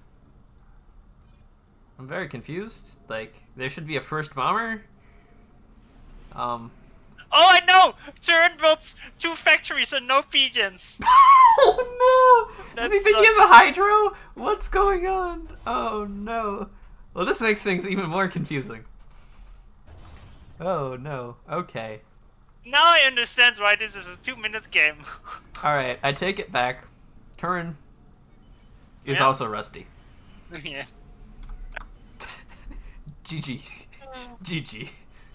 Anything wrong? Welcome to high-level Supreme Commander Forged Alliance Forever gameplay, where sometimes you forget to build pigeons. Oh, that hurts. That hurts. GG, guys. Gee. Actually, this is mind games. This is mind games. To lure Patrick into a false sense of security. Tell me I'm wrong. Well, that was a good first game. At least we will get to cover the series quickly like this. FTX is objecting. Oh yeah, you were wrong. What you were saying. Patrick is... He's not bad. Like, Turin isn't that weak. Yeah, Patrick isn't that weak either. They're both strong players. Like, both have varying levels of rust. Although that game was... At that this was point, pretty I'm rusty. surprised Turin can still move his ACU. His hand Oh, is just like rusted solid. Yeah. Alright, so now we have Cybern versus Aeon on Gates of Anubis. Patrick has Aeon, which seems much better. It seems much better, yes. I imagine that Patrick vetoed Sarah. No, Sarah or Aeon. Turin vetoed Sarah, that's for sure. It is a Muzzy map. That's what I do know. I don't think I've ever seen it being played aside from like the first day it was released. As per classic Muzzy map, if you drop in the middle in the deep pond, you probably die with your ACU. Because it's so deep, and that's how maps like that work. Yeah, it's quite a map. Patrick going for first air factory into a bomber. He's basically doing the first bomber BL, but like not the fastest bomber, but the most like eco heavy first bomber opening. Yeah, like, although you can't actually do this. Like, you do stall. Like, you need an NG to get power. Irrelevant. No, it's irrelevant. It is the stall is calculated. It always happens. You can prevent it, and you have so little maxes that it doesn't really matter. You basically pass your ACU for like 5 seconds, and then you don't stall, or you can just eat through the stall. It's not that big of a difference. Yeah, it's definitely Like doable. you make 2 pigeons factory and then 1 more pigeon and 4 mixes generally. Although he's not doing exactly that because the hydro is a bit further away. That's kind of what you do with the hydro, but. Anyway, first bomber only got 1 engineer kill. It did deny Turin's hydro. Although you're kind of way ahead of me. First bomber just coming out now, getting the NG hydro. I'll bump this up to +1. I'm literally 10 seconds ahead. Oh. Alright, here we go. Like, mobile AA is out now. It's a Cybern one though. It's a sad one. Yeah. Cybern MAA is sad boy times. But it does get the job done eventually. It denied the hydro. It's next to not engineered just now. And it just disrupts Turin's build, which is nice. Yeah, bomber gets away.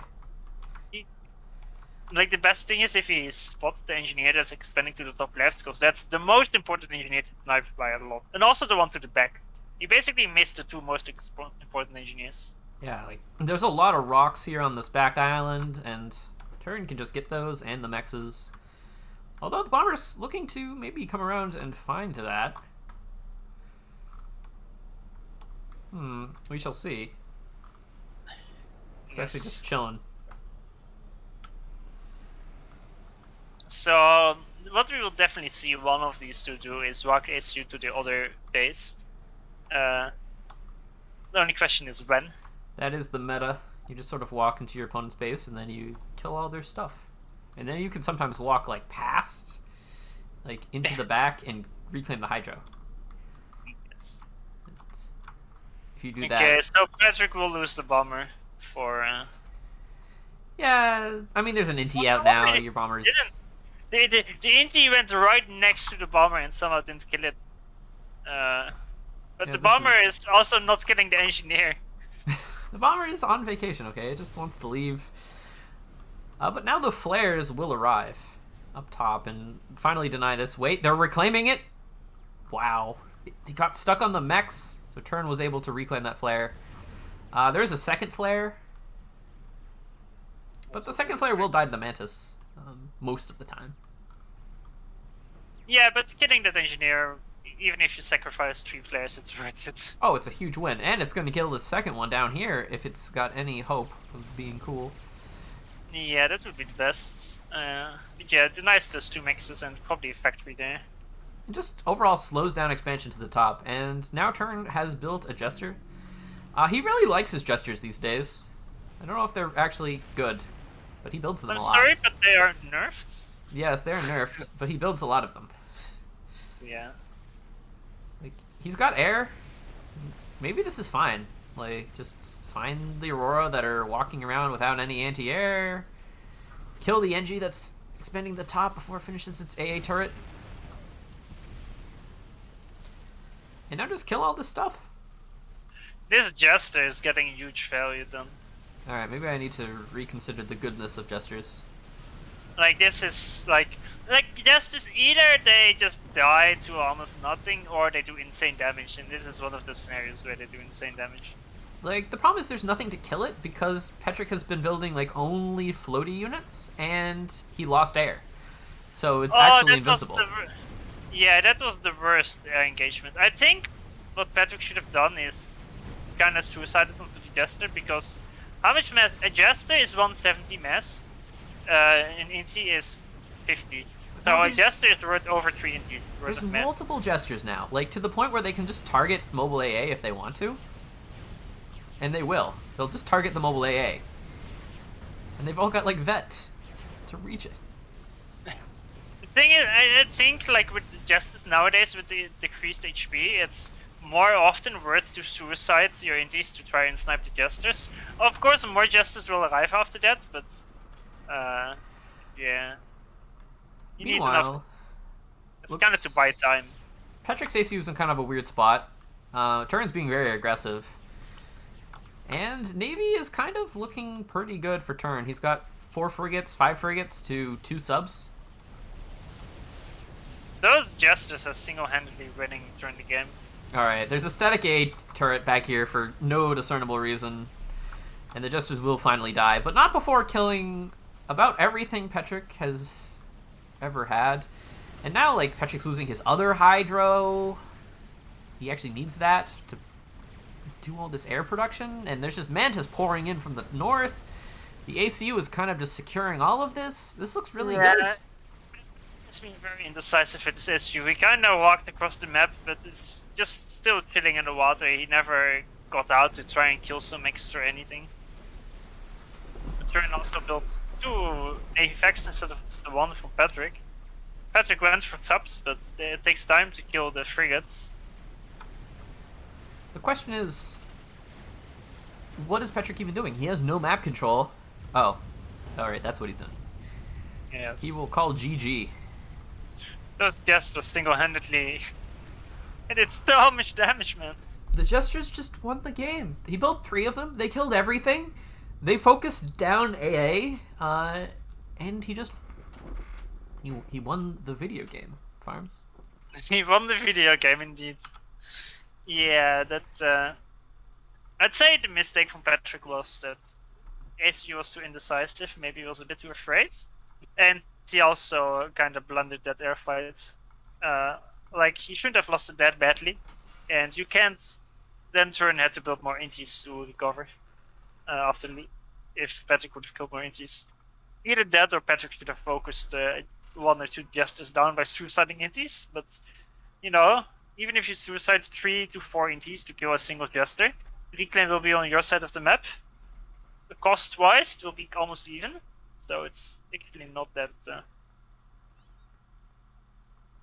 not as bad as you think. Mass-wise, that is. But now for the final game. That's quite the map gen. This is 20 by 20, it looks like. Kind of interesting spawns on the left and right side. Oh my god, have you seen the reclaim? Oh, yeah. All in really annoying 10 and 38 mass rocks with like a few 175s around. Most of it in the middle, but I'm trying to find a map to compare this to, but honestly, Why do people always want to compare maps? well, it's a point of reference. Oh, All right. know, this seems just like Badlands to me. It is red, it has mexes, it has a few hydros. Wow, a certain caster is very attacked. All right. Look, there's a middle ground here where maps can sometimes look like other maps, but don't always look like other maps. But this doesn't look like anything. This is absolutely crazy. It's got some 6-way symmetry with giant middle island of infinite reclaim. And it doesn't have 6-way symmetry. That's a lie. No, it has. No. Oh, it almost does. It's just symmetrical. That's it. Well, I mean, I'm saying like the 2 islands on the bottom and top are kind of the same strategically. They got the same amount of mexes, more or less. No. One One of them has 3 slots of 3 mexes. The other have 2 feet. Difference. Yes, they are different farms. Also, one has a hydro, the other doesn't. Big difference. Big difference.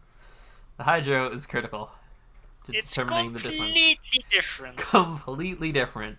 I'm so sorry. I will never confuse a hydro island with a no hydro island again. I don't know what you're thinking. Yeah, me neither. Oh. Okay, so let's see how quick these transports will be, because the start is gonna be super critical. Turin is often quite a fan of air rush denial build. So let's see if that's what he's gonna do. He's building a lot of PGens. He has 14 PGens and then 2 air factories. So he is gonna do the air denial build. I think he's not gonna drop early on. He's gonna live on the reclaim alone, but spam a lot of power and then do a quick air factory for a lot of air. And he's gonna let Patrick get the first drop off probably, but then he's gonna try to airlock Patrick and then drop everywhere himself while he's airlocking Patrick. That's my estimate. What's gonna happen? Jagged says this is point of reach. Jagged's always right, so can't argue with that. Point of reach isn't red. Nor does it have a giant island in the middle, but what are you gonna do? So, Bomber coming out first. That's pretty interesting. It's Bomber and Inti. Scout more Inti. Yeah, well, Turin is doing it now. Patrick went for a single 2 Intis, Scout, and then a transport. Where's this Bomber even going, though? Just directly into Patrick's base? I'm not really sure. Ask Turin. Turin, why is your Bomber going directly into the enemy base and not towards a drop location? Alright. Well, now it sort of changes trajectory and wants to go south. To some hypothetical drop location. But Patrick actually just wants to drop north.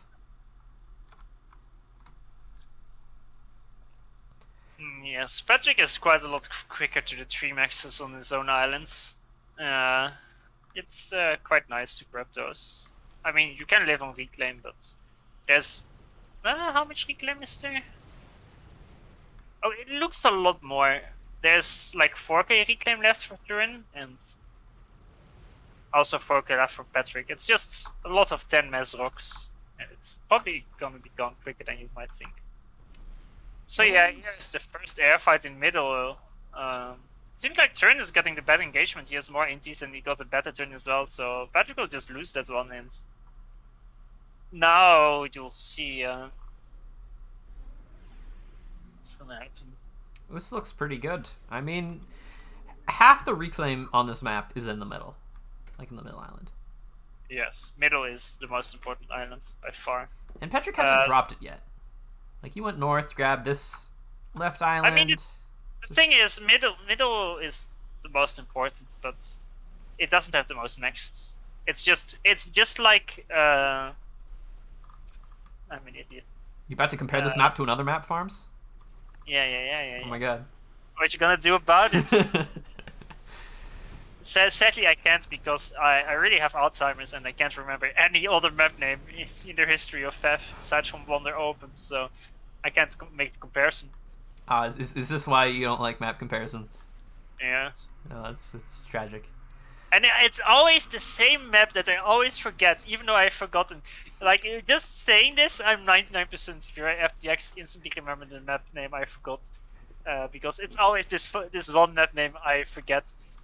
And you would think at some point I would remember it, but no, I always forget it. Well, some people learn from their mistakes. Others lose horrible air fights. Selkie, that's it! Selkie. You know, it's like Selkie, where mid-control, you don't have a lot of maxes, but it's just so important for intel and map control. One survivor from the air fight with about 0 HP. Exactly 2. We'll make it home. Yes, but it's air fight. Selkie, baby. Yes. I mean, who needs Selkie? There's air fights to be fought. So Patrick actually sending his ACU to mid and picking off a nice transport from Turin as it tries to go south. Yeah, so Turin is fast on the Navy, making a third factory. Patrick is only has 1 and is... Oh no, he has 2. Okay, right, it was an older position. So Patrick is a bit faster with expansion, but Turin expanded mid and Patrick did not. So I'm not sure. I don't like that at all. Yeah, Patrick grabbed his 2 islands. Turin grabbed his 2 islands and middle. Which seems important, as we might have established. I have to say that the location where he dropped mid a bit weird. I mean, I guess it's at the 4 max location, but you know, you don't really need those 4 maxes with all the reclaim and all the maxes everywhere else. I guess, given the terrain in mid, it's quite hilly and quite a lot of plateaus. It is possible to counter drop and kind of make some defensive firebase. Patrick snipes a transport from Turin with 5 engineers in it. That was quite a nice pickoff. I just noticed you're at +1. I'm at +0. Oh so yes, you're a minute ahead. The transport died a while ago, I'm afraid to say. And now Turin has successfully rebuilt the transport and dropped where he wanted to drop anyway, to get a nice forward NG base. He's spamming Zooies up across the top, but there's frigates and Mantis, so that's not really going to work, but it's, you know, it's a nice try. Patrick trying to, like, do a secret hidden proxy on Turin's island, and there's actually no radar coverage. He has no idea this is here. By the way, I'm surprised that Patrick didn't veto Sarah. Yeah. Like, clearly, when you look at this map, you're like, I pick Sarah. That's what I would be thinking. I mean, maybe you think, Cybern frigates. That's Patrick it. made a gesture. He wants to bully back. Sadly, it dies to an MAA. Trying Patrick to use making an aggressive drop on the right side as well. Yes. Patrick just wants to win all the islands, and he kind of has to, because if he just loses mid and has even control of the small islands, he just loses. Losing mid is especially brutal if your opponent is Sarah. Yeah, like, guess what? Now, if I'm Turin, I can spam Zooies to literally any island I want. Plus, you just get to have the nice intel of putting radars in mid. Make your opponent fly their sneaky air around it.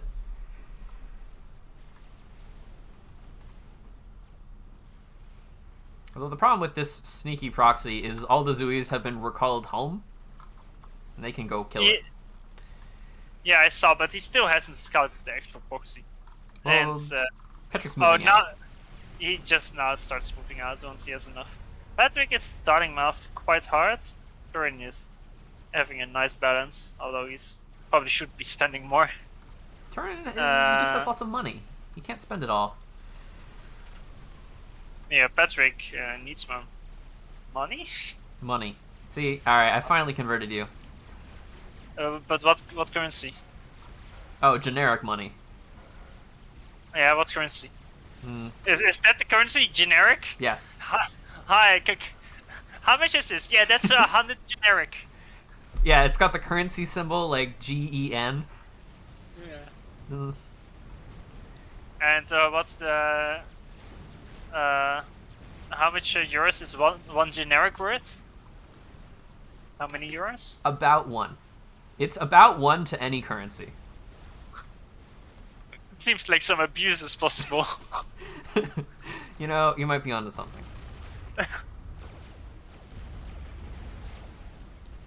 Okay, so the proxy from Patrick at the bottom right has been overrun. It's not a major investment, but still. It's a nice Kind try. of needed that. The proxy at the top is making more ground, and it should eventually work. There's 3 factories to only 1. However, there are quite some units and the PD on the right side as well, so he does need to pay a bit of attention towards it. Turn is attack moving Nothas across the map. It's going about as well as to be expected. Can a Notha win versus 2 NTs? I guess it does. Yeah, easily. I like how Turn is building Notas, but Patrick is building Corsairs. Maybe they will fight. That's not gonna go well for the Corsairs, I'm afraid. Probably not. So now, if you're in this position, now Turn is actually pulling bottom island with 2 air now. Patrick's inties aren't in position. And left islands, like hover tanks and flak. That's actually some nasty tech to hover. That's already 9 hover tanks. And that's a big pain. I mean, I don't think Corsairs were the right move here for Patrick. I think he should have built some... Actually, no, there's hover flag. He needs to Corsair that. Can't gunship that. The thing is, at this point, Patrick knows he's behind because he lost the mid islands. Like, well, what's your game plan then? Do you plan to play the very long game? Because usually what happens, if you're Seraphim and you get a position like you're in now, you know you're ahead. But you try, like, the Seraphim spirit and what Star excels at, you spam a hover in every direction. However, frigates efficiently deal with hover. But there's a huge amount of Nothas that are just about to delete Patrick's entire supply of energy. Yeah, and the Corsairs of Patrick are locked by the Inties. Those are 5 Notas, and that's not good. Patrick. He didn't split them. He didn't? only killed 1. Doesn't even matter. Patrick is now permanently crippled. He's in only a reasonable amount of T1 power, but yeah, that's way too brutal. And now Turin can just have air for the rest of the game. And or at least that's what mid allows you. Like, the Notas, they kind of went through mid, and Patrick has no intel, and the time to react to those Notas is so much slower than Turin has the time to react to those Corsairs. Like, Patrick is trying to make something happen with these Corsairs up in the top left, and yeah, he's going to win this island, which is pretty good. And he doesn't need the Corsairs for that, and the Corsairs will just die to the Inties of Turin, because Turin made an insane amount of air. Turin should probably be making a shield, but he isn't. Like, just, to be safe. Although if I've learned anything... Oh, he is making shields, okay. It's just in a bad location. Oh, the shield died on like 99%. Alright, maybe my advice of building a nuke isn't super relevant here. You're just... all your power just dies again. Hooray. And your T2 HQ, and the P-gens. Yeah, it's great. Welcome to power stalling again. But at least he has lots of mass. Yay! He's got mass. He's got 3 of the small islands. And he's just gonna call GG. At 17 minutes, his Corsairs didn't really do anything except kill a single Pigeon, and he's got nothing. So that was actually a pretty good performance from Turin after I've mentally blocked out that first game. That first game was quite something. Yeah. Wait, does this... Yeah, this... yeah?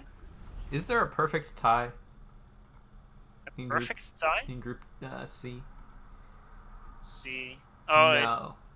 I mean, well, what do you call perfect? Do you mean a 3-way tie? You can't have a 4-way tie, I think. Yeah, there's a 3-way tie that's possible, but actually, Turin has won every single series. Yeah, Turin fucking crushed. He just crushed. He killed everyone. And Petrick doesn't even move on. Yeah, he doesn't. He doesn't? Paradon does. Because Paradon wants from Patrick as well. He gets his consolation 10 American currencies, but American currencies.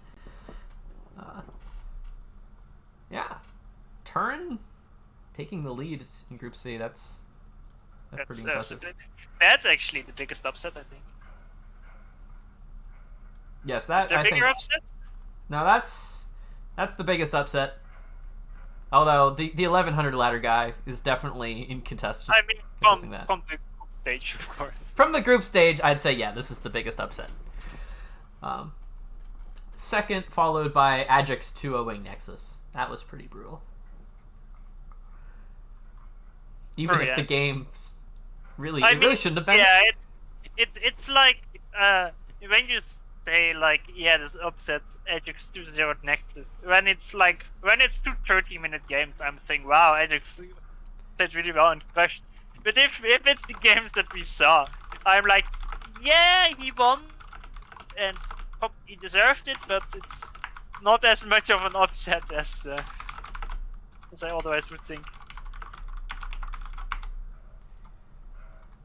Let's say that Ajax 2-0ing Nexus on 5-kilometer maps or 2-0ing Nexus on 2 30-minute 20-kilometer map games.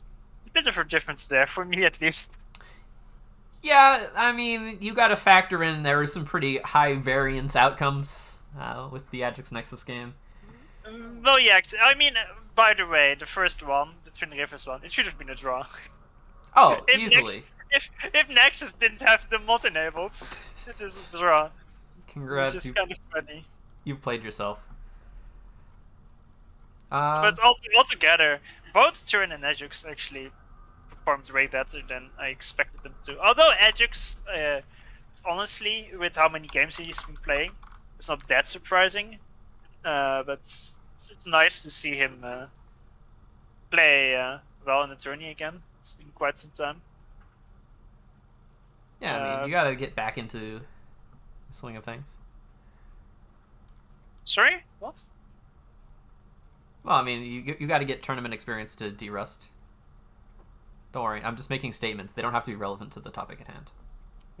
No, I just didn't hear what you said. Oh, excellent. So there is a Blast Zlo game that's still going. Could go watch that. Yeah, okay, sure. I mean, we haven't watched the single. Actually, did we watch Slow Turbo? Yeah, right? we watched Slow Turbo. Yeah. I lost most of the memory of those games. Oh no, I know what happened. It's the Dig and that other. Oh, I know why I lost memory of it. You've already mentally blocked that one out too. Oh, yes. Yes. Blast and Turbo are in a lobby right now. Oh, yeah, I see. That's the one you're talking about. Yeah, I'm hanging I out. thought you were talking about the replay. Okay, I will join. Yeah, so this is game 2. Zlo, I think game 1 on Mapchen. Yeah, that's what happened. Yes.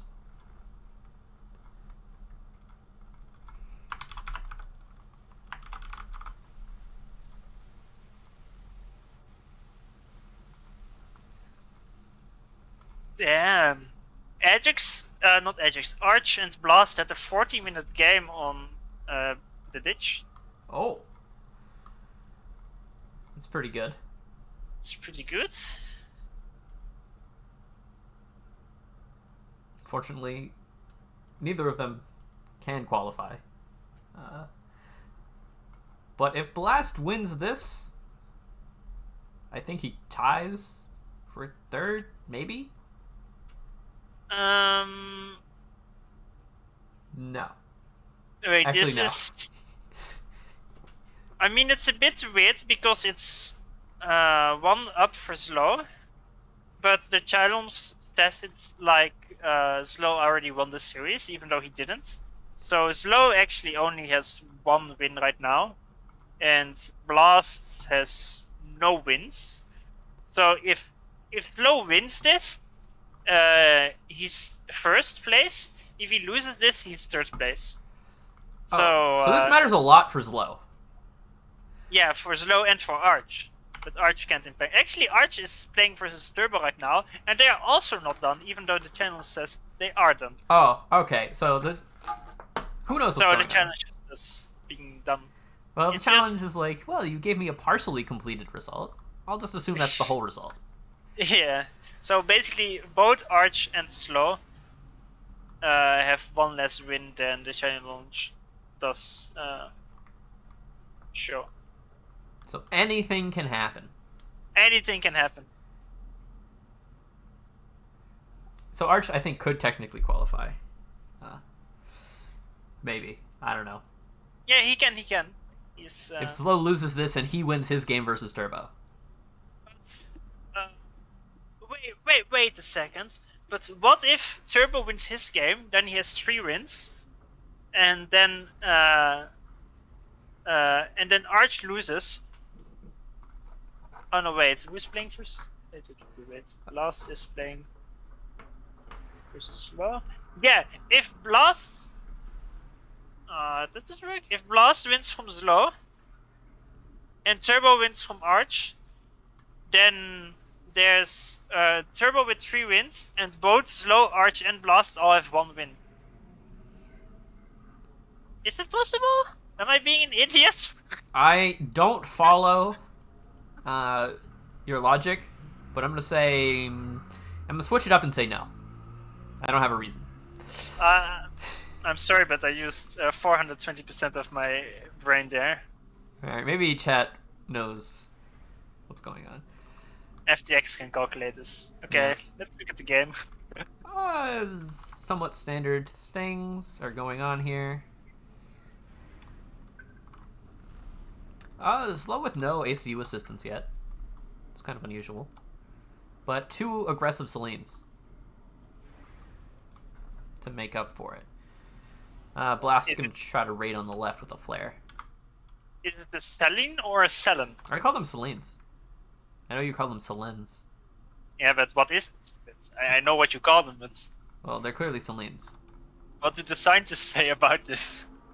Yes, the FAF scientists will have to get back to us on the appropriate spelling of things.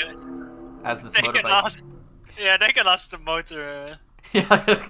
Riders, Let me go lean out my window, ask him what's up.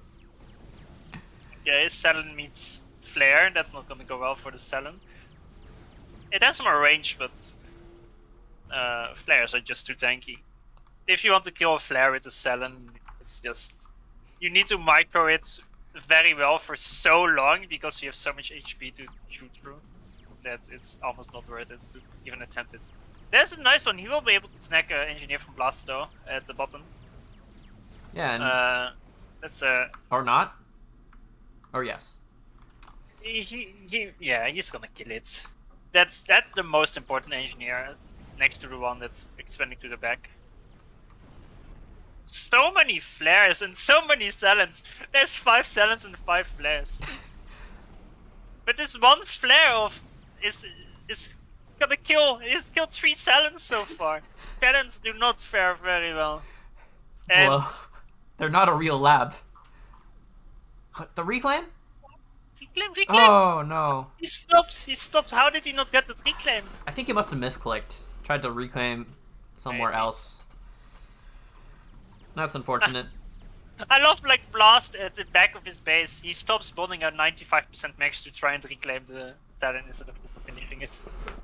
It's an idea. But so far, like the labs, there's some labs on the right side that can kill the tank if they're micros probably, but they are not. Blast is not paying attention. That's kind of a shame. Oh, the And Celine has hidden itself for Zlo. Yes. It's now immune. No, the issue is Blast locked it, but Aurora isn't in range, and that sucks. Like it's in range, but it's hitting the ground, and if he stops locking it, if he moves it to not hit the ground, he can't get it anymore. So they're like in the stalemate. So at the top, he needs to kill those 2 engineers. That's so important, Blast. But he has no intel. I mean, he can just kill anything and everything. Like, the flares just win. Well, yeah, but the factory is on, and then he can just build tanks to eventually clear out the talents. So that's a major missed opportunity, I think. Yeah, but sometimes your scout dies. Although you should probably look over by the hydro because it's Twin Rivers and that's what people usually do. Yeah. I like how slow went first bomber, second bomber. It's kinda, shows what this game is all about. I mean, if there's any man who should have more than one bomber, it's Slow. Yes. He will be able to snag the engineer at the back because the cloaked Cellen provides the nice intel. There will be no auto dodge, I think. And even if there will be, I think it will still die. Oh, is this a third bomber? That's the third bomber, yes. Slow, you can make interceptors. It's okay.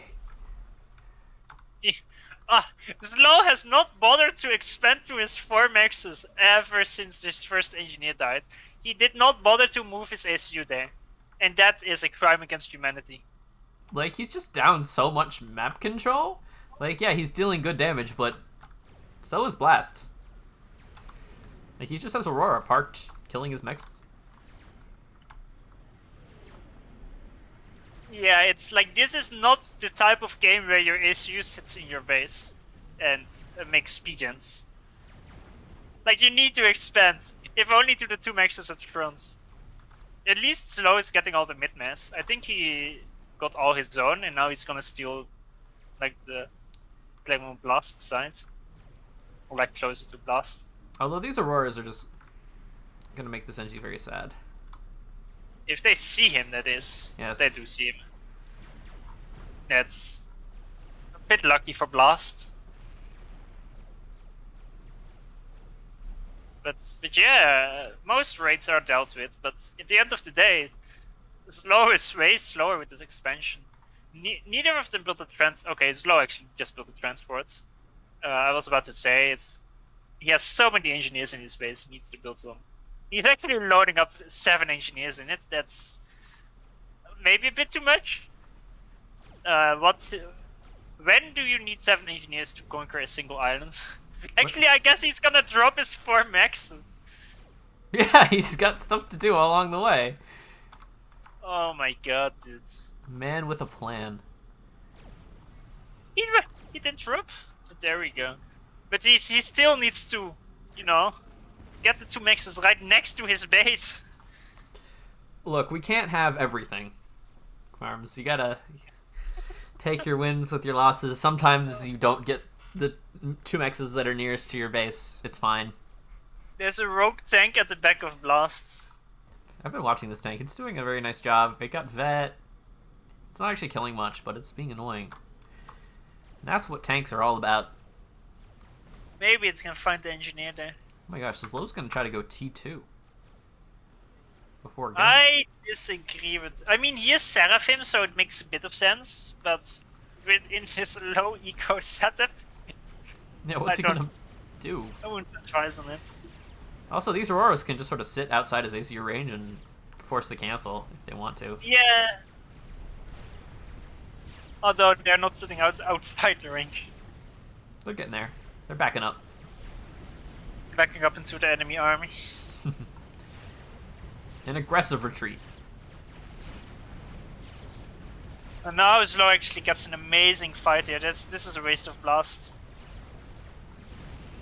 Yeah, this looks pretty good.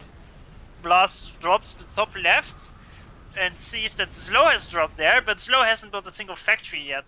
Okay, he instantly builds a PD. Can he afford that? No. No, we can't. But he's gonna build it anyway. Yeah, Blast can't afford his Tech 1 land factory either, so it's even. They're both power stalling incredibly badly as they try to get these ACU upgrades out. Like, Slow is assisting his T2. He doesn't even have like a T2 P-gen or anything. At least he has his back hydro, which Blast still doesn't have. He's about to finish it. Eventually. One day. But Slow's up a plateau, which is a good position to be in. But he's down a gun ACU. No, he's up at Tech 2 ACU. Yes, but what is that T2 ACU going to do? Build a T2 Yeah. PD? He builds Tech for Maxes, please. Oh, I could do that. He needs intel on Blast's SU. Okay, the bomber should see it coming. And as long as he builds a single Tech 2 PD, he should be able to defend against it. If he Yes. just, like, tanks with units and his own SU in front of it. Actually, no, this Hydra will never finish. The tank that's been running around the back Oh killed the my NG. God. It's at like 99%. Where's the tank that locked it? Did it die? I think it did. Yeah. It must have died. It's gone. There's just... Big F, right? No, not the big F, right? Where's the T2PDs, low? He's running Tech 1 PD, that's not gonna be great versus a gun issue. No, not particularly. See, if there's a T2PD, he could sort of force this off, but now he's just getting kited. Yeah, running away doesn't really help. I mean, does he have T2 land? I mean, maybe he tries to, like, build the T2PD in a more defensive location. T1PD goes up, which I guess forces him to back off a little bit. Meanwhile, there's a drop into the back of Blast's base, and that's just going to kill everything and probably deny the Hydro for the third, fourth time. Man, Blast is really not getting a rest here. At least he dropped the right side, but he dropped tanks there, expecting something to be there, but there was nothing there. But Blast is making excellent progress with his SU. Yeah, but now I the think- the T2PD. Yeah, like Blast will be forced back, but he kind of should reclaim with his SU and then retreat. Now that he sees the PD. Yeah, now he can't hold this. I mean, he could try to overcharge the PD. That's risky. Oh, he's going to try for it. He's going to kill it. Because Slow was actually building a T1 PD instead of shooting the ACU. That instantly died. No, Slow should be building the PDs. It's just that I think I'm not sure if this is super risky for Blast. If this attack fails, he just donates 5k reclaim to Slow. And Slow is making mostly Phobos, which is the right move versus as many Auroras. I think Blast is being way too aggressive with the Auroras. Like he wasn't tanking enough with his SU, I think. And now, even though the actual fight was pretty efficient for Blast, he won't get the reclaim, so it doesn't matter how efficient the fight was. Yeah, Slow just plops down a T2 PD, and guess what? 6k mass reclaim field. There's no Tech 2 Congratulations. PD, it died! He just, the Tech 1 PD scared Blast away. This is the most scared I have ever seen an ACU of T1 PD. Blast should not be retreating, he still has 8k, he has more HP than Slow does, and he had the gun ACU! Yes. Also, in an incredible twist, the Hydro survives, everything else is dead. Yeah, this is not looking good for Blast now. He is doing a counter drop at the top, which is nice to see. That will kill quite some maxes, but this big reclaim field, that's the big issue. Yeah, Slow can just sit here and chill. Although it is important to notice, Blast does have 2 Tech 2 maxes, while Slow has 0. So he has 2 Tech 2 maxes ahead. Yes, but he has no back of his own base. Yeah. Neither does Slow soon. Although Slow has a factory that won't die. Yeah, the factory's there, and there's a bomber. Yeah. I'm not really concerned. Maybe none of the mexes die. True, none of them die actually. You're right.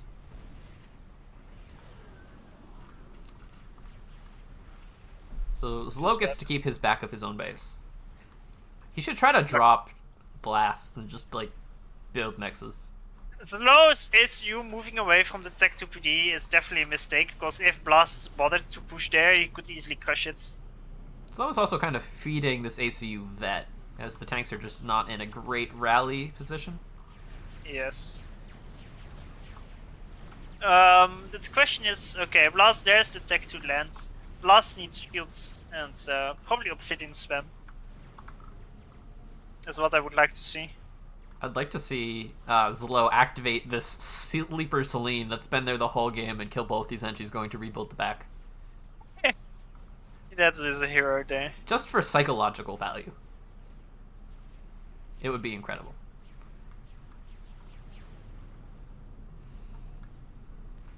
Yeah, 'cause Okay. Blast wants to push this. Yeah, he can easily push that. Like he will. He's about to get another vet as well. Yeah, he's setting up. There's only a single T2PD here. Slow is out of position with the ACU. There we go.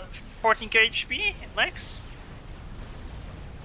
Yeah, that's The thing is, okay, he already prepped this time. There's a factory attack moving engineers to the exact location where the battle's happening right now.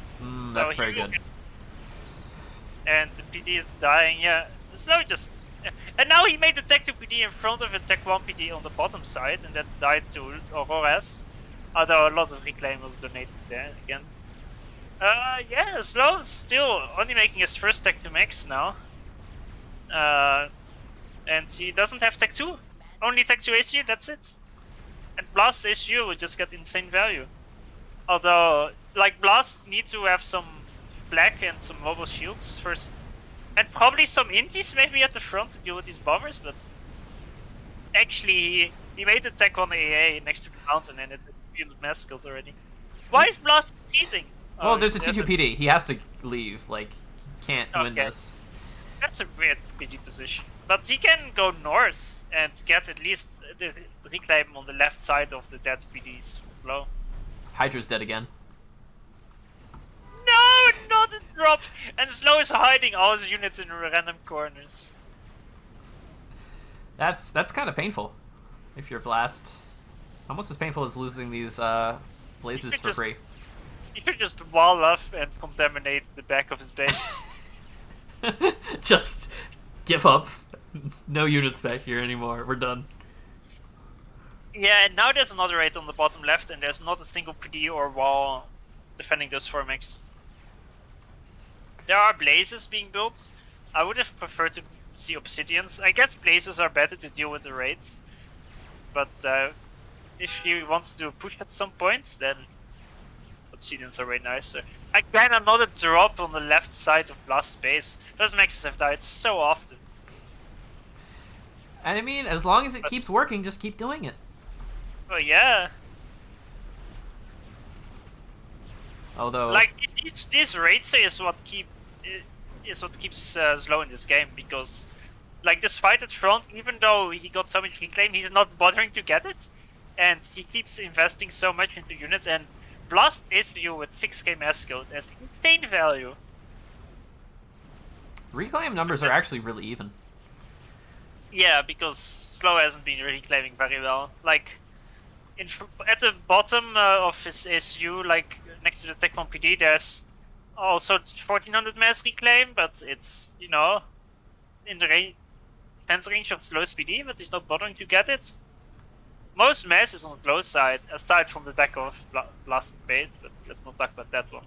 Blast Now wants shield. a massive Aurora run by on the top, it just gets wiped. Another mass donation. But Slow doesn't get it. Look, Slow doesn't need reclaim. He's fine, just the way he is. And that's dealing with this double gun shield ACU that's gonna show up soon. Yeah, that's gonna be hard. There's a Tech 2 Pigeon, Beautiful so bomb. there will be enough E to OC. Yeah, the bombs are very nice, but like Blast really need to focus on securing his Tech 1 nexus. It could be that hard. I mean, he also needs to focus on not losing his entire army for free. Yes, that's why you have mobile shields, Seon. Someone inform Blast that he has the mobile shields. Someone informed Blast to make a Tech 1 radar and patrol intis. Now that would be an advanced move. He's actually positioned like T2 flak, multiple T1 mobile AA, multiple blazes. But you just need... It's just a single transport that has done all these drops from Glow. A single transport. But this time Slow was smart enough to make more than one Tech 2 PD, so now Blast can't push into that even with the shield SU. Yes. Blast's army has died entirely for free to bombers and PD, and now he's alone with a shield ACU and can't push. Like, he would just die. And now Slow finally did decide that T2 maxes are a thing and is made for. And he's transitioned into Tech 2 land as well, making abilities. Yeah, the thing is, Blast, compared to 5 minutes ago, it is you got a shield, and he is minus 10 nexus. That's different. Yeah, I mean, I would not feel good if I was Blast right now. Yeah, but like the transport from the top is gonna come again. He just doesn't patrol his inties. All he needs is a single intie patrolling. It would And die. then yeah. And he doesn't have a radar there. So now Blast has invested a good deal of mass, 1300, into a shield upgrade that does nothing, and he doesn't have the back of his own base. You can't complain about investing mass in that shield upgrade. That was the right move. No, he did nothing with it. I mean, if the entire army didn't die for free, the shield upgrade might have been okay. Doesn't matter. Even if after you finish the shields you can't push because it's too heavily fortified, it's still a good upgrade. It's doing it's better than those Tech 2 PDs that are doing nothing. I mean, like the Tech 2 PDs and the shield cancel each other out. I guess.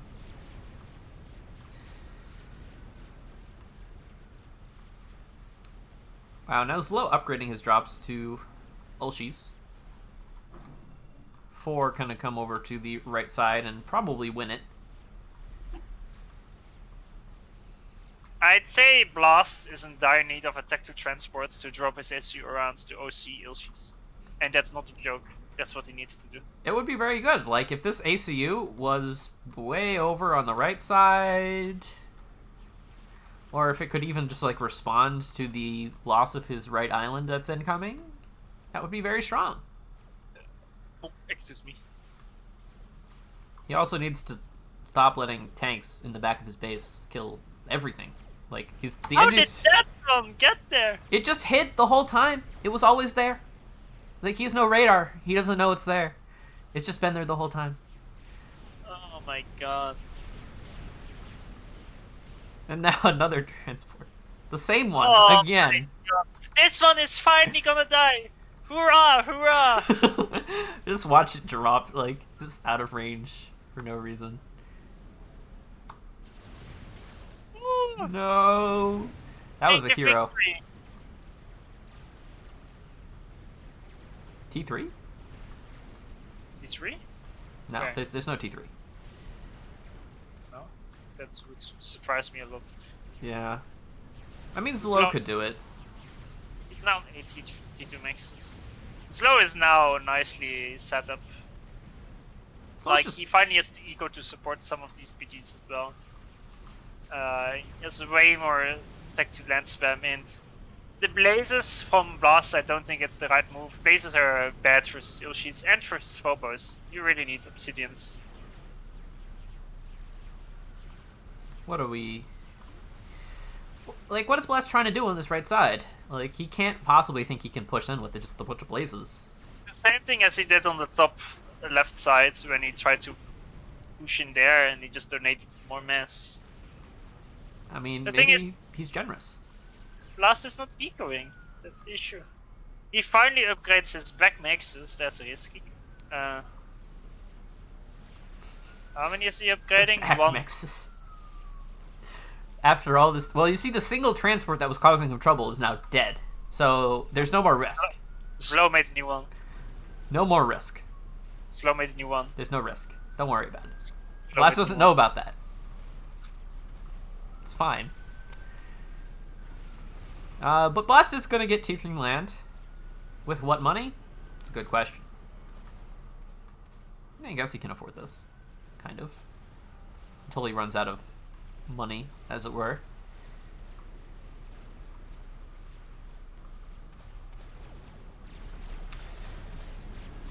But Zlo gonna pretty decisively win right side.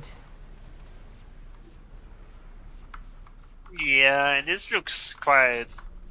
Oh, it's not quite over, but it looks very bad for Blast the longer this goes on. There's 7k more army value for Zlo at this point. And he has all these defensive structures. Good to see that the shield on Blast issue is worthless, but those Ilshis that haven't fought the entire game, yeah, that's army value, baby. Alright. I'll add the shields value to the army value if you prefer. He's only down... let's see.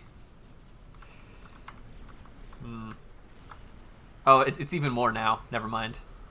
Finally, some nice obsidians in the mix with shields, but Blast did transition into tech tree land, so I would assume that sniper bolt spam is on the menu. I mean, that's got to be the name of the game. I don't think harps will be any good. You need snipers to get rid of the PDs and put the gun SU in front of it. He will lose the tech to radar in mid because his SU is out of position. That's a nice pick.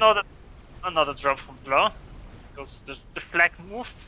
The flag moved, and now the drop lands. Who could have foreseen this? Not me. This is a bit of a mass donation from Slow, but at least he killed the tech to radar. What mass, though? He loses like a few T1 tanks, a few RD, and there's like it's 2k mass. He retreated in time. What's more brutal is the loss of the right island for Blast. At least he has some Tech 1 bombers that will eventually clear it up. Blast does have air control. That's worth something. Yes. Let's see. For 8 Tech 2 maxes now from Blast, Slow has 10, 11. So he's a bit behind, but he has Tech 3 versus not Tech 3. And that's he still has the amazing gun SU. Now, because Slow is feeling confident he can push, but I don't think he should or could.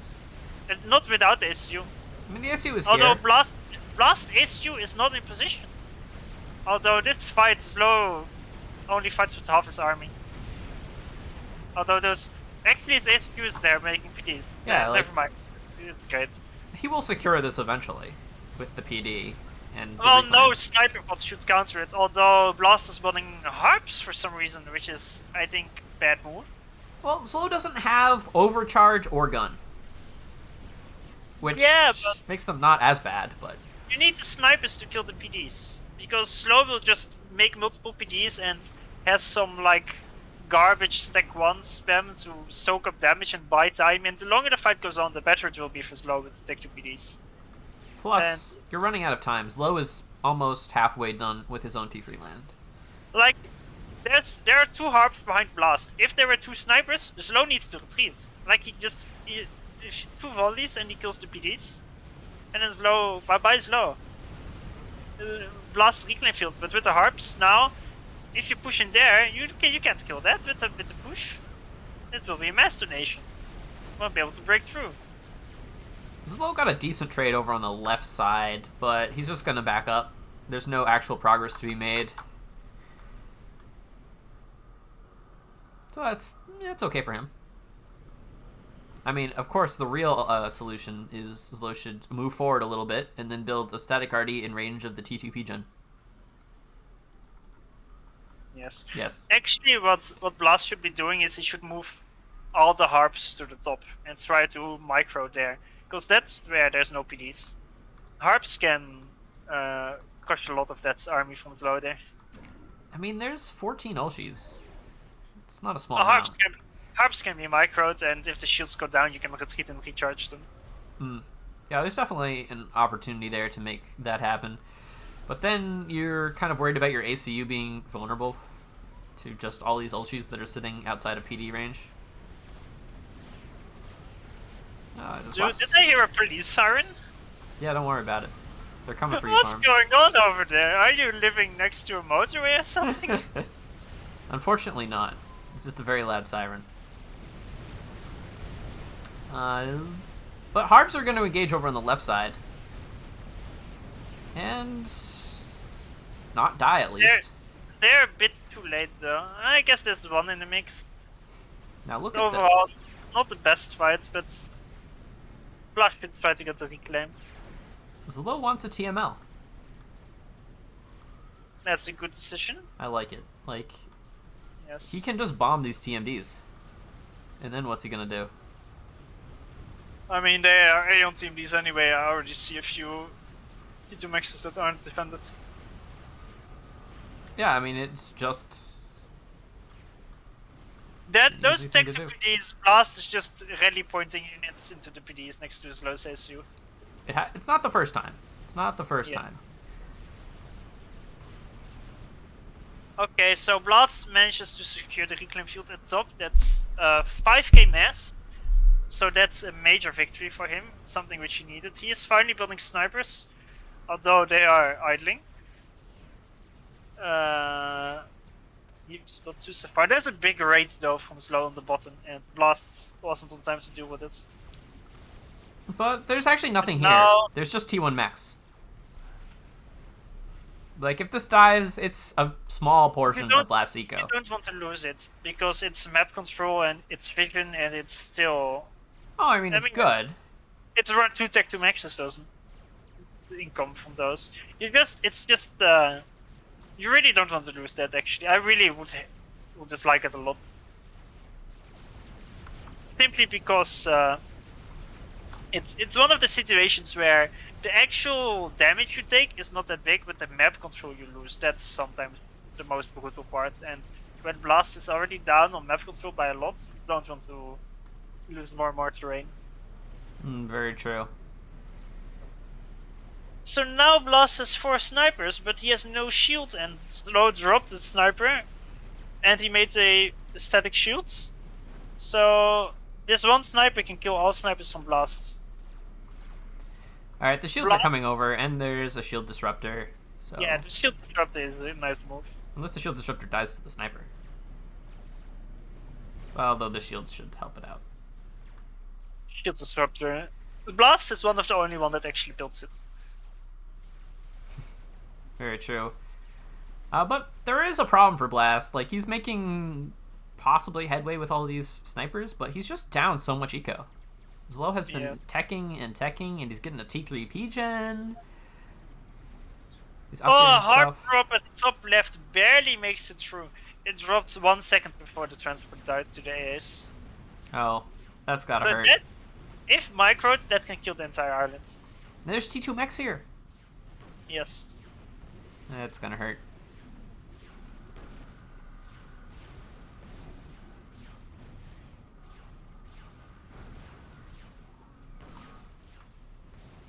Meanwhile, snipers are trying to make progress. Oh, I think the shield disruptor, you retreated it for some reason. Don't want to lose your shield disruptor to something, I guess. Yeah. I mean, the snipers are taking out the shield just fine.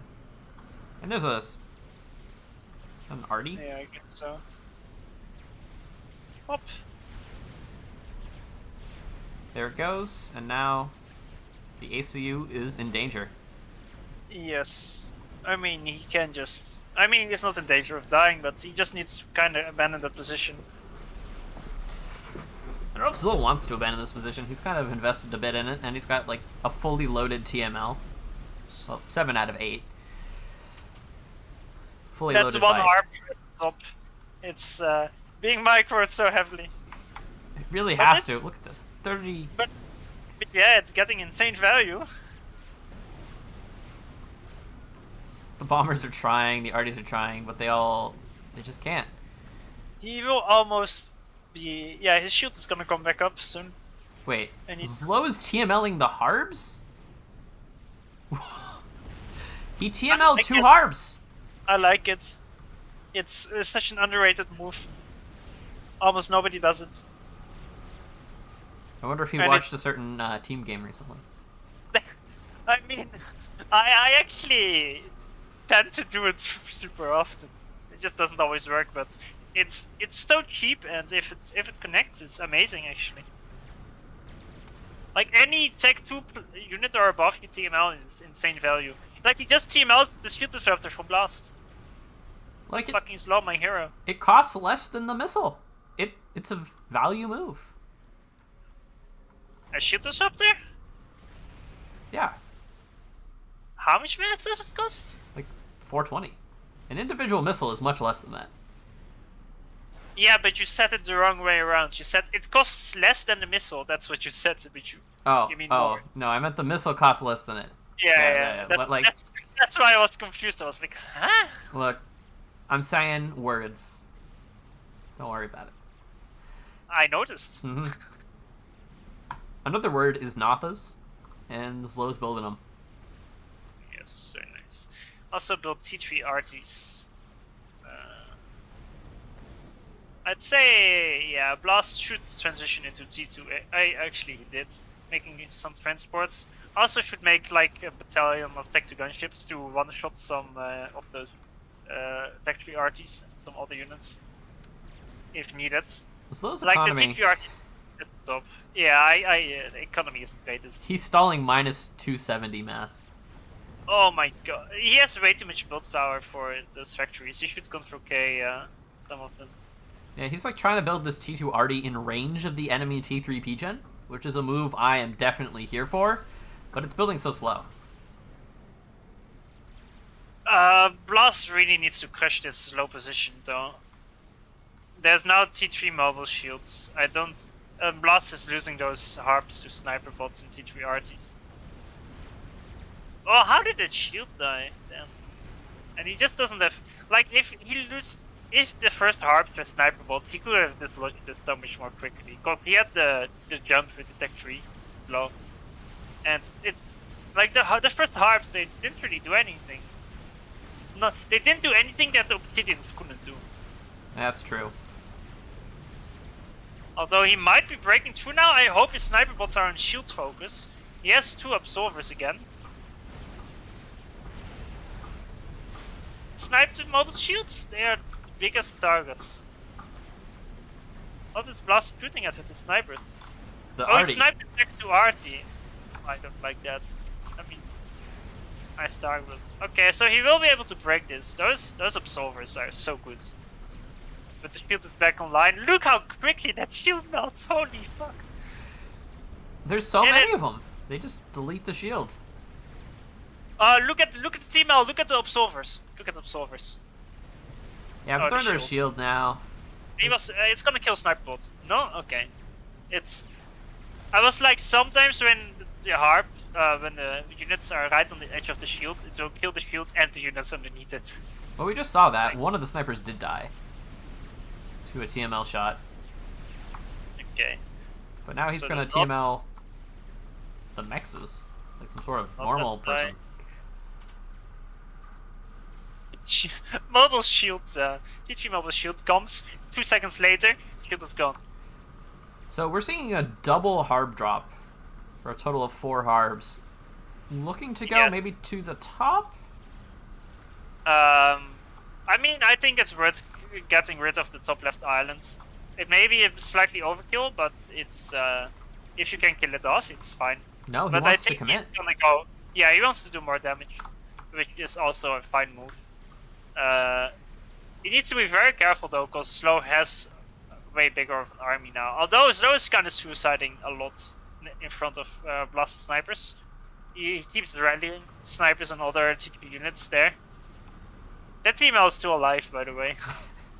That's ridiculous. So 2 harbs on the lower edge, 2 harbs on the upper edge. Although they just get down in time. Oh, that's good. If he puts the max priority on those, he can kill at least 6 Tech-2 maxes, 7, probably 8-ish. So he shouldn't fight air though. There's zero reason to fight air if you've already dropped. Yeah, Blast is looking a lot better now with these drops coming in. He's equalizing the economy. And Yeah. he's pushing significantly on the right side. Like, what has Low been doing? Getting just like T3 air? Not You even? get the T1 artists from slow on the bottom, killing the static AA so then future drops can get through. Paving the way. So 1, 2, 3, 4, 5, 6, 7, 8. 8 maxes have been down so far. That's a lot of Tech 1 PD though, it's back. But the harp dodges it. 9's max will go down. Yeah, it's insane value. This is the move that Blast needed. And he should just redo it, but to the islands. The slowest Tech 2 maxes on the islands. I mean, just look at the economies now. Blast is pulling far ahead after being basically behind the entire game. He has 2 Tech 3 maxes, he's making a turret. Although I want to point out, all his Tech 3 maxes are in the back, and it's not properly defended by anything. That's okay. And that scares me. That scares a lot. Scares me a lot. Defend them with hope and dreams. That harp is still on. That harp is reclaiming the mechs he killed. Oh my gosh, Zlo, you mad lad.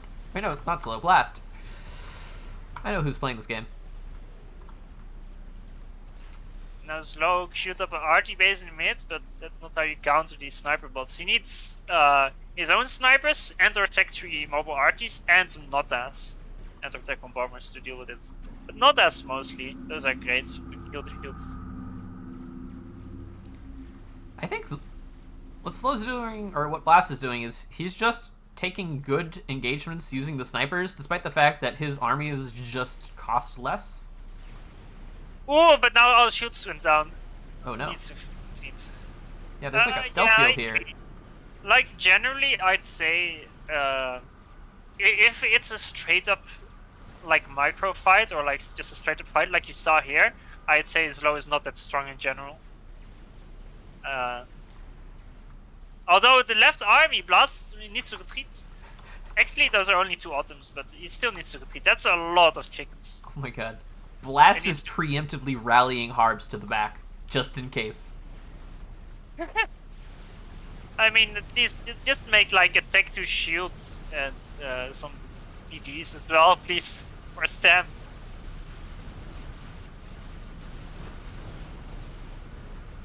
Okay, what is Slow's plan? He's going for T3 air by the looks of it. He hasn't started it yet, but it's gonna arrive any minute. We haven't seen any air plays actually. Only transports. Slow edge will attack from factory to the left of Blast space. Also, he made a TML and he's TMLing Blast Eco there. Oh no. It wasn't TMD. Alright. But Blast wants to build a GC, but needs to finish this T3P gen first. That is the plan. I'm not sure about the GC. It will be very good, but oh, it's Slow also TMLing from the right island. He made TMLs on both and he killed. Actually, Wow. that's one. Blast has no TMD with those tech teammates. He does have a shield there, but he's stalling E quite heavily. Okay, he just finished the region. Zlo has 0 chill. This is incredible. Just non-stop use of TMLs, building static RDs in mid. He's in it for the long haul. If he is in this for the long haul, he should have made some eco a little bit sooner. Well, all his eco died. Which is... No, that... Like, he's ecoing back up. Like, he's back ahead of Blast now. Yeah, I see. Actually, yeah, he rebuilt all those maxes to take 2 again. Quite quick. Blast finished his third T3 max. I'd say Blast needs to continue make more T3 maxes. I don't know if the GC is the right move at this point. Blast did just like lose also 5 Tech 2 maxes. He's gonna lose another one to the TML. Those TMLs are brutal. They did the same damage as the harp drops, basically. Yeah, this is the real pain and suffering over here. And he's also cliff building the T1 land factories to build Zuis. Which is just incredible. Yes. How does he have APM? It's minute 40. He should be exhausted. Minute 40 and Slow has no T3 maxes and Blast has 3. Does Zlo need T3 mixes? Man. Now this edge build factory. Just react to it, Blast, please. He really should have been dropping. After that successful harp drop, he should have dropped the islands. He could have crushed both of them. I don't know why he didn't, so. Blast does have T3 airs, making a few ASF. He also made a few SAMs. Slow, on the other hand, no T3 air yet, but he is also making a few SAMs. And generally, Twin Rivers, a few SAMs can cover most of the area. Yeah, I mean, it's not like your opponent is building T3 air in a serious quantity. Yeah. I have a question. Did you ever see a shield disruptor with a vet? No, where is this brave shield disruptor? No, it doesn't exist, but I just checked some of the shield disruptors and it's what came to my mind. I mean... there's one with 260 mass skilled. If they shot like an Omni by themselves, He could do that. He could vet. Yeah, true. But when does that happen? Not very often. It needs the mass kills from tickling a shield to death. Like, remember that I saw the shield disruptor. He killed a Sarah Tech 2 shield. And then, but the actual building has 400 HP. Oh, and it still needs like 3 minutes to kill through that. It's so slow. I think it has like 5 DPS or something. Yeah, something like that. It will eventually kill things. Unless it dies to static arty. Blast just parking his army here. It's not a good place. No, those artists will eventually kill a lot, and most of it is... Okay, he's finally retreating it. Alright, he retreats before he takes serious casualties. Just nice. Slow has a way bigger army, I think. But the GC is actually 2/3 of the way done. When that's done, with good micro, it should be very good. And maybe... Do you think Blast should make Chrono issue? As a sign of ultimate cat. No. Absolutely not. He would die instantly. Why? To what? To the Othams. No, the GC is in front of the Chrono issue, and the Chrono issue stuns the Autumns. It's an interesting theory. There's also a few gunships. 12 gunships. If there are no sniper bots or air to kill him, why wouldn't you do it?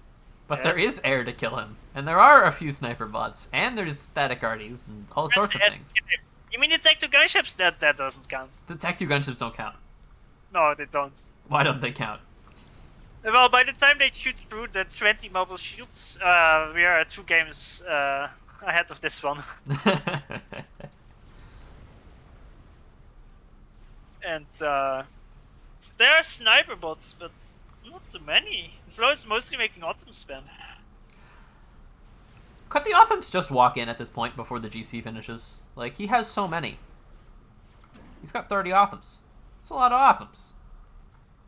Yeah, that's what the GC is for, though. And the Chrono issue. I mean, there's 37 harps. Yeah, Blast isn't building any more ego. Then again, Slow hasn't found the T3 max button yet, so... He'll get there. Well, actually, for Slow, he may never. Yeah, he may never. I really want Blast to drop the sides. They are not very well defended at this point. They, like, 4 harps drop there, will easily crush it. So the GC's done. And now it will move to the right. Now we need more T3 maxes. Do it, Blast. Yeah, I think this is the appropriate time. Just, alright, you finished your GC. Time to start teching on the back of this. There's this Sam on the top left of Blast's base that already has 2k mass skills. And it's just random units slow sense over time. It's got 35 kills. How'd that even happen? The TML of the bottom of Slow is still killing Tech 2 maxes. Oh, actually, he shot at the wrong one. There's still no team leader. So, Slow isn't building a chicken in response to this. He just wants to win the fight with Othams. Does Slow know about the GC? Yeah, he scouted it a bunch of times. Okay. Including, like, right now.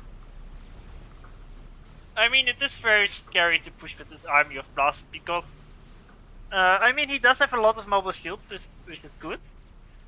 But he also has a lot of sniper bots and there's a lot of arties below. And it's like, when your shields collapse for just a second, and then a few unlucky arty shots, your entire army is gone. Alright, this is the key fight. As long as Flow's army is split, he can't win this fight. But I don't know why Blast is splitting his army.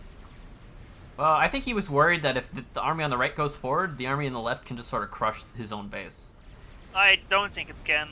Like, he can let it come a bit forward and then he can come back and flank it from behind. The GC is quite fast. And sniper bots as well, and harps as well. Autumns aren't that quick. But this is there's the big issue for Blast is he doesn't have. Like, there's a big concave. Yeah, I think he's gonna. This is so risky. Yeah, the army isn't actually engaging as the left side pulls over to the right. He doesn't have enough units here. Like his entire left-hand army, he's decided not engagement. The issue is, the more other units you have with your DC, the better it is. And there's so many Tech 1 spam, and not enough harps with his army. This is game over. He just suicided. I mean, the GC is being pretty tanky. It's game over. It's game over. I mean, it's gonna stand still Game and hit over. all the arty. Game over. Game over. All right, you heard it here first, folks. Farm says GG. I actually said it for the 4th time, so you lied. Wow. Well, I said you said it. I didn't say how many times you said it. Like, you see, it's not gonna work like that. But the GC just sort of walks past the army. Where's Yeah, Slow's ACU? Slow- How Oh, about Slow sent his army past the GC, and it's like, oh wait, I have to kill that as well? Is the ACU actually in danger here? Slow is right there. He's not running. He's like happy to Slow is stand right here. Maybe you were right. It is GG. What? Yeah. GG indeed. GG quit. indeed. I quit. There was nothing left to really deal damage to the GC. It killed most of the items. There was, but he decides to move it past the GC. Oh my god. What? What? XD. I declare this 0-0. You clear this 0-0. They both don't deserve points. Is that the idea?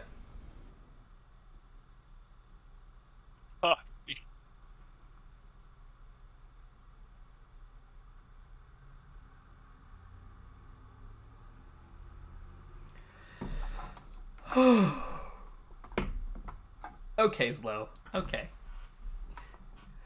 I mean, that was well played by Blast.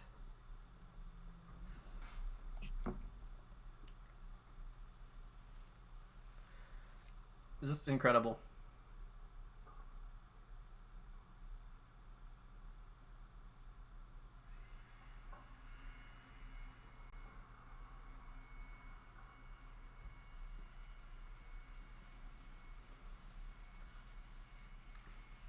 So that means it goes to game 3.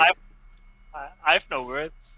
Look, the casters, we're just silent in respect to what we've just witnessed. Chat seems very happy. Hold on a minute. There's another game to play? Yeah. That was the second game. There's a third game now. Blast won. So they go to game 3 in this best of 3.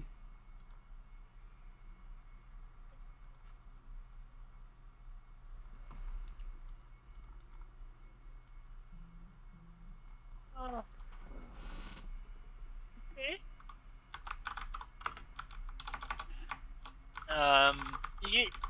Yeah.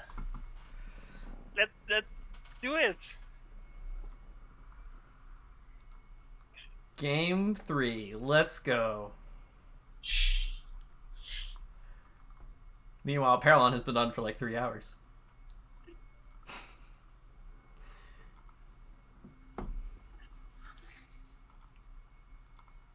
Little did he know that he was missing such high quality games. Absolutely.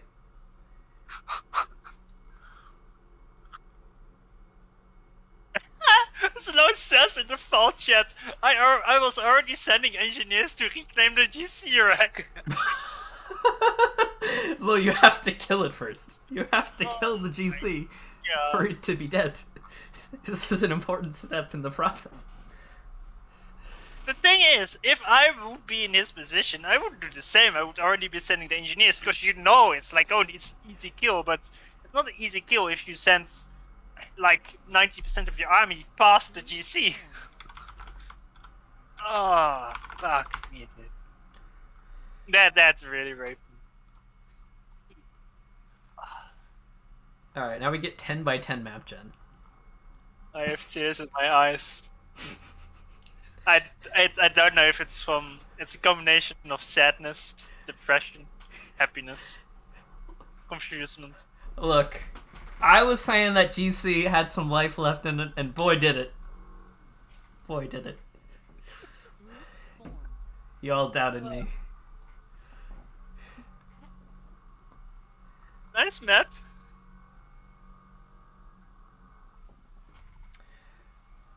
Alright, I'm sure this game won't take that long at all. An excellent finisher. An excellent finisher. Oh. Oh no. So I guess, meanwhile, Arch beat Turbo? Or maybe Turbo forfeited because he had to go? Arch? Yeah, it says Arch to Turbo. No, now we can't have a 3-way tie. Arch, you were supposed to lose. Wait, Arch straight up actually won. Okay, but that means that the game actually, if Slow wins this one, it can be a 3-way tie. But like the other way around, where both Arch, Turbo, and Slow have 2 wins and 1 loss. I'm hoping that the challenge tiebreaker system can figure it out. Wait, let's see. Like set Slow wins, from points. Slow won from Arch won from Turbo, and Turbo won from Slow. So it would be a perfect 3-way tie. But wait, if Slow wins this next game, then he'll have 1 more point. And then it will just be a 2-way tie. No. No? It will be if Slow wins the next game, then Arch, Turbo, and Slow all have 2 wins and 1 loss, and they all would have won from each other, like in a circle. So there's nobody that would come out ahead. Like because Arch wins from Turbo, Turbo wins from Slow, and Slow wins from Arch.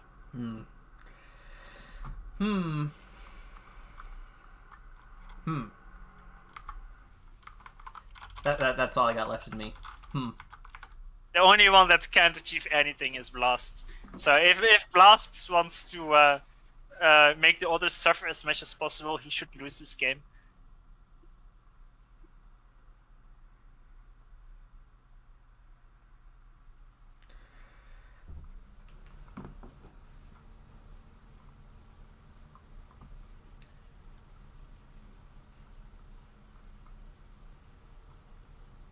Oh, here we go. Here we go. Here we go. Alright. For something, probably, the final game in this best of 3, Slow versus Blast.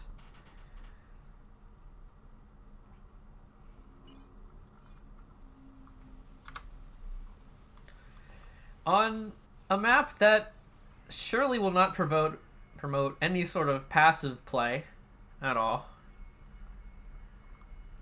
And Blast Shield picks UEF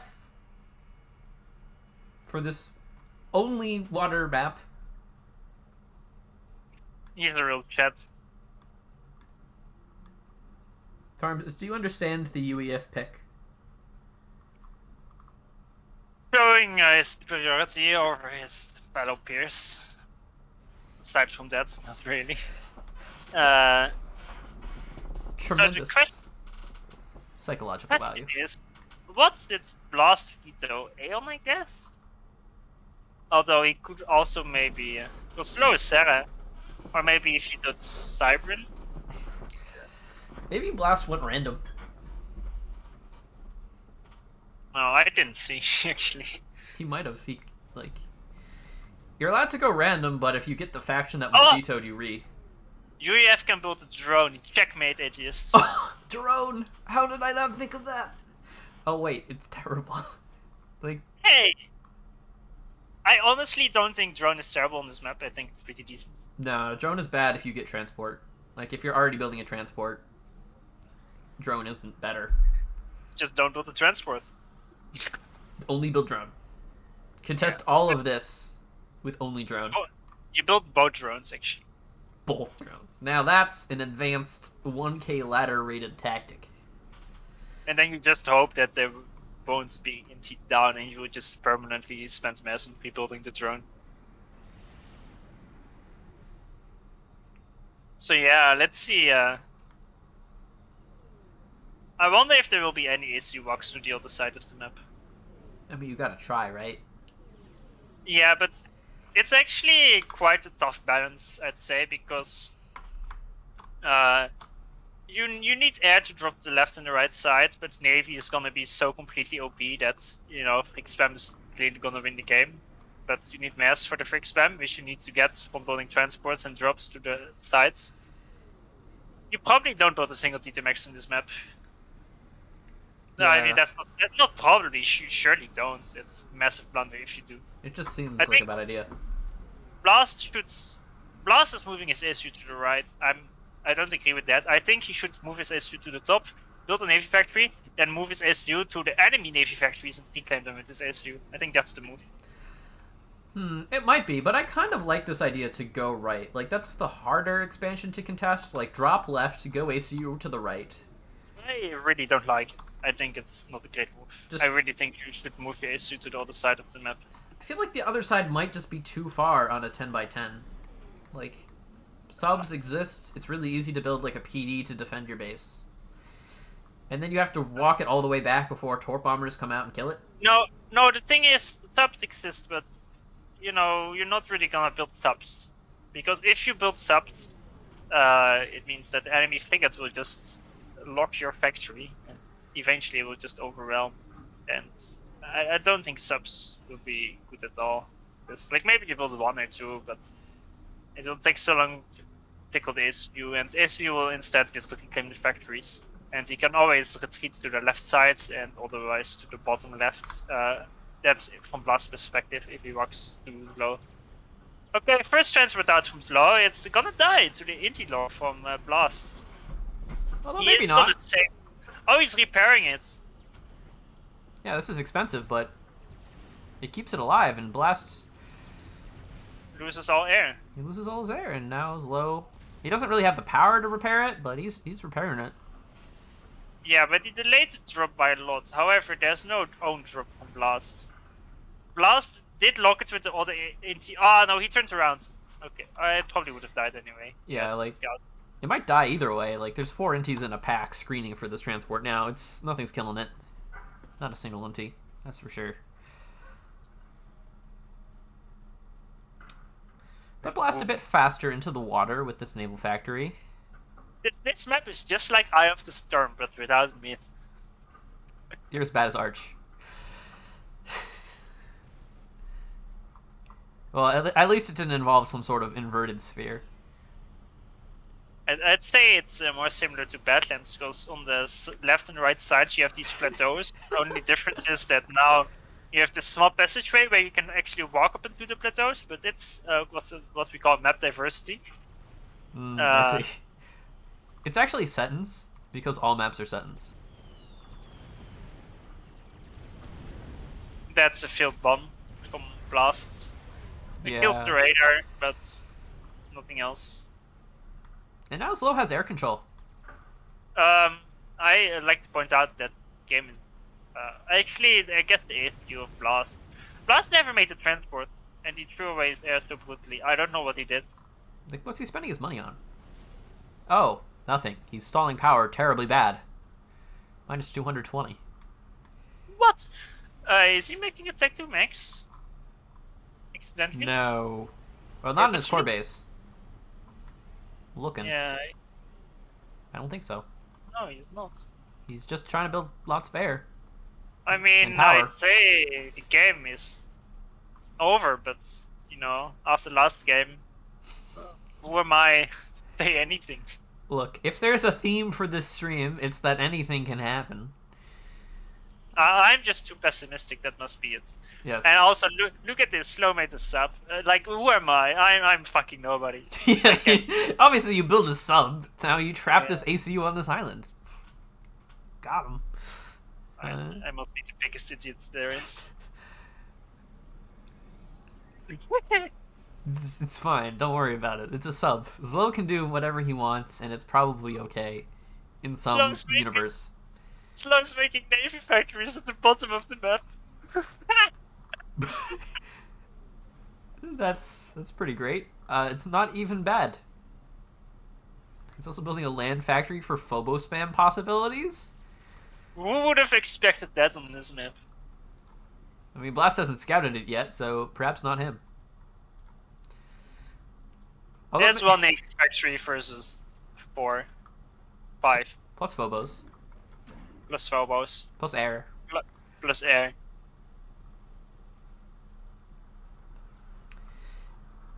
I've seen better, but I've seen worse still win.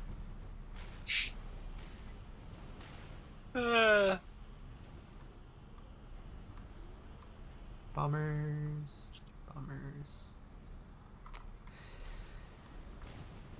And you just sort of build in mech marines to try to contest this left side, and there's no tanks, so they can actually deal damage, I guess. Yeah, but I mean, there's a factory. I guess.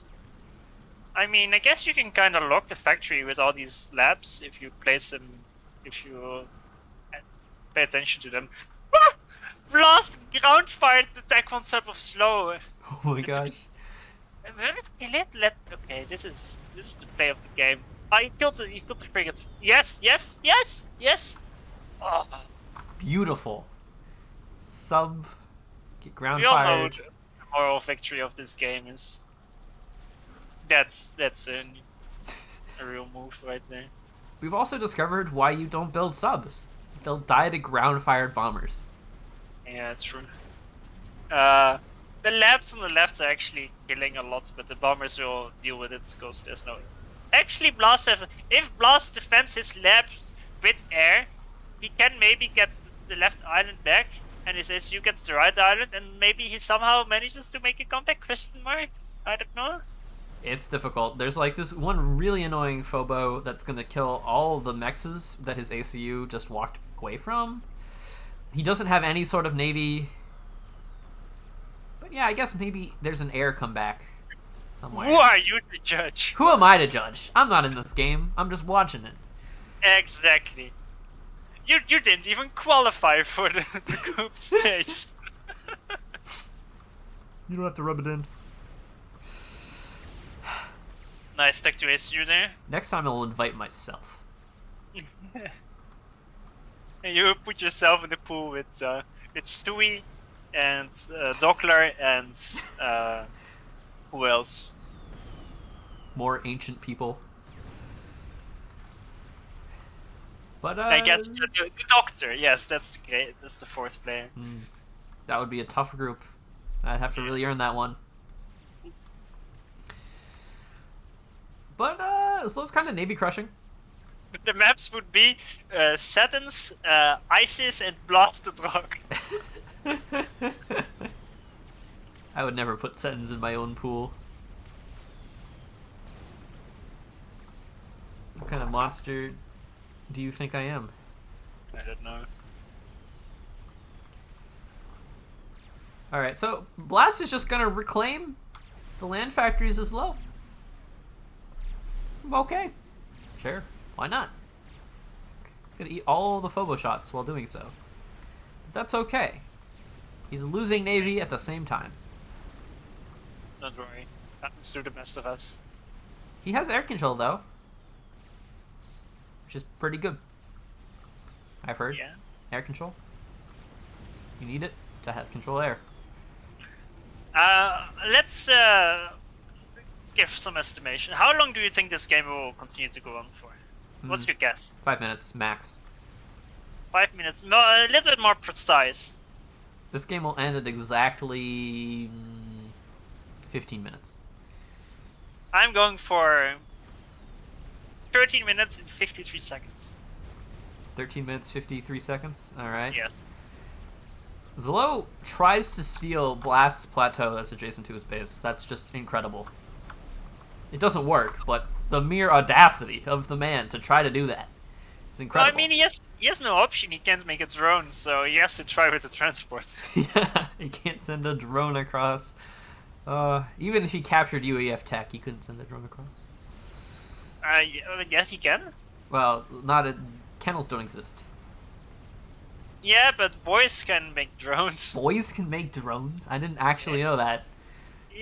That's the engineer upgrades for boys. They make drones. For UF boys. It's just that they're so shit nobody ever built them. I think I've never seen the boys with drones. Yeah, why would you build them? I mean, you don't see the engineer upgrades at all anyway. Why would you make the engineer upgrades? SASUs.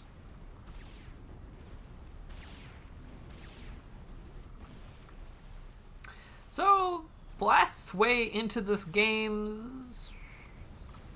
doesn't exist, perhaps? I don't know, maybe there's something here. He's getting good value. 2 more minutes to go. Yeah, I'm thinking I might have, in fact, overestimated the amount of time.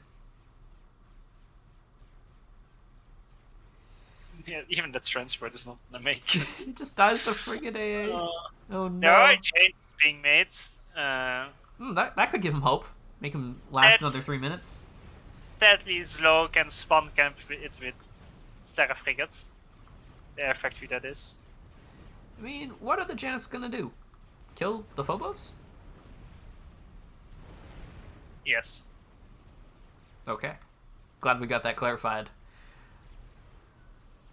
Slow is still building frigates out of one of his naval factories. Yes, look, Janus comes out, and it lives. It 300 lives. HP. Now you just repair it. Yeah, repair the 0 mass kills Janus and repeat. Eventually you will have 0 mass killed. Alright, Blast is gonna get T2 on the ACU. I think I'm wrong. I think this game will go for like minutes 16, 17 now. Excellent. It's gonna take you will win. GG. See, Blast is not so easily demoralized. I see. I know why. He has a T2 max. Slow as well though. You know, he has absolutely no map control. To be said, Slow has a T2 naval factory. He's building cruisers. He could have done it from the start. Just never leave his base. Just go full T2 max and then team D up. T2 RT up. T3 max. Boys. And then nuke, and then you win. And then you win. Easy. Yeah. Like that. Easy as pie. Slow just loses a few intos for free, as the transport has come to help the ACU finish its upgrade. It could have at least dropped a single engineer to build those maxes. No. They died to the missile cruiser anyway. Don't worry. It's strategic to not build those. So does he... He builds power over here to get a radar. That's what he needed. This whole time, all he needed was... Wait, no, this is Tech 1 radar now. And a land factory. What is his big brain plan? Alright. Wait, the plan is Ghetto. He's gonna fill this with mech marines, and then Ghetto drop the main base. Although the question is, does he wait for all the mech marines to fill, or does he leave immediately and then perhaps die at exactly 15 minutes? 20 more seconds. 20 more seconds. He's very vulnerable in a transport without air control. Oh, wait, where's he going? He's moving out! No! No, don't do this to me, Blast!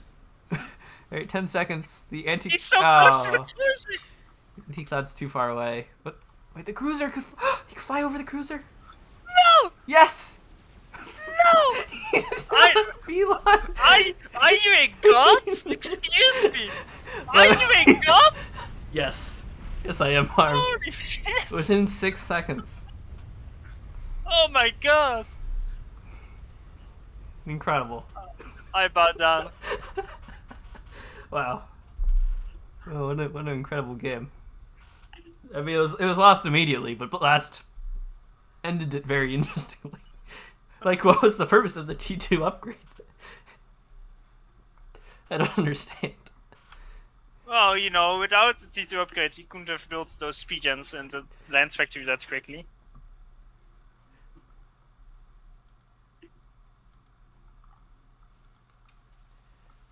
Wow. Well, Wow. that was something. I guess was a great finisher, that's for sure. Yeah.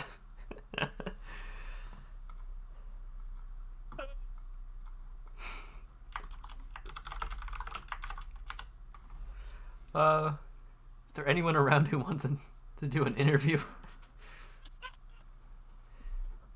sure if I'm mentally stable enough for that. I mean, the best interviews are the least mentally stable ones. Yeah. I mean, I think we all remember a very interesting Epsi interview.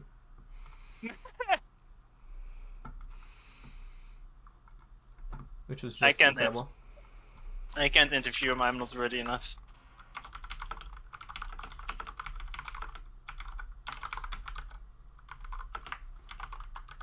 Well, okay, so let's go over the final standings for a bit. Group A, Tagada first place and Pepsi second. Tagada with 3 wins didn't drop a single match. Did he drop a single game? He did not. He went 6-0. Second Pepsi, he what is it? He wins. Oh wait, there is a perfect tie. There is. There is a perfect tie. And then Blackheart and Jacked coming third and fourth, both with 2 losses and a beautiful tie. In Group B, at Ajax, Nexus, Tex, and Blinchik. Ajax first place with 3 wins. Quite surprising. Nexus second place with 2 wins, only lost to Ajax, and then Tex and Blinchik coming third and fourth. Group C has Turin coming in first place. That's the biggest upset, I think. 3 wins, not a single match dropped. And I think he only lost 2 games, one of which was the Twin Rivers games to Patrick. Which I guess we can count as a loss in theory. And the other was to Wounded Elk Noob. So I guess Wounded Elk Noob has something to say after all about this tourney. Patrick third place, only 1 versus Wounded Elk. Not the best performance there. Fourth Wounded Elk Noob. Group B, last group. We have Slow and Turbo. Actually, no. Is it a tie? I don't know. It's Slow, Turbo, and Arch all on 2 wins and 1 loss. And Blast on 3 losses. So I'm not sure if there's a tie or... Alright, so Turbo and Arch are actually perfectly tied. Which means they're gonna have like a best of 1 against each other. At some point between now and the playoffs. Turbo and Arch, that's Turbo went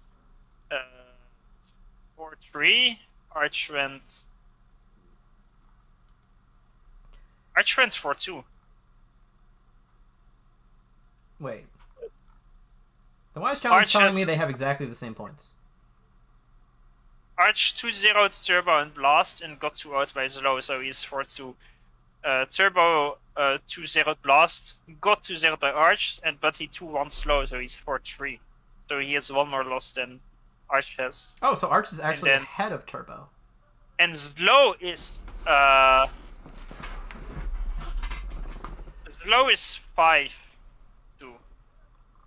No? Wait. Slow is 5-3. So it's 4-2, 4-3, and 5-3. Yes, so Slow is ahead. Yes. Like he's clearly first.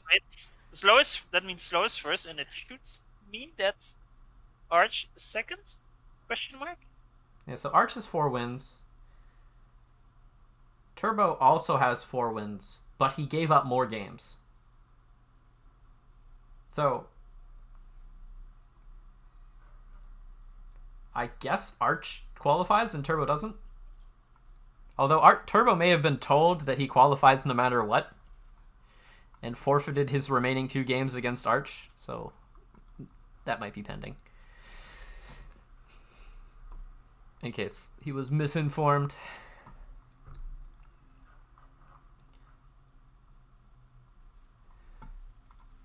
Yeah, so Arch... Wait, what? He forfeited him? Alright, so I think what happened is Arch beat Turbo, and then Turbo forfeited? Maybe? It's I unclear. think that they only played the single game. They played the single game, and then Arch won that single game. So that means Arch is second place. But if Turbo resigned because he was told that he would make it anyway, that's who told him that? I don't know if he was told that. He sent me a message that says, "Do I still qualify if I leave?" And then he left. I never told him that he would.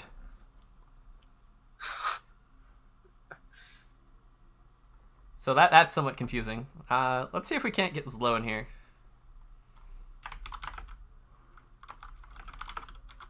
Sure.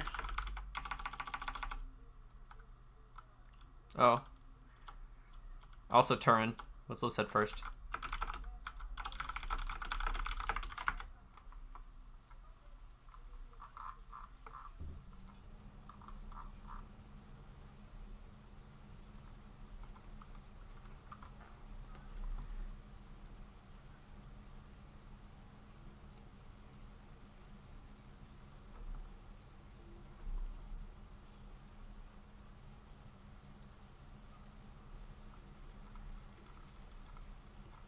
Alright, so Turbo said he had to go, and then he just left.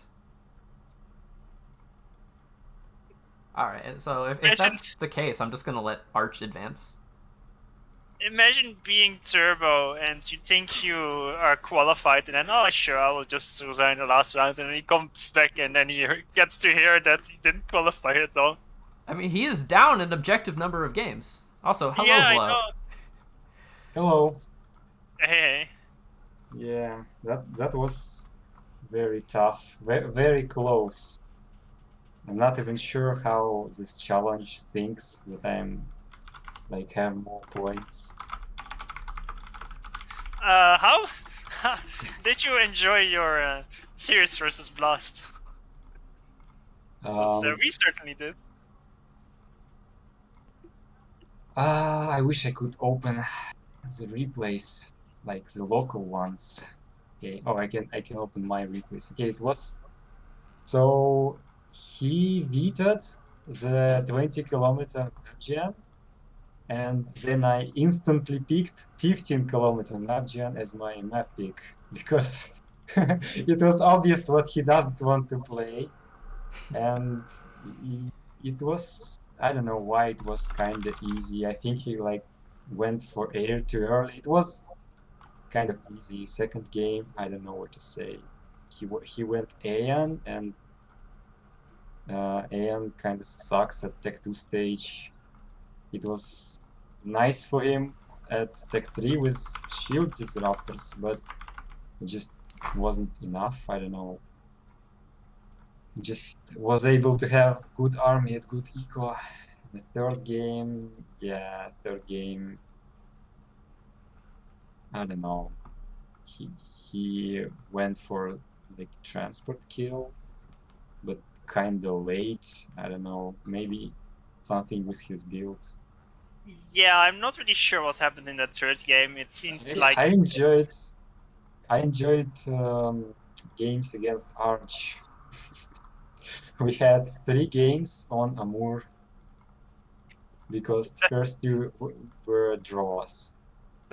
the games versus Arch, or your games versus Arch, are the only ones we didn't actually see. Yeah, so first game was map gen. I don't even remember what was there because I can't see some map preview. Second 3 games Amur. And it was, I don't know. It was interesting to see how we changed our builds over time.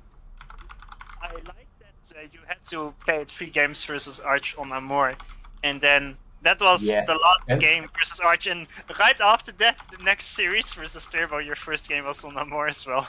Yes, I picked it because I thought, oh, like I played 3 times Cybran versus Seraphim on a Moor, and like next time I certainly will have a good build and will be ready, and then I got crushed. Kind of funny. Yeah, that's. Yeah, that I was crushed by Turbo. Then second game was Ditch. I don't know if it was luck or what. I got a decent proxy and basically I mean, won. I saw the ditch game and it was kinda It was one-sided. it was kind of my type of game because my Tech 3 Air was really late. I was kind of all in on doing the ground attacking, Tech 1 Air attacking.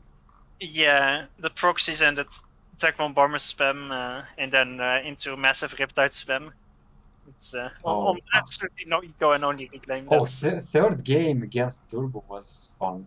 You were watching it, right? oh It was yeah. some map gen 5 kilometers, and I thought it was water in the middle. And he picked.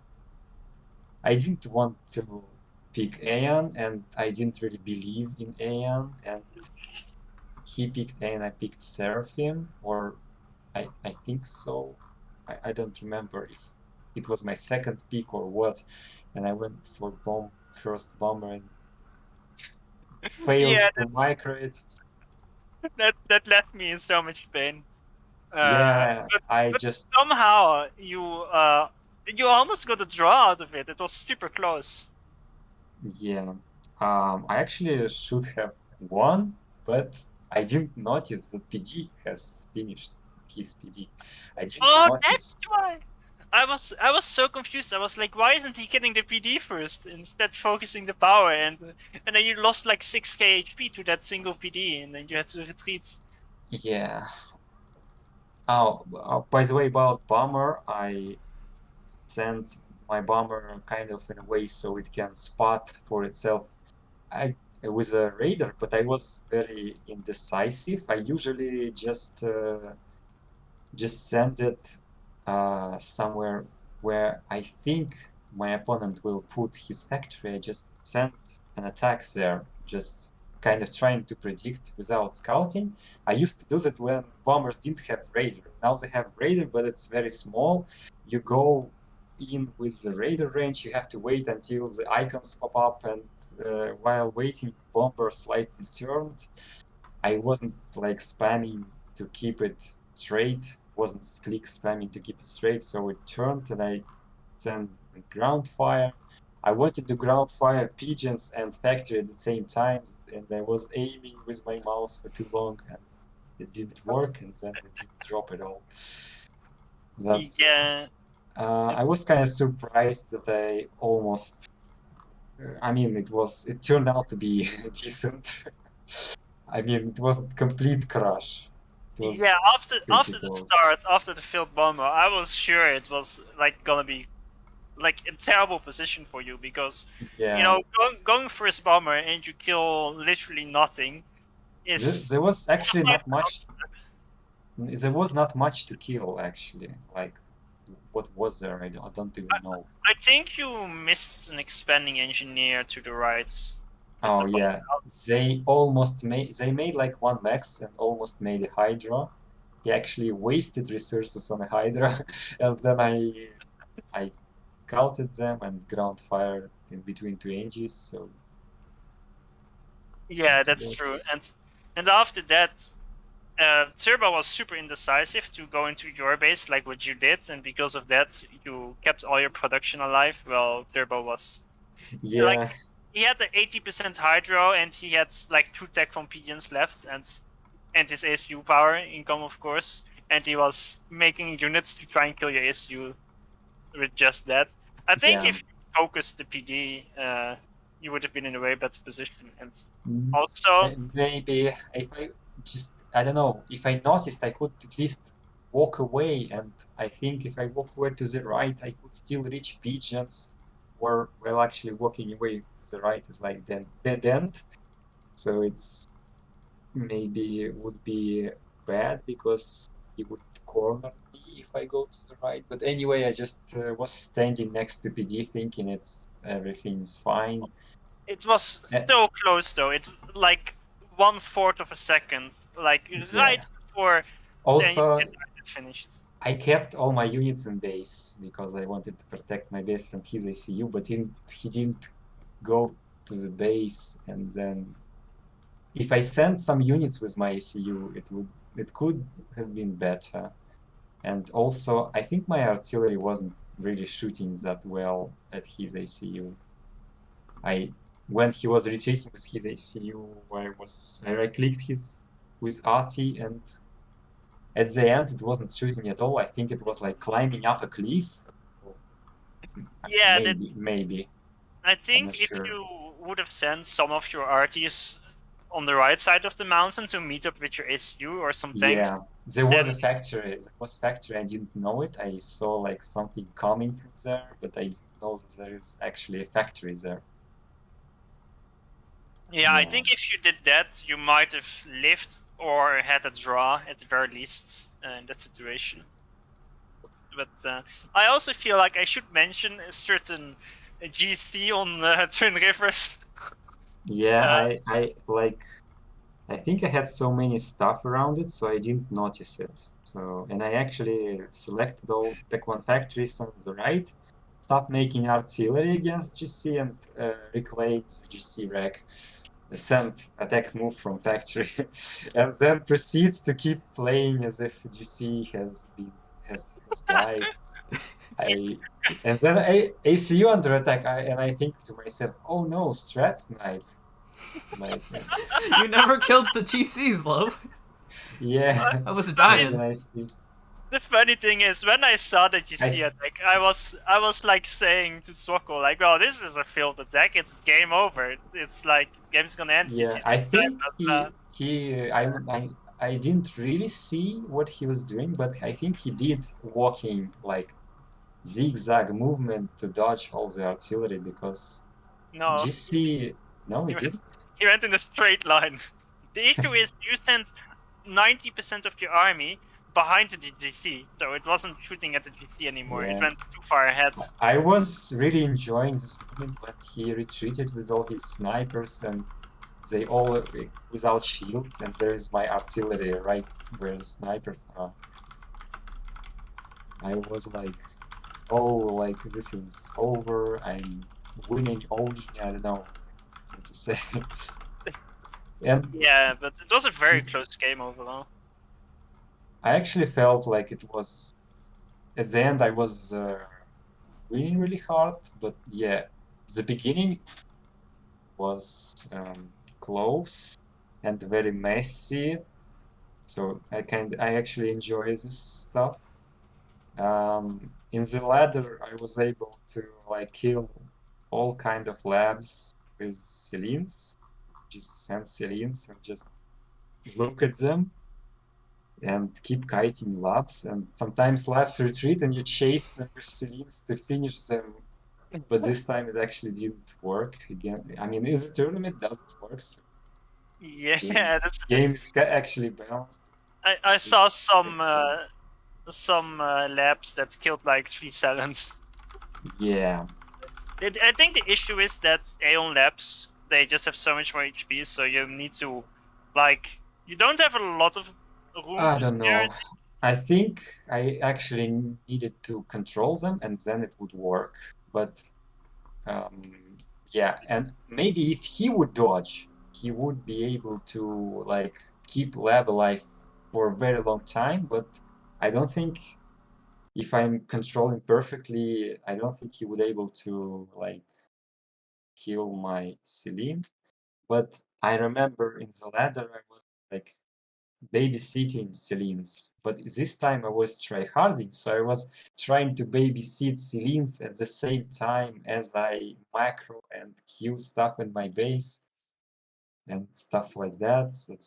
So yeah, when I just babysit Celine's, I just end up with full mass bar.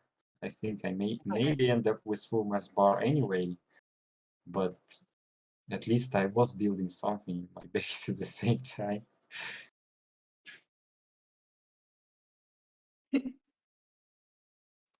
So yeah, I guess that's it. I don't know.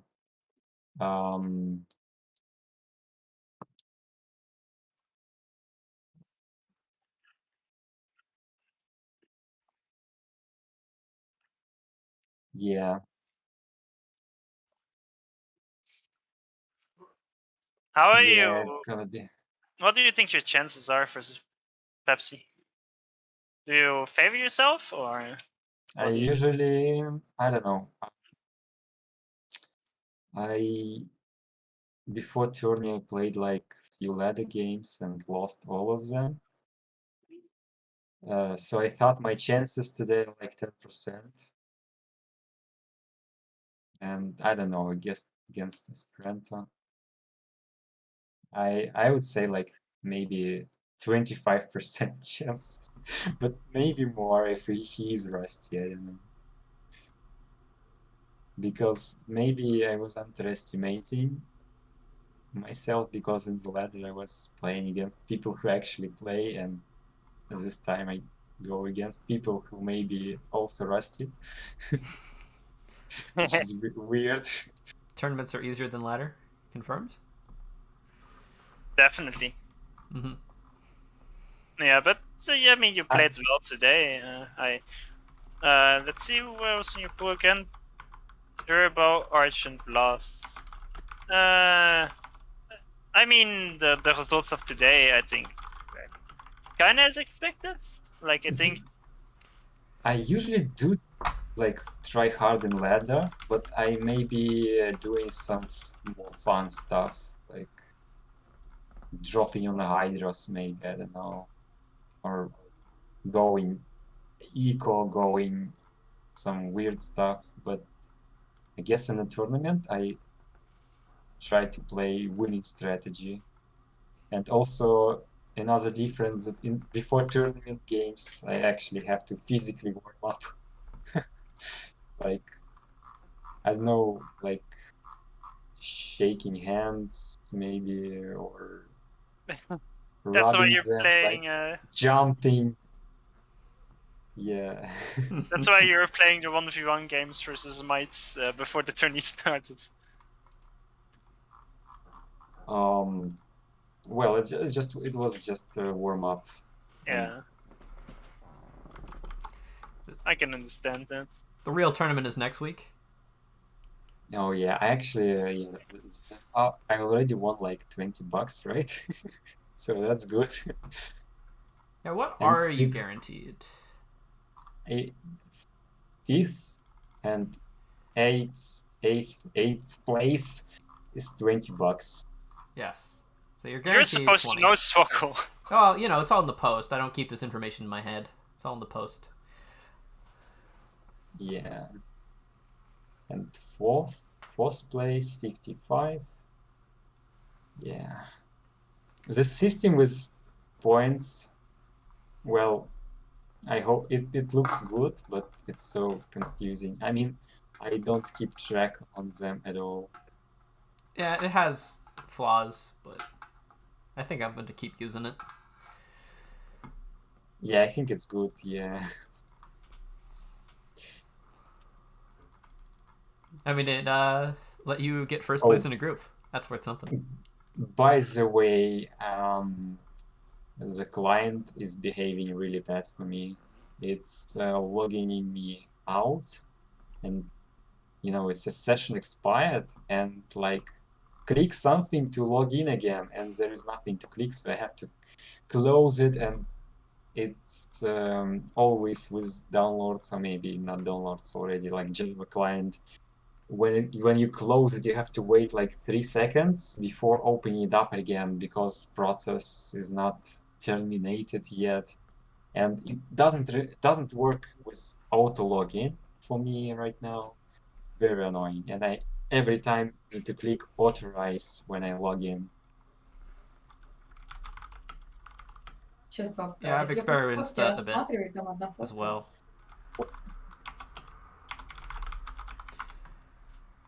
All right. Well, thanks for coming on, Zlo. It's a nice Yeah. interview. Okay, I'm gonna go sleep.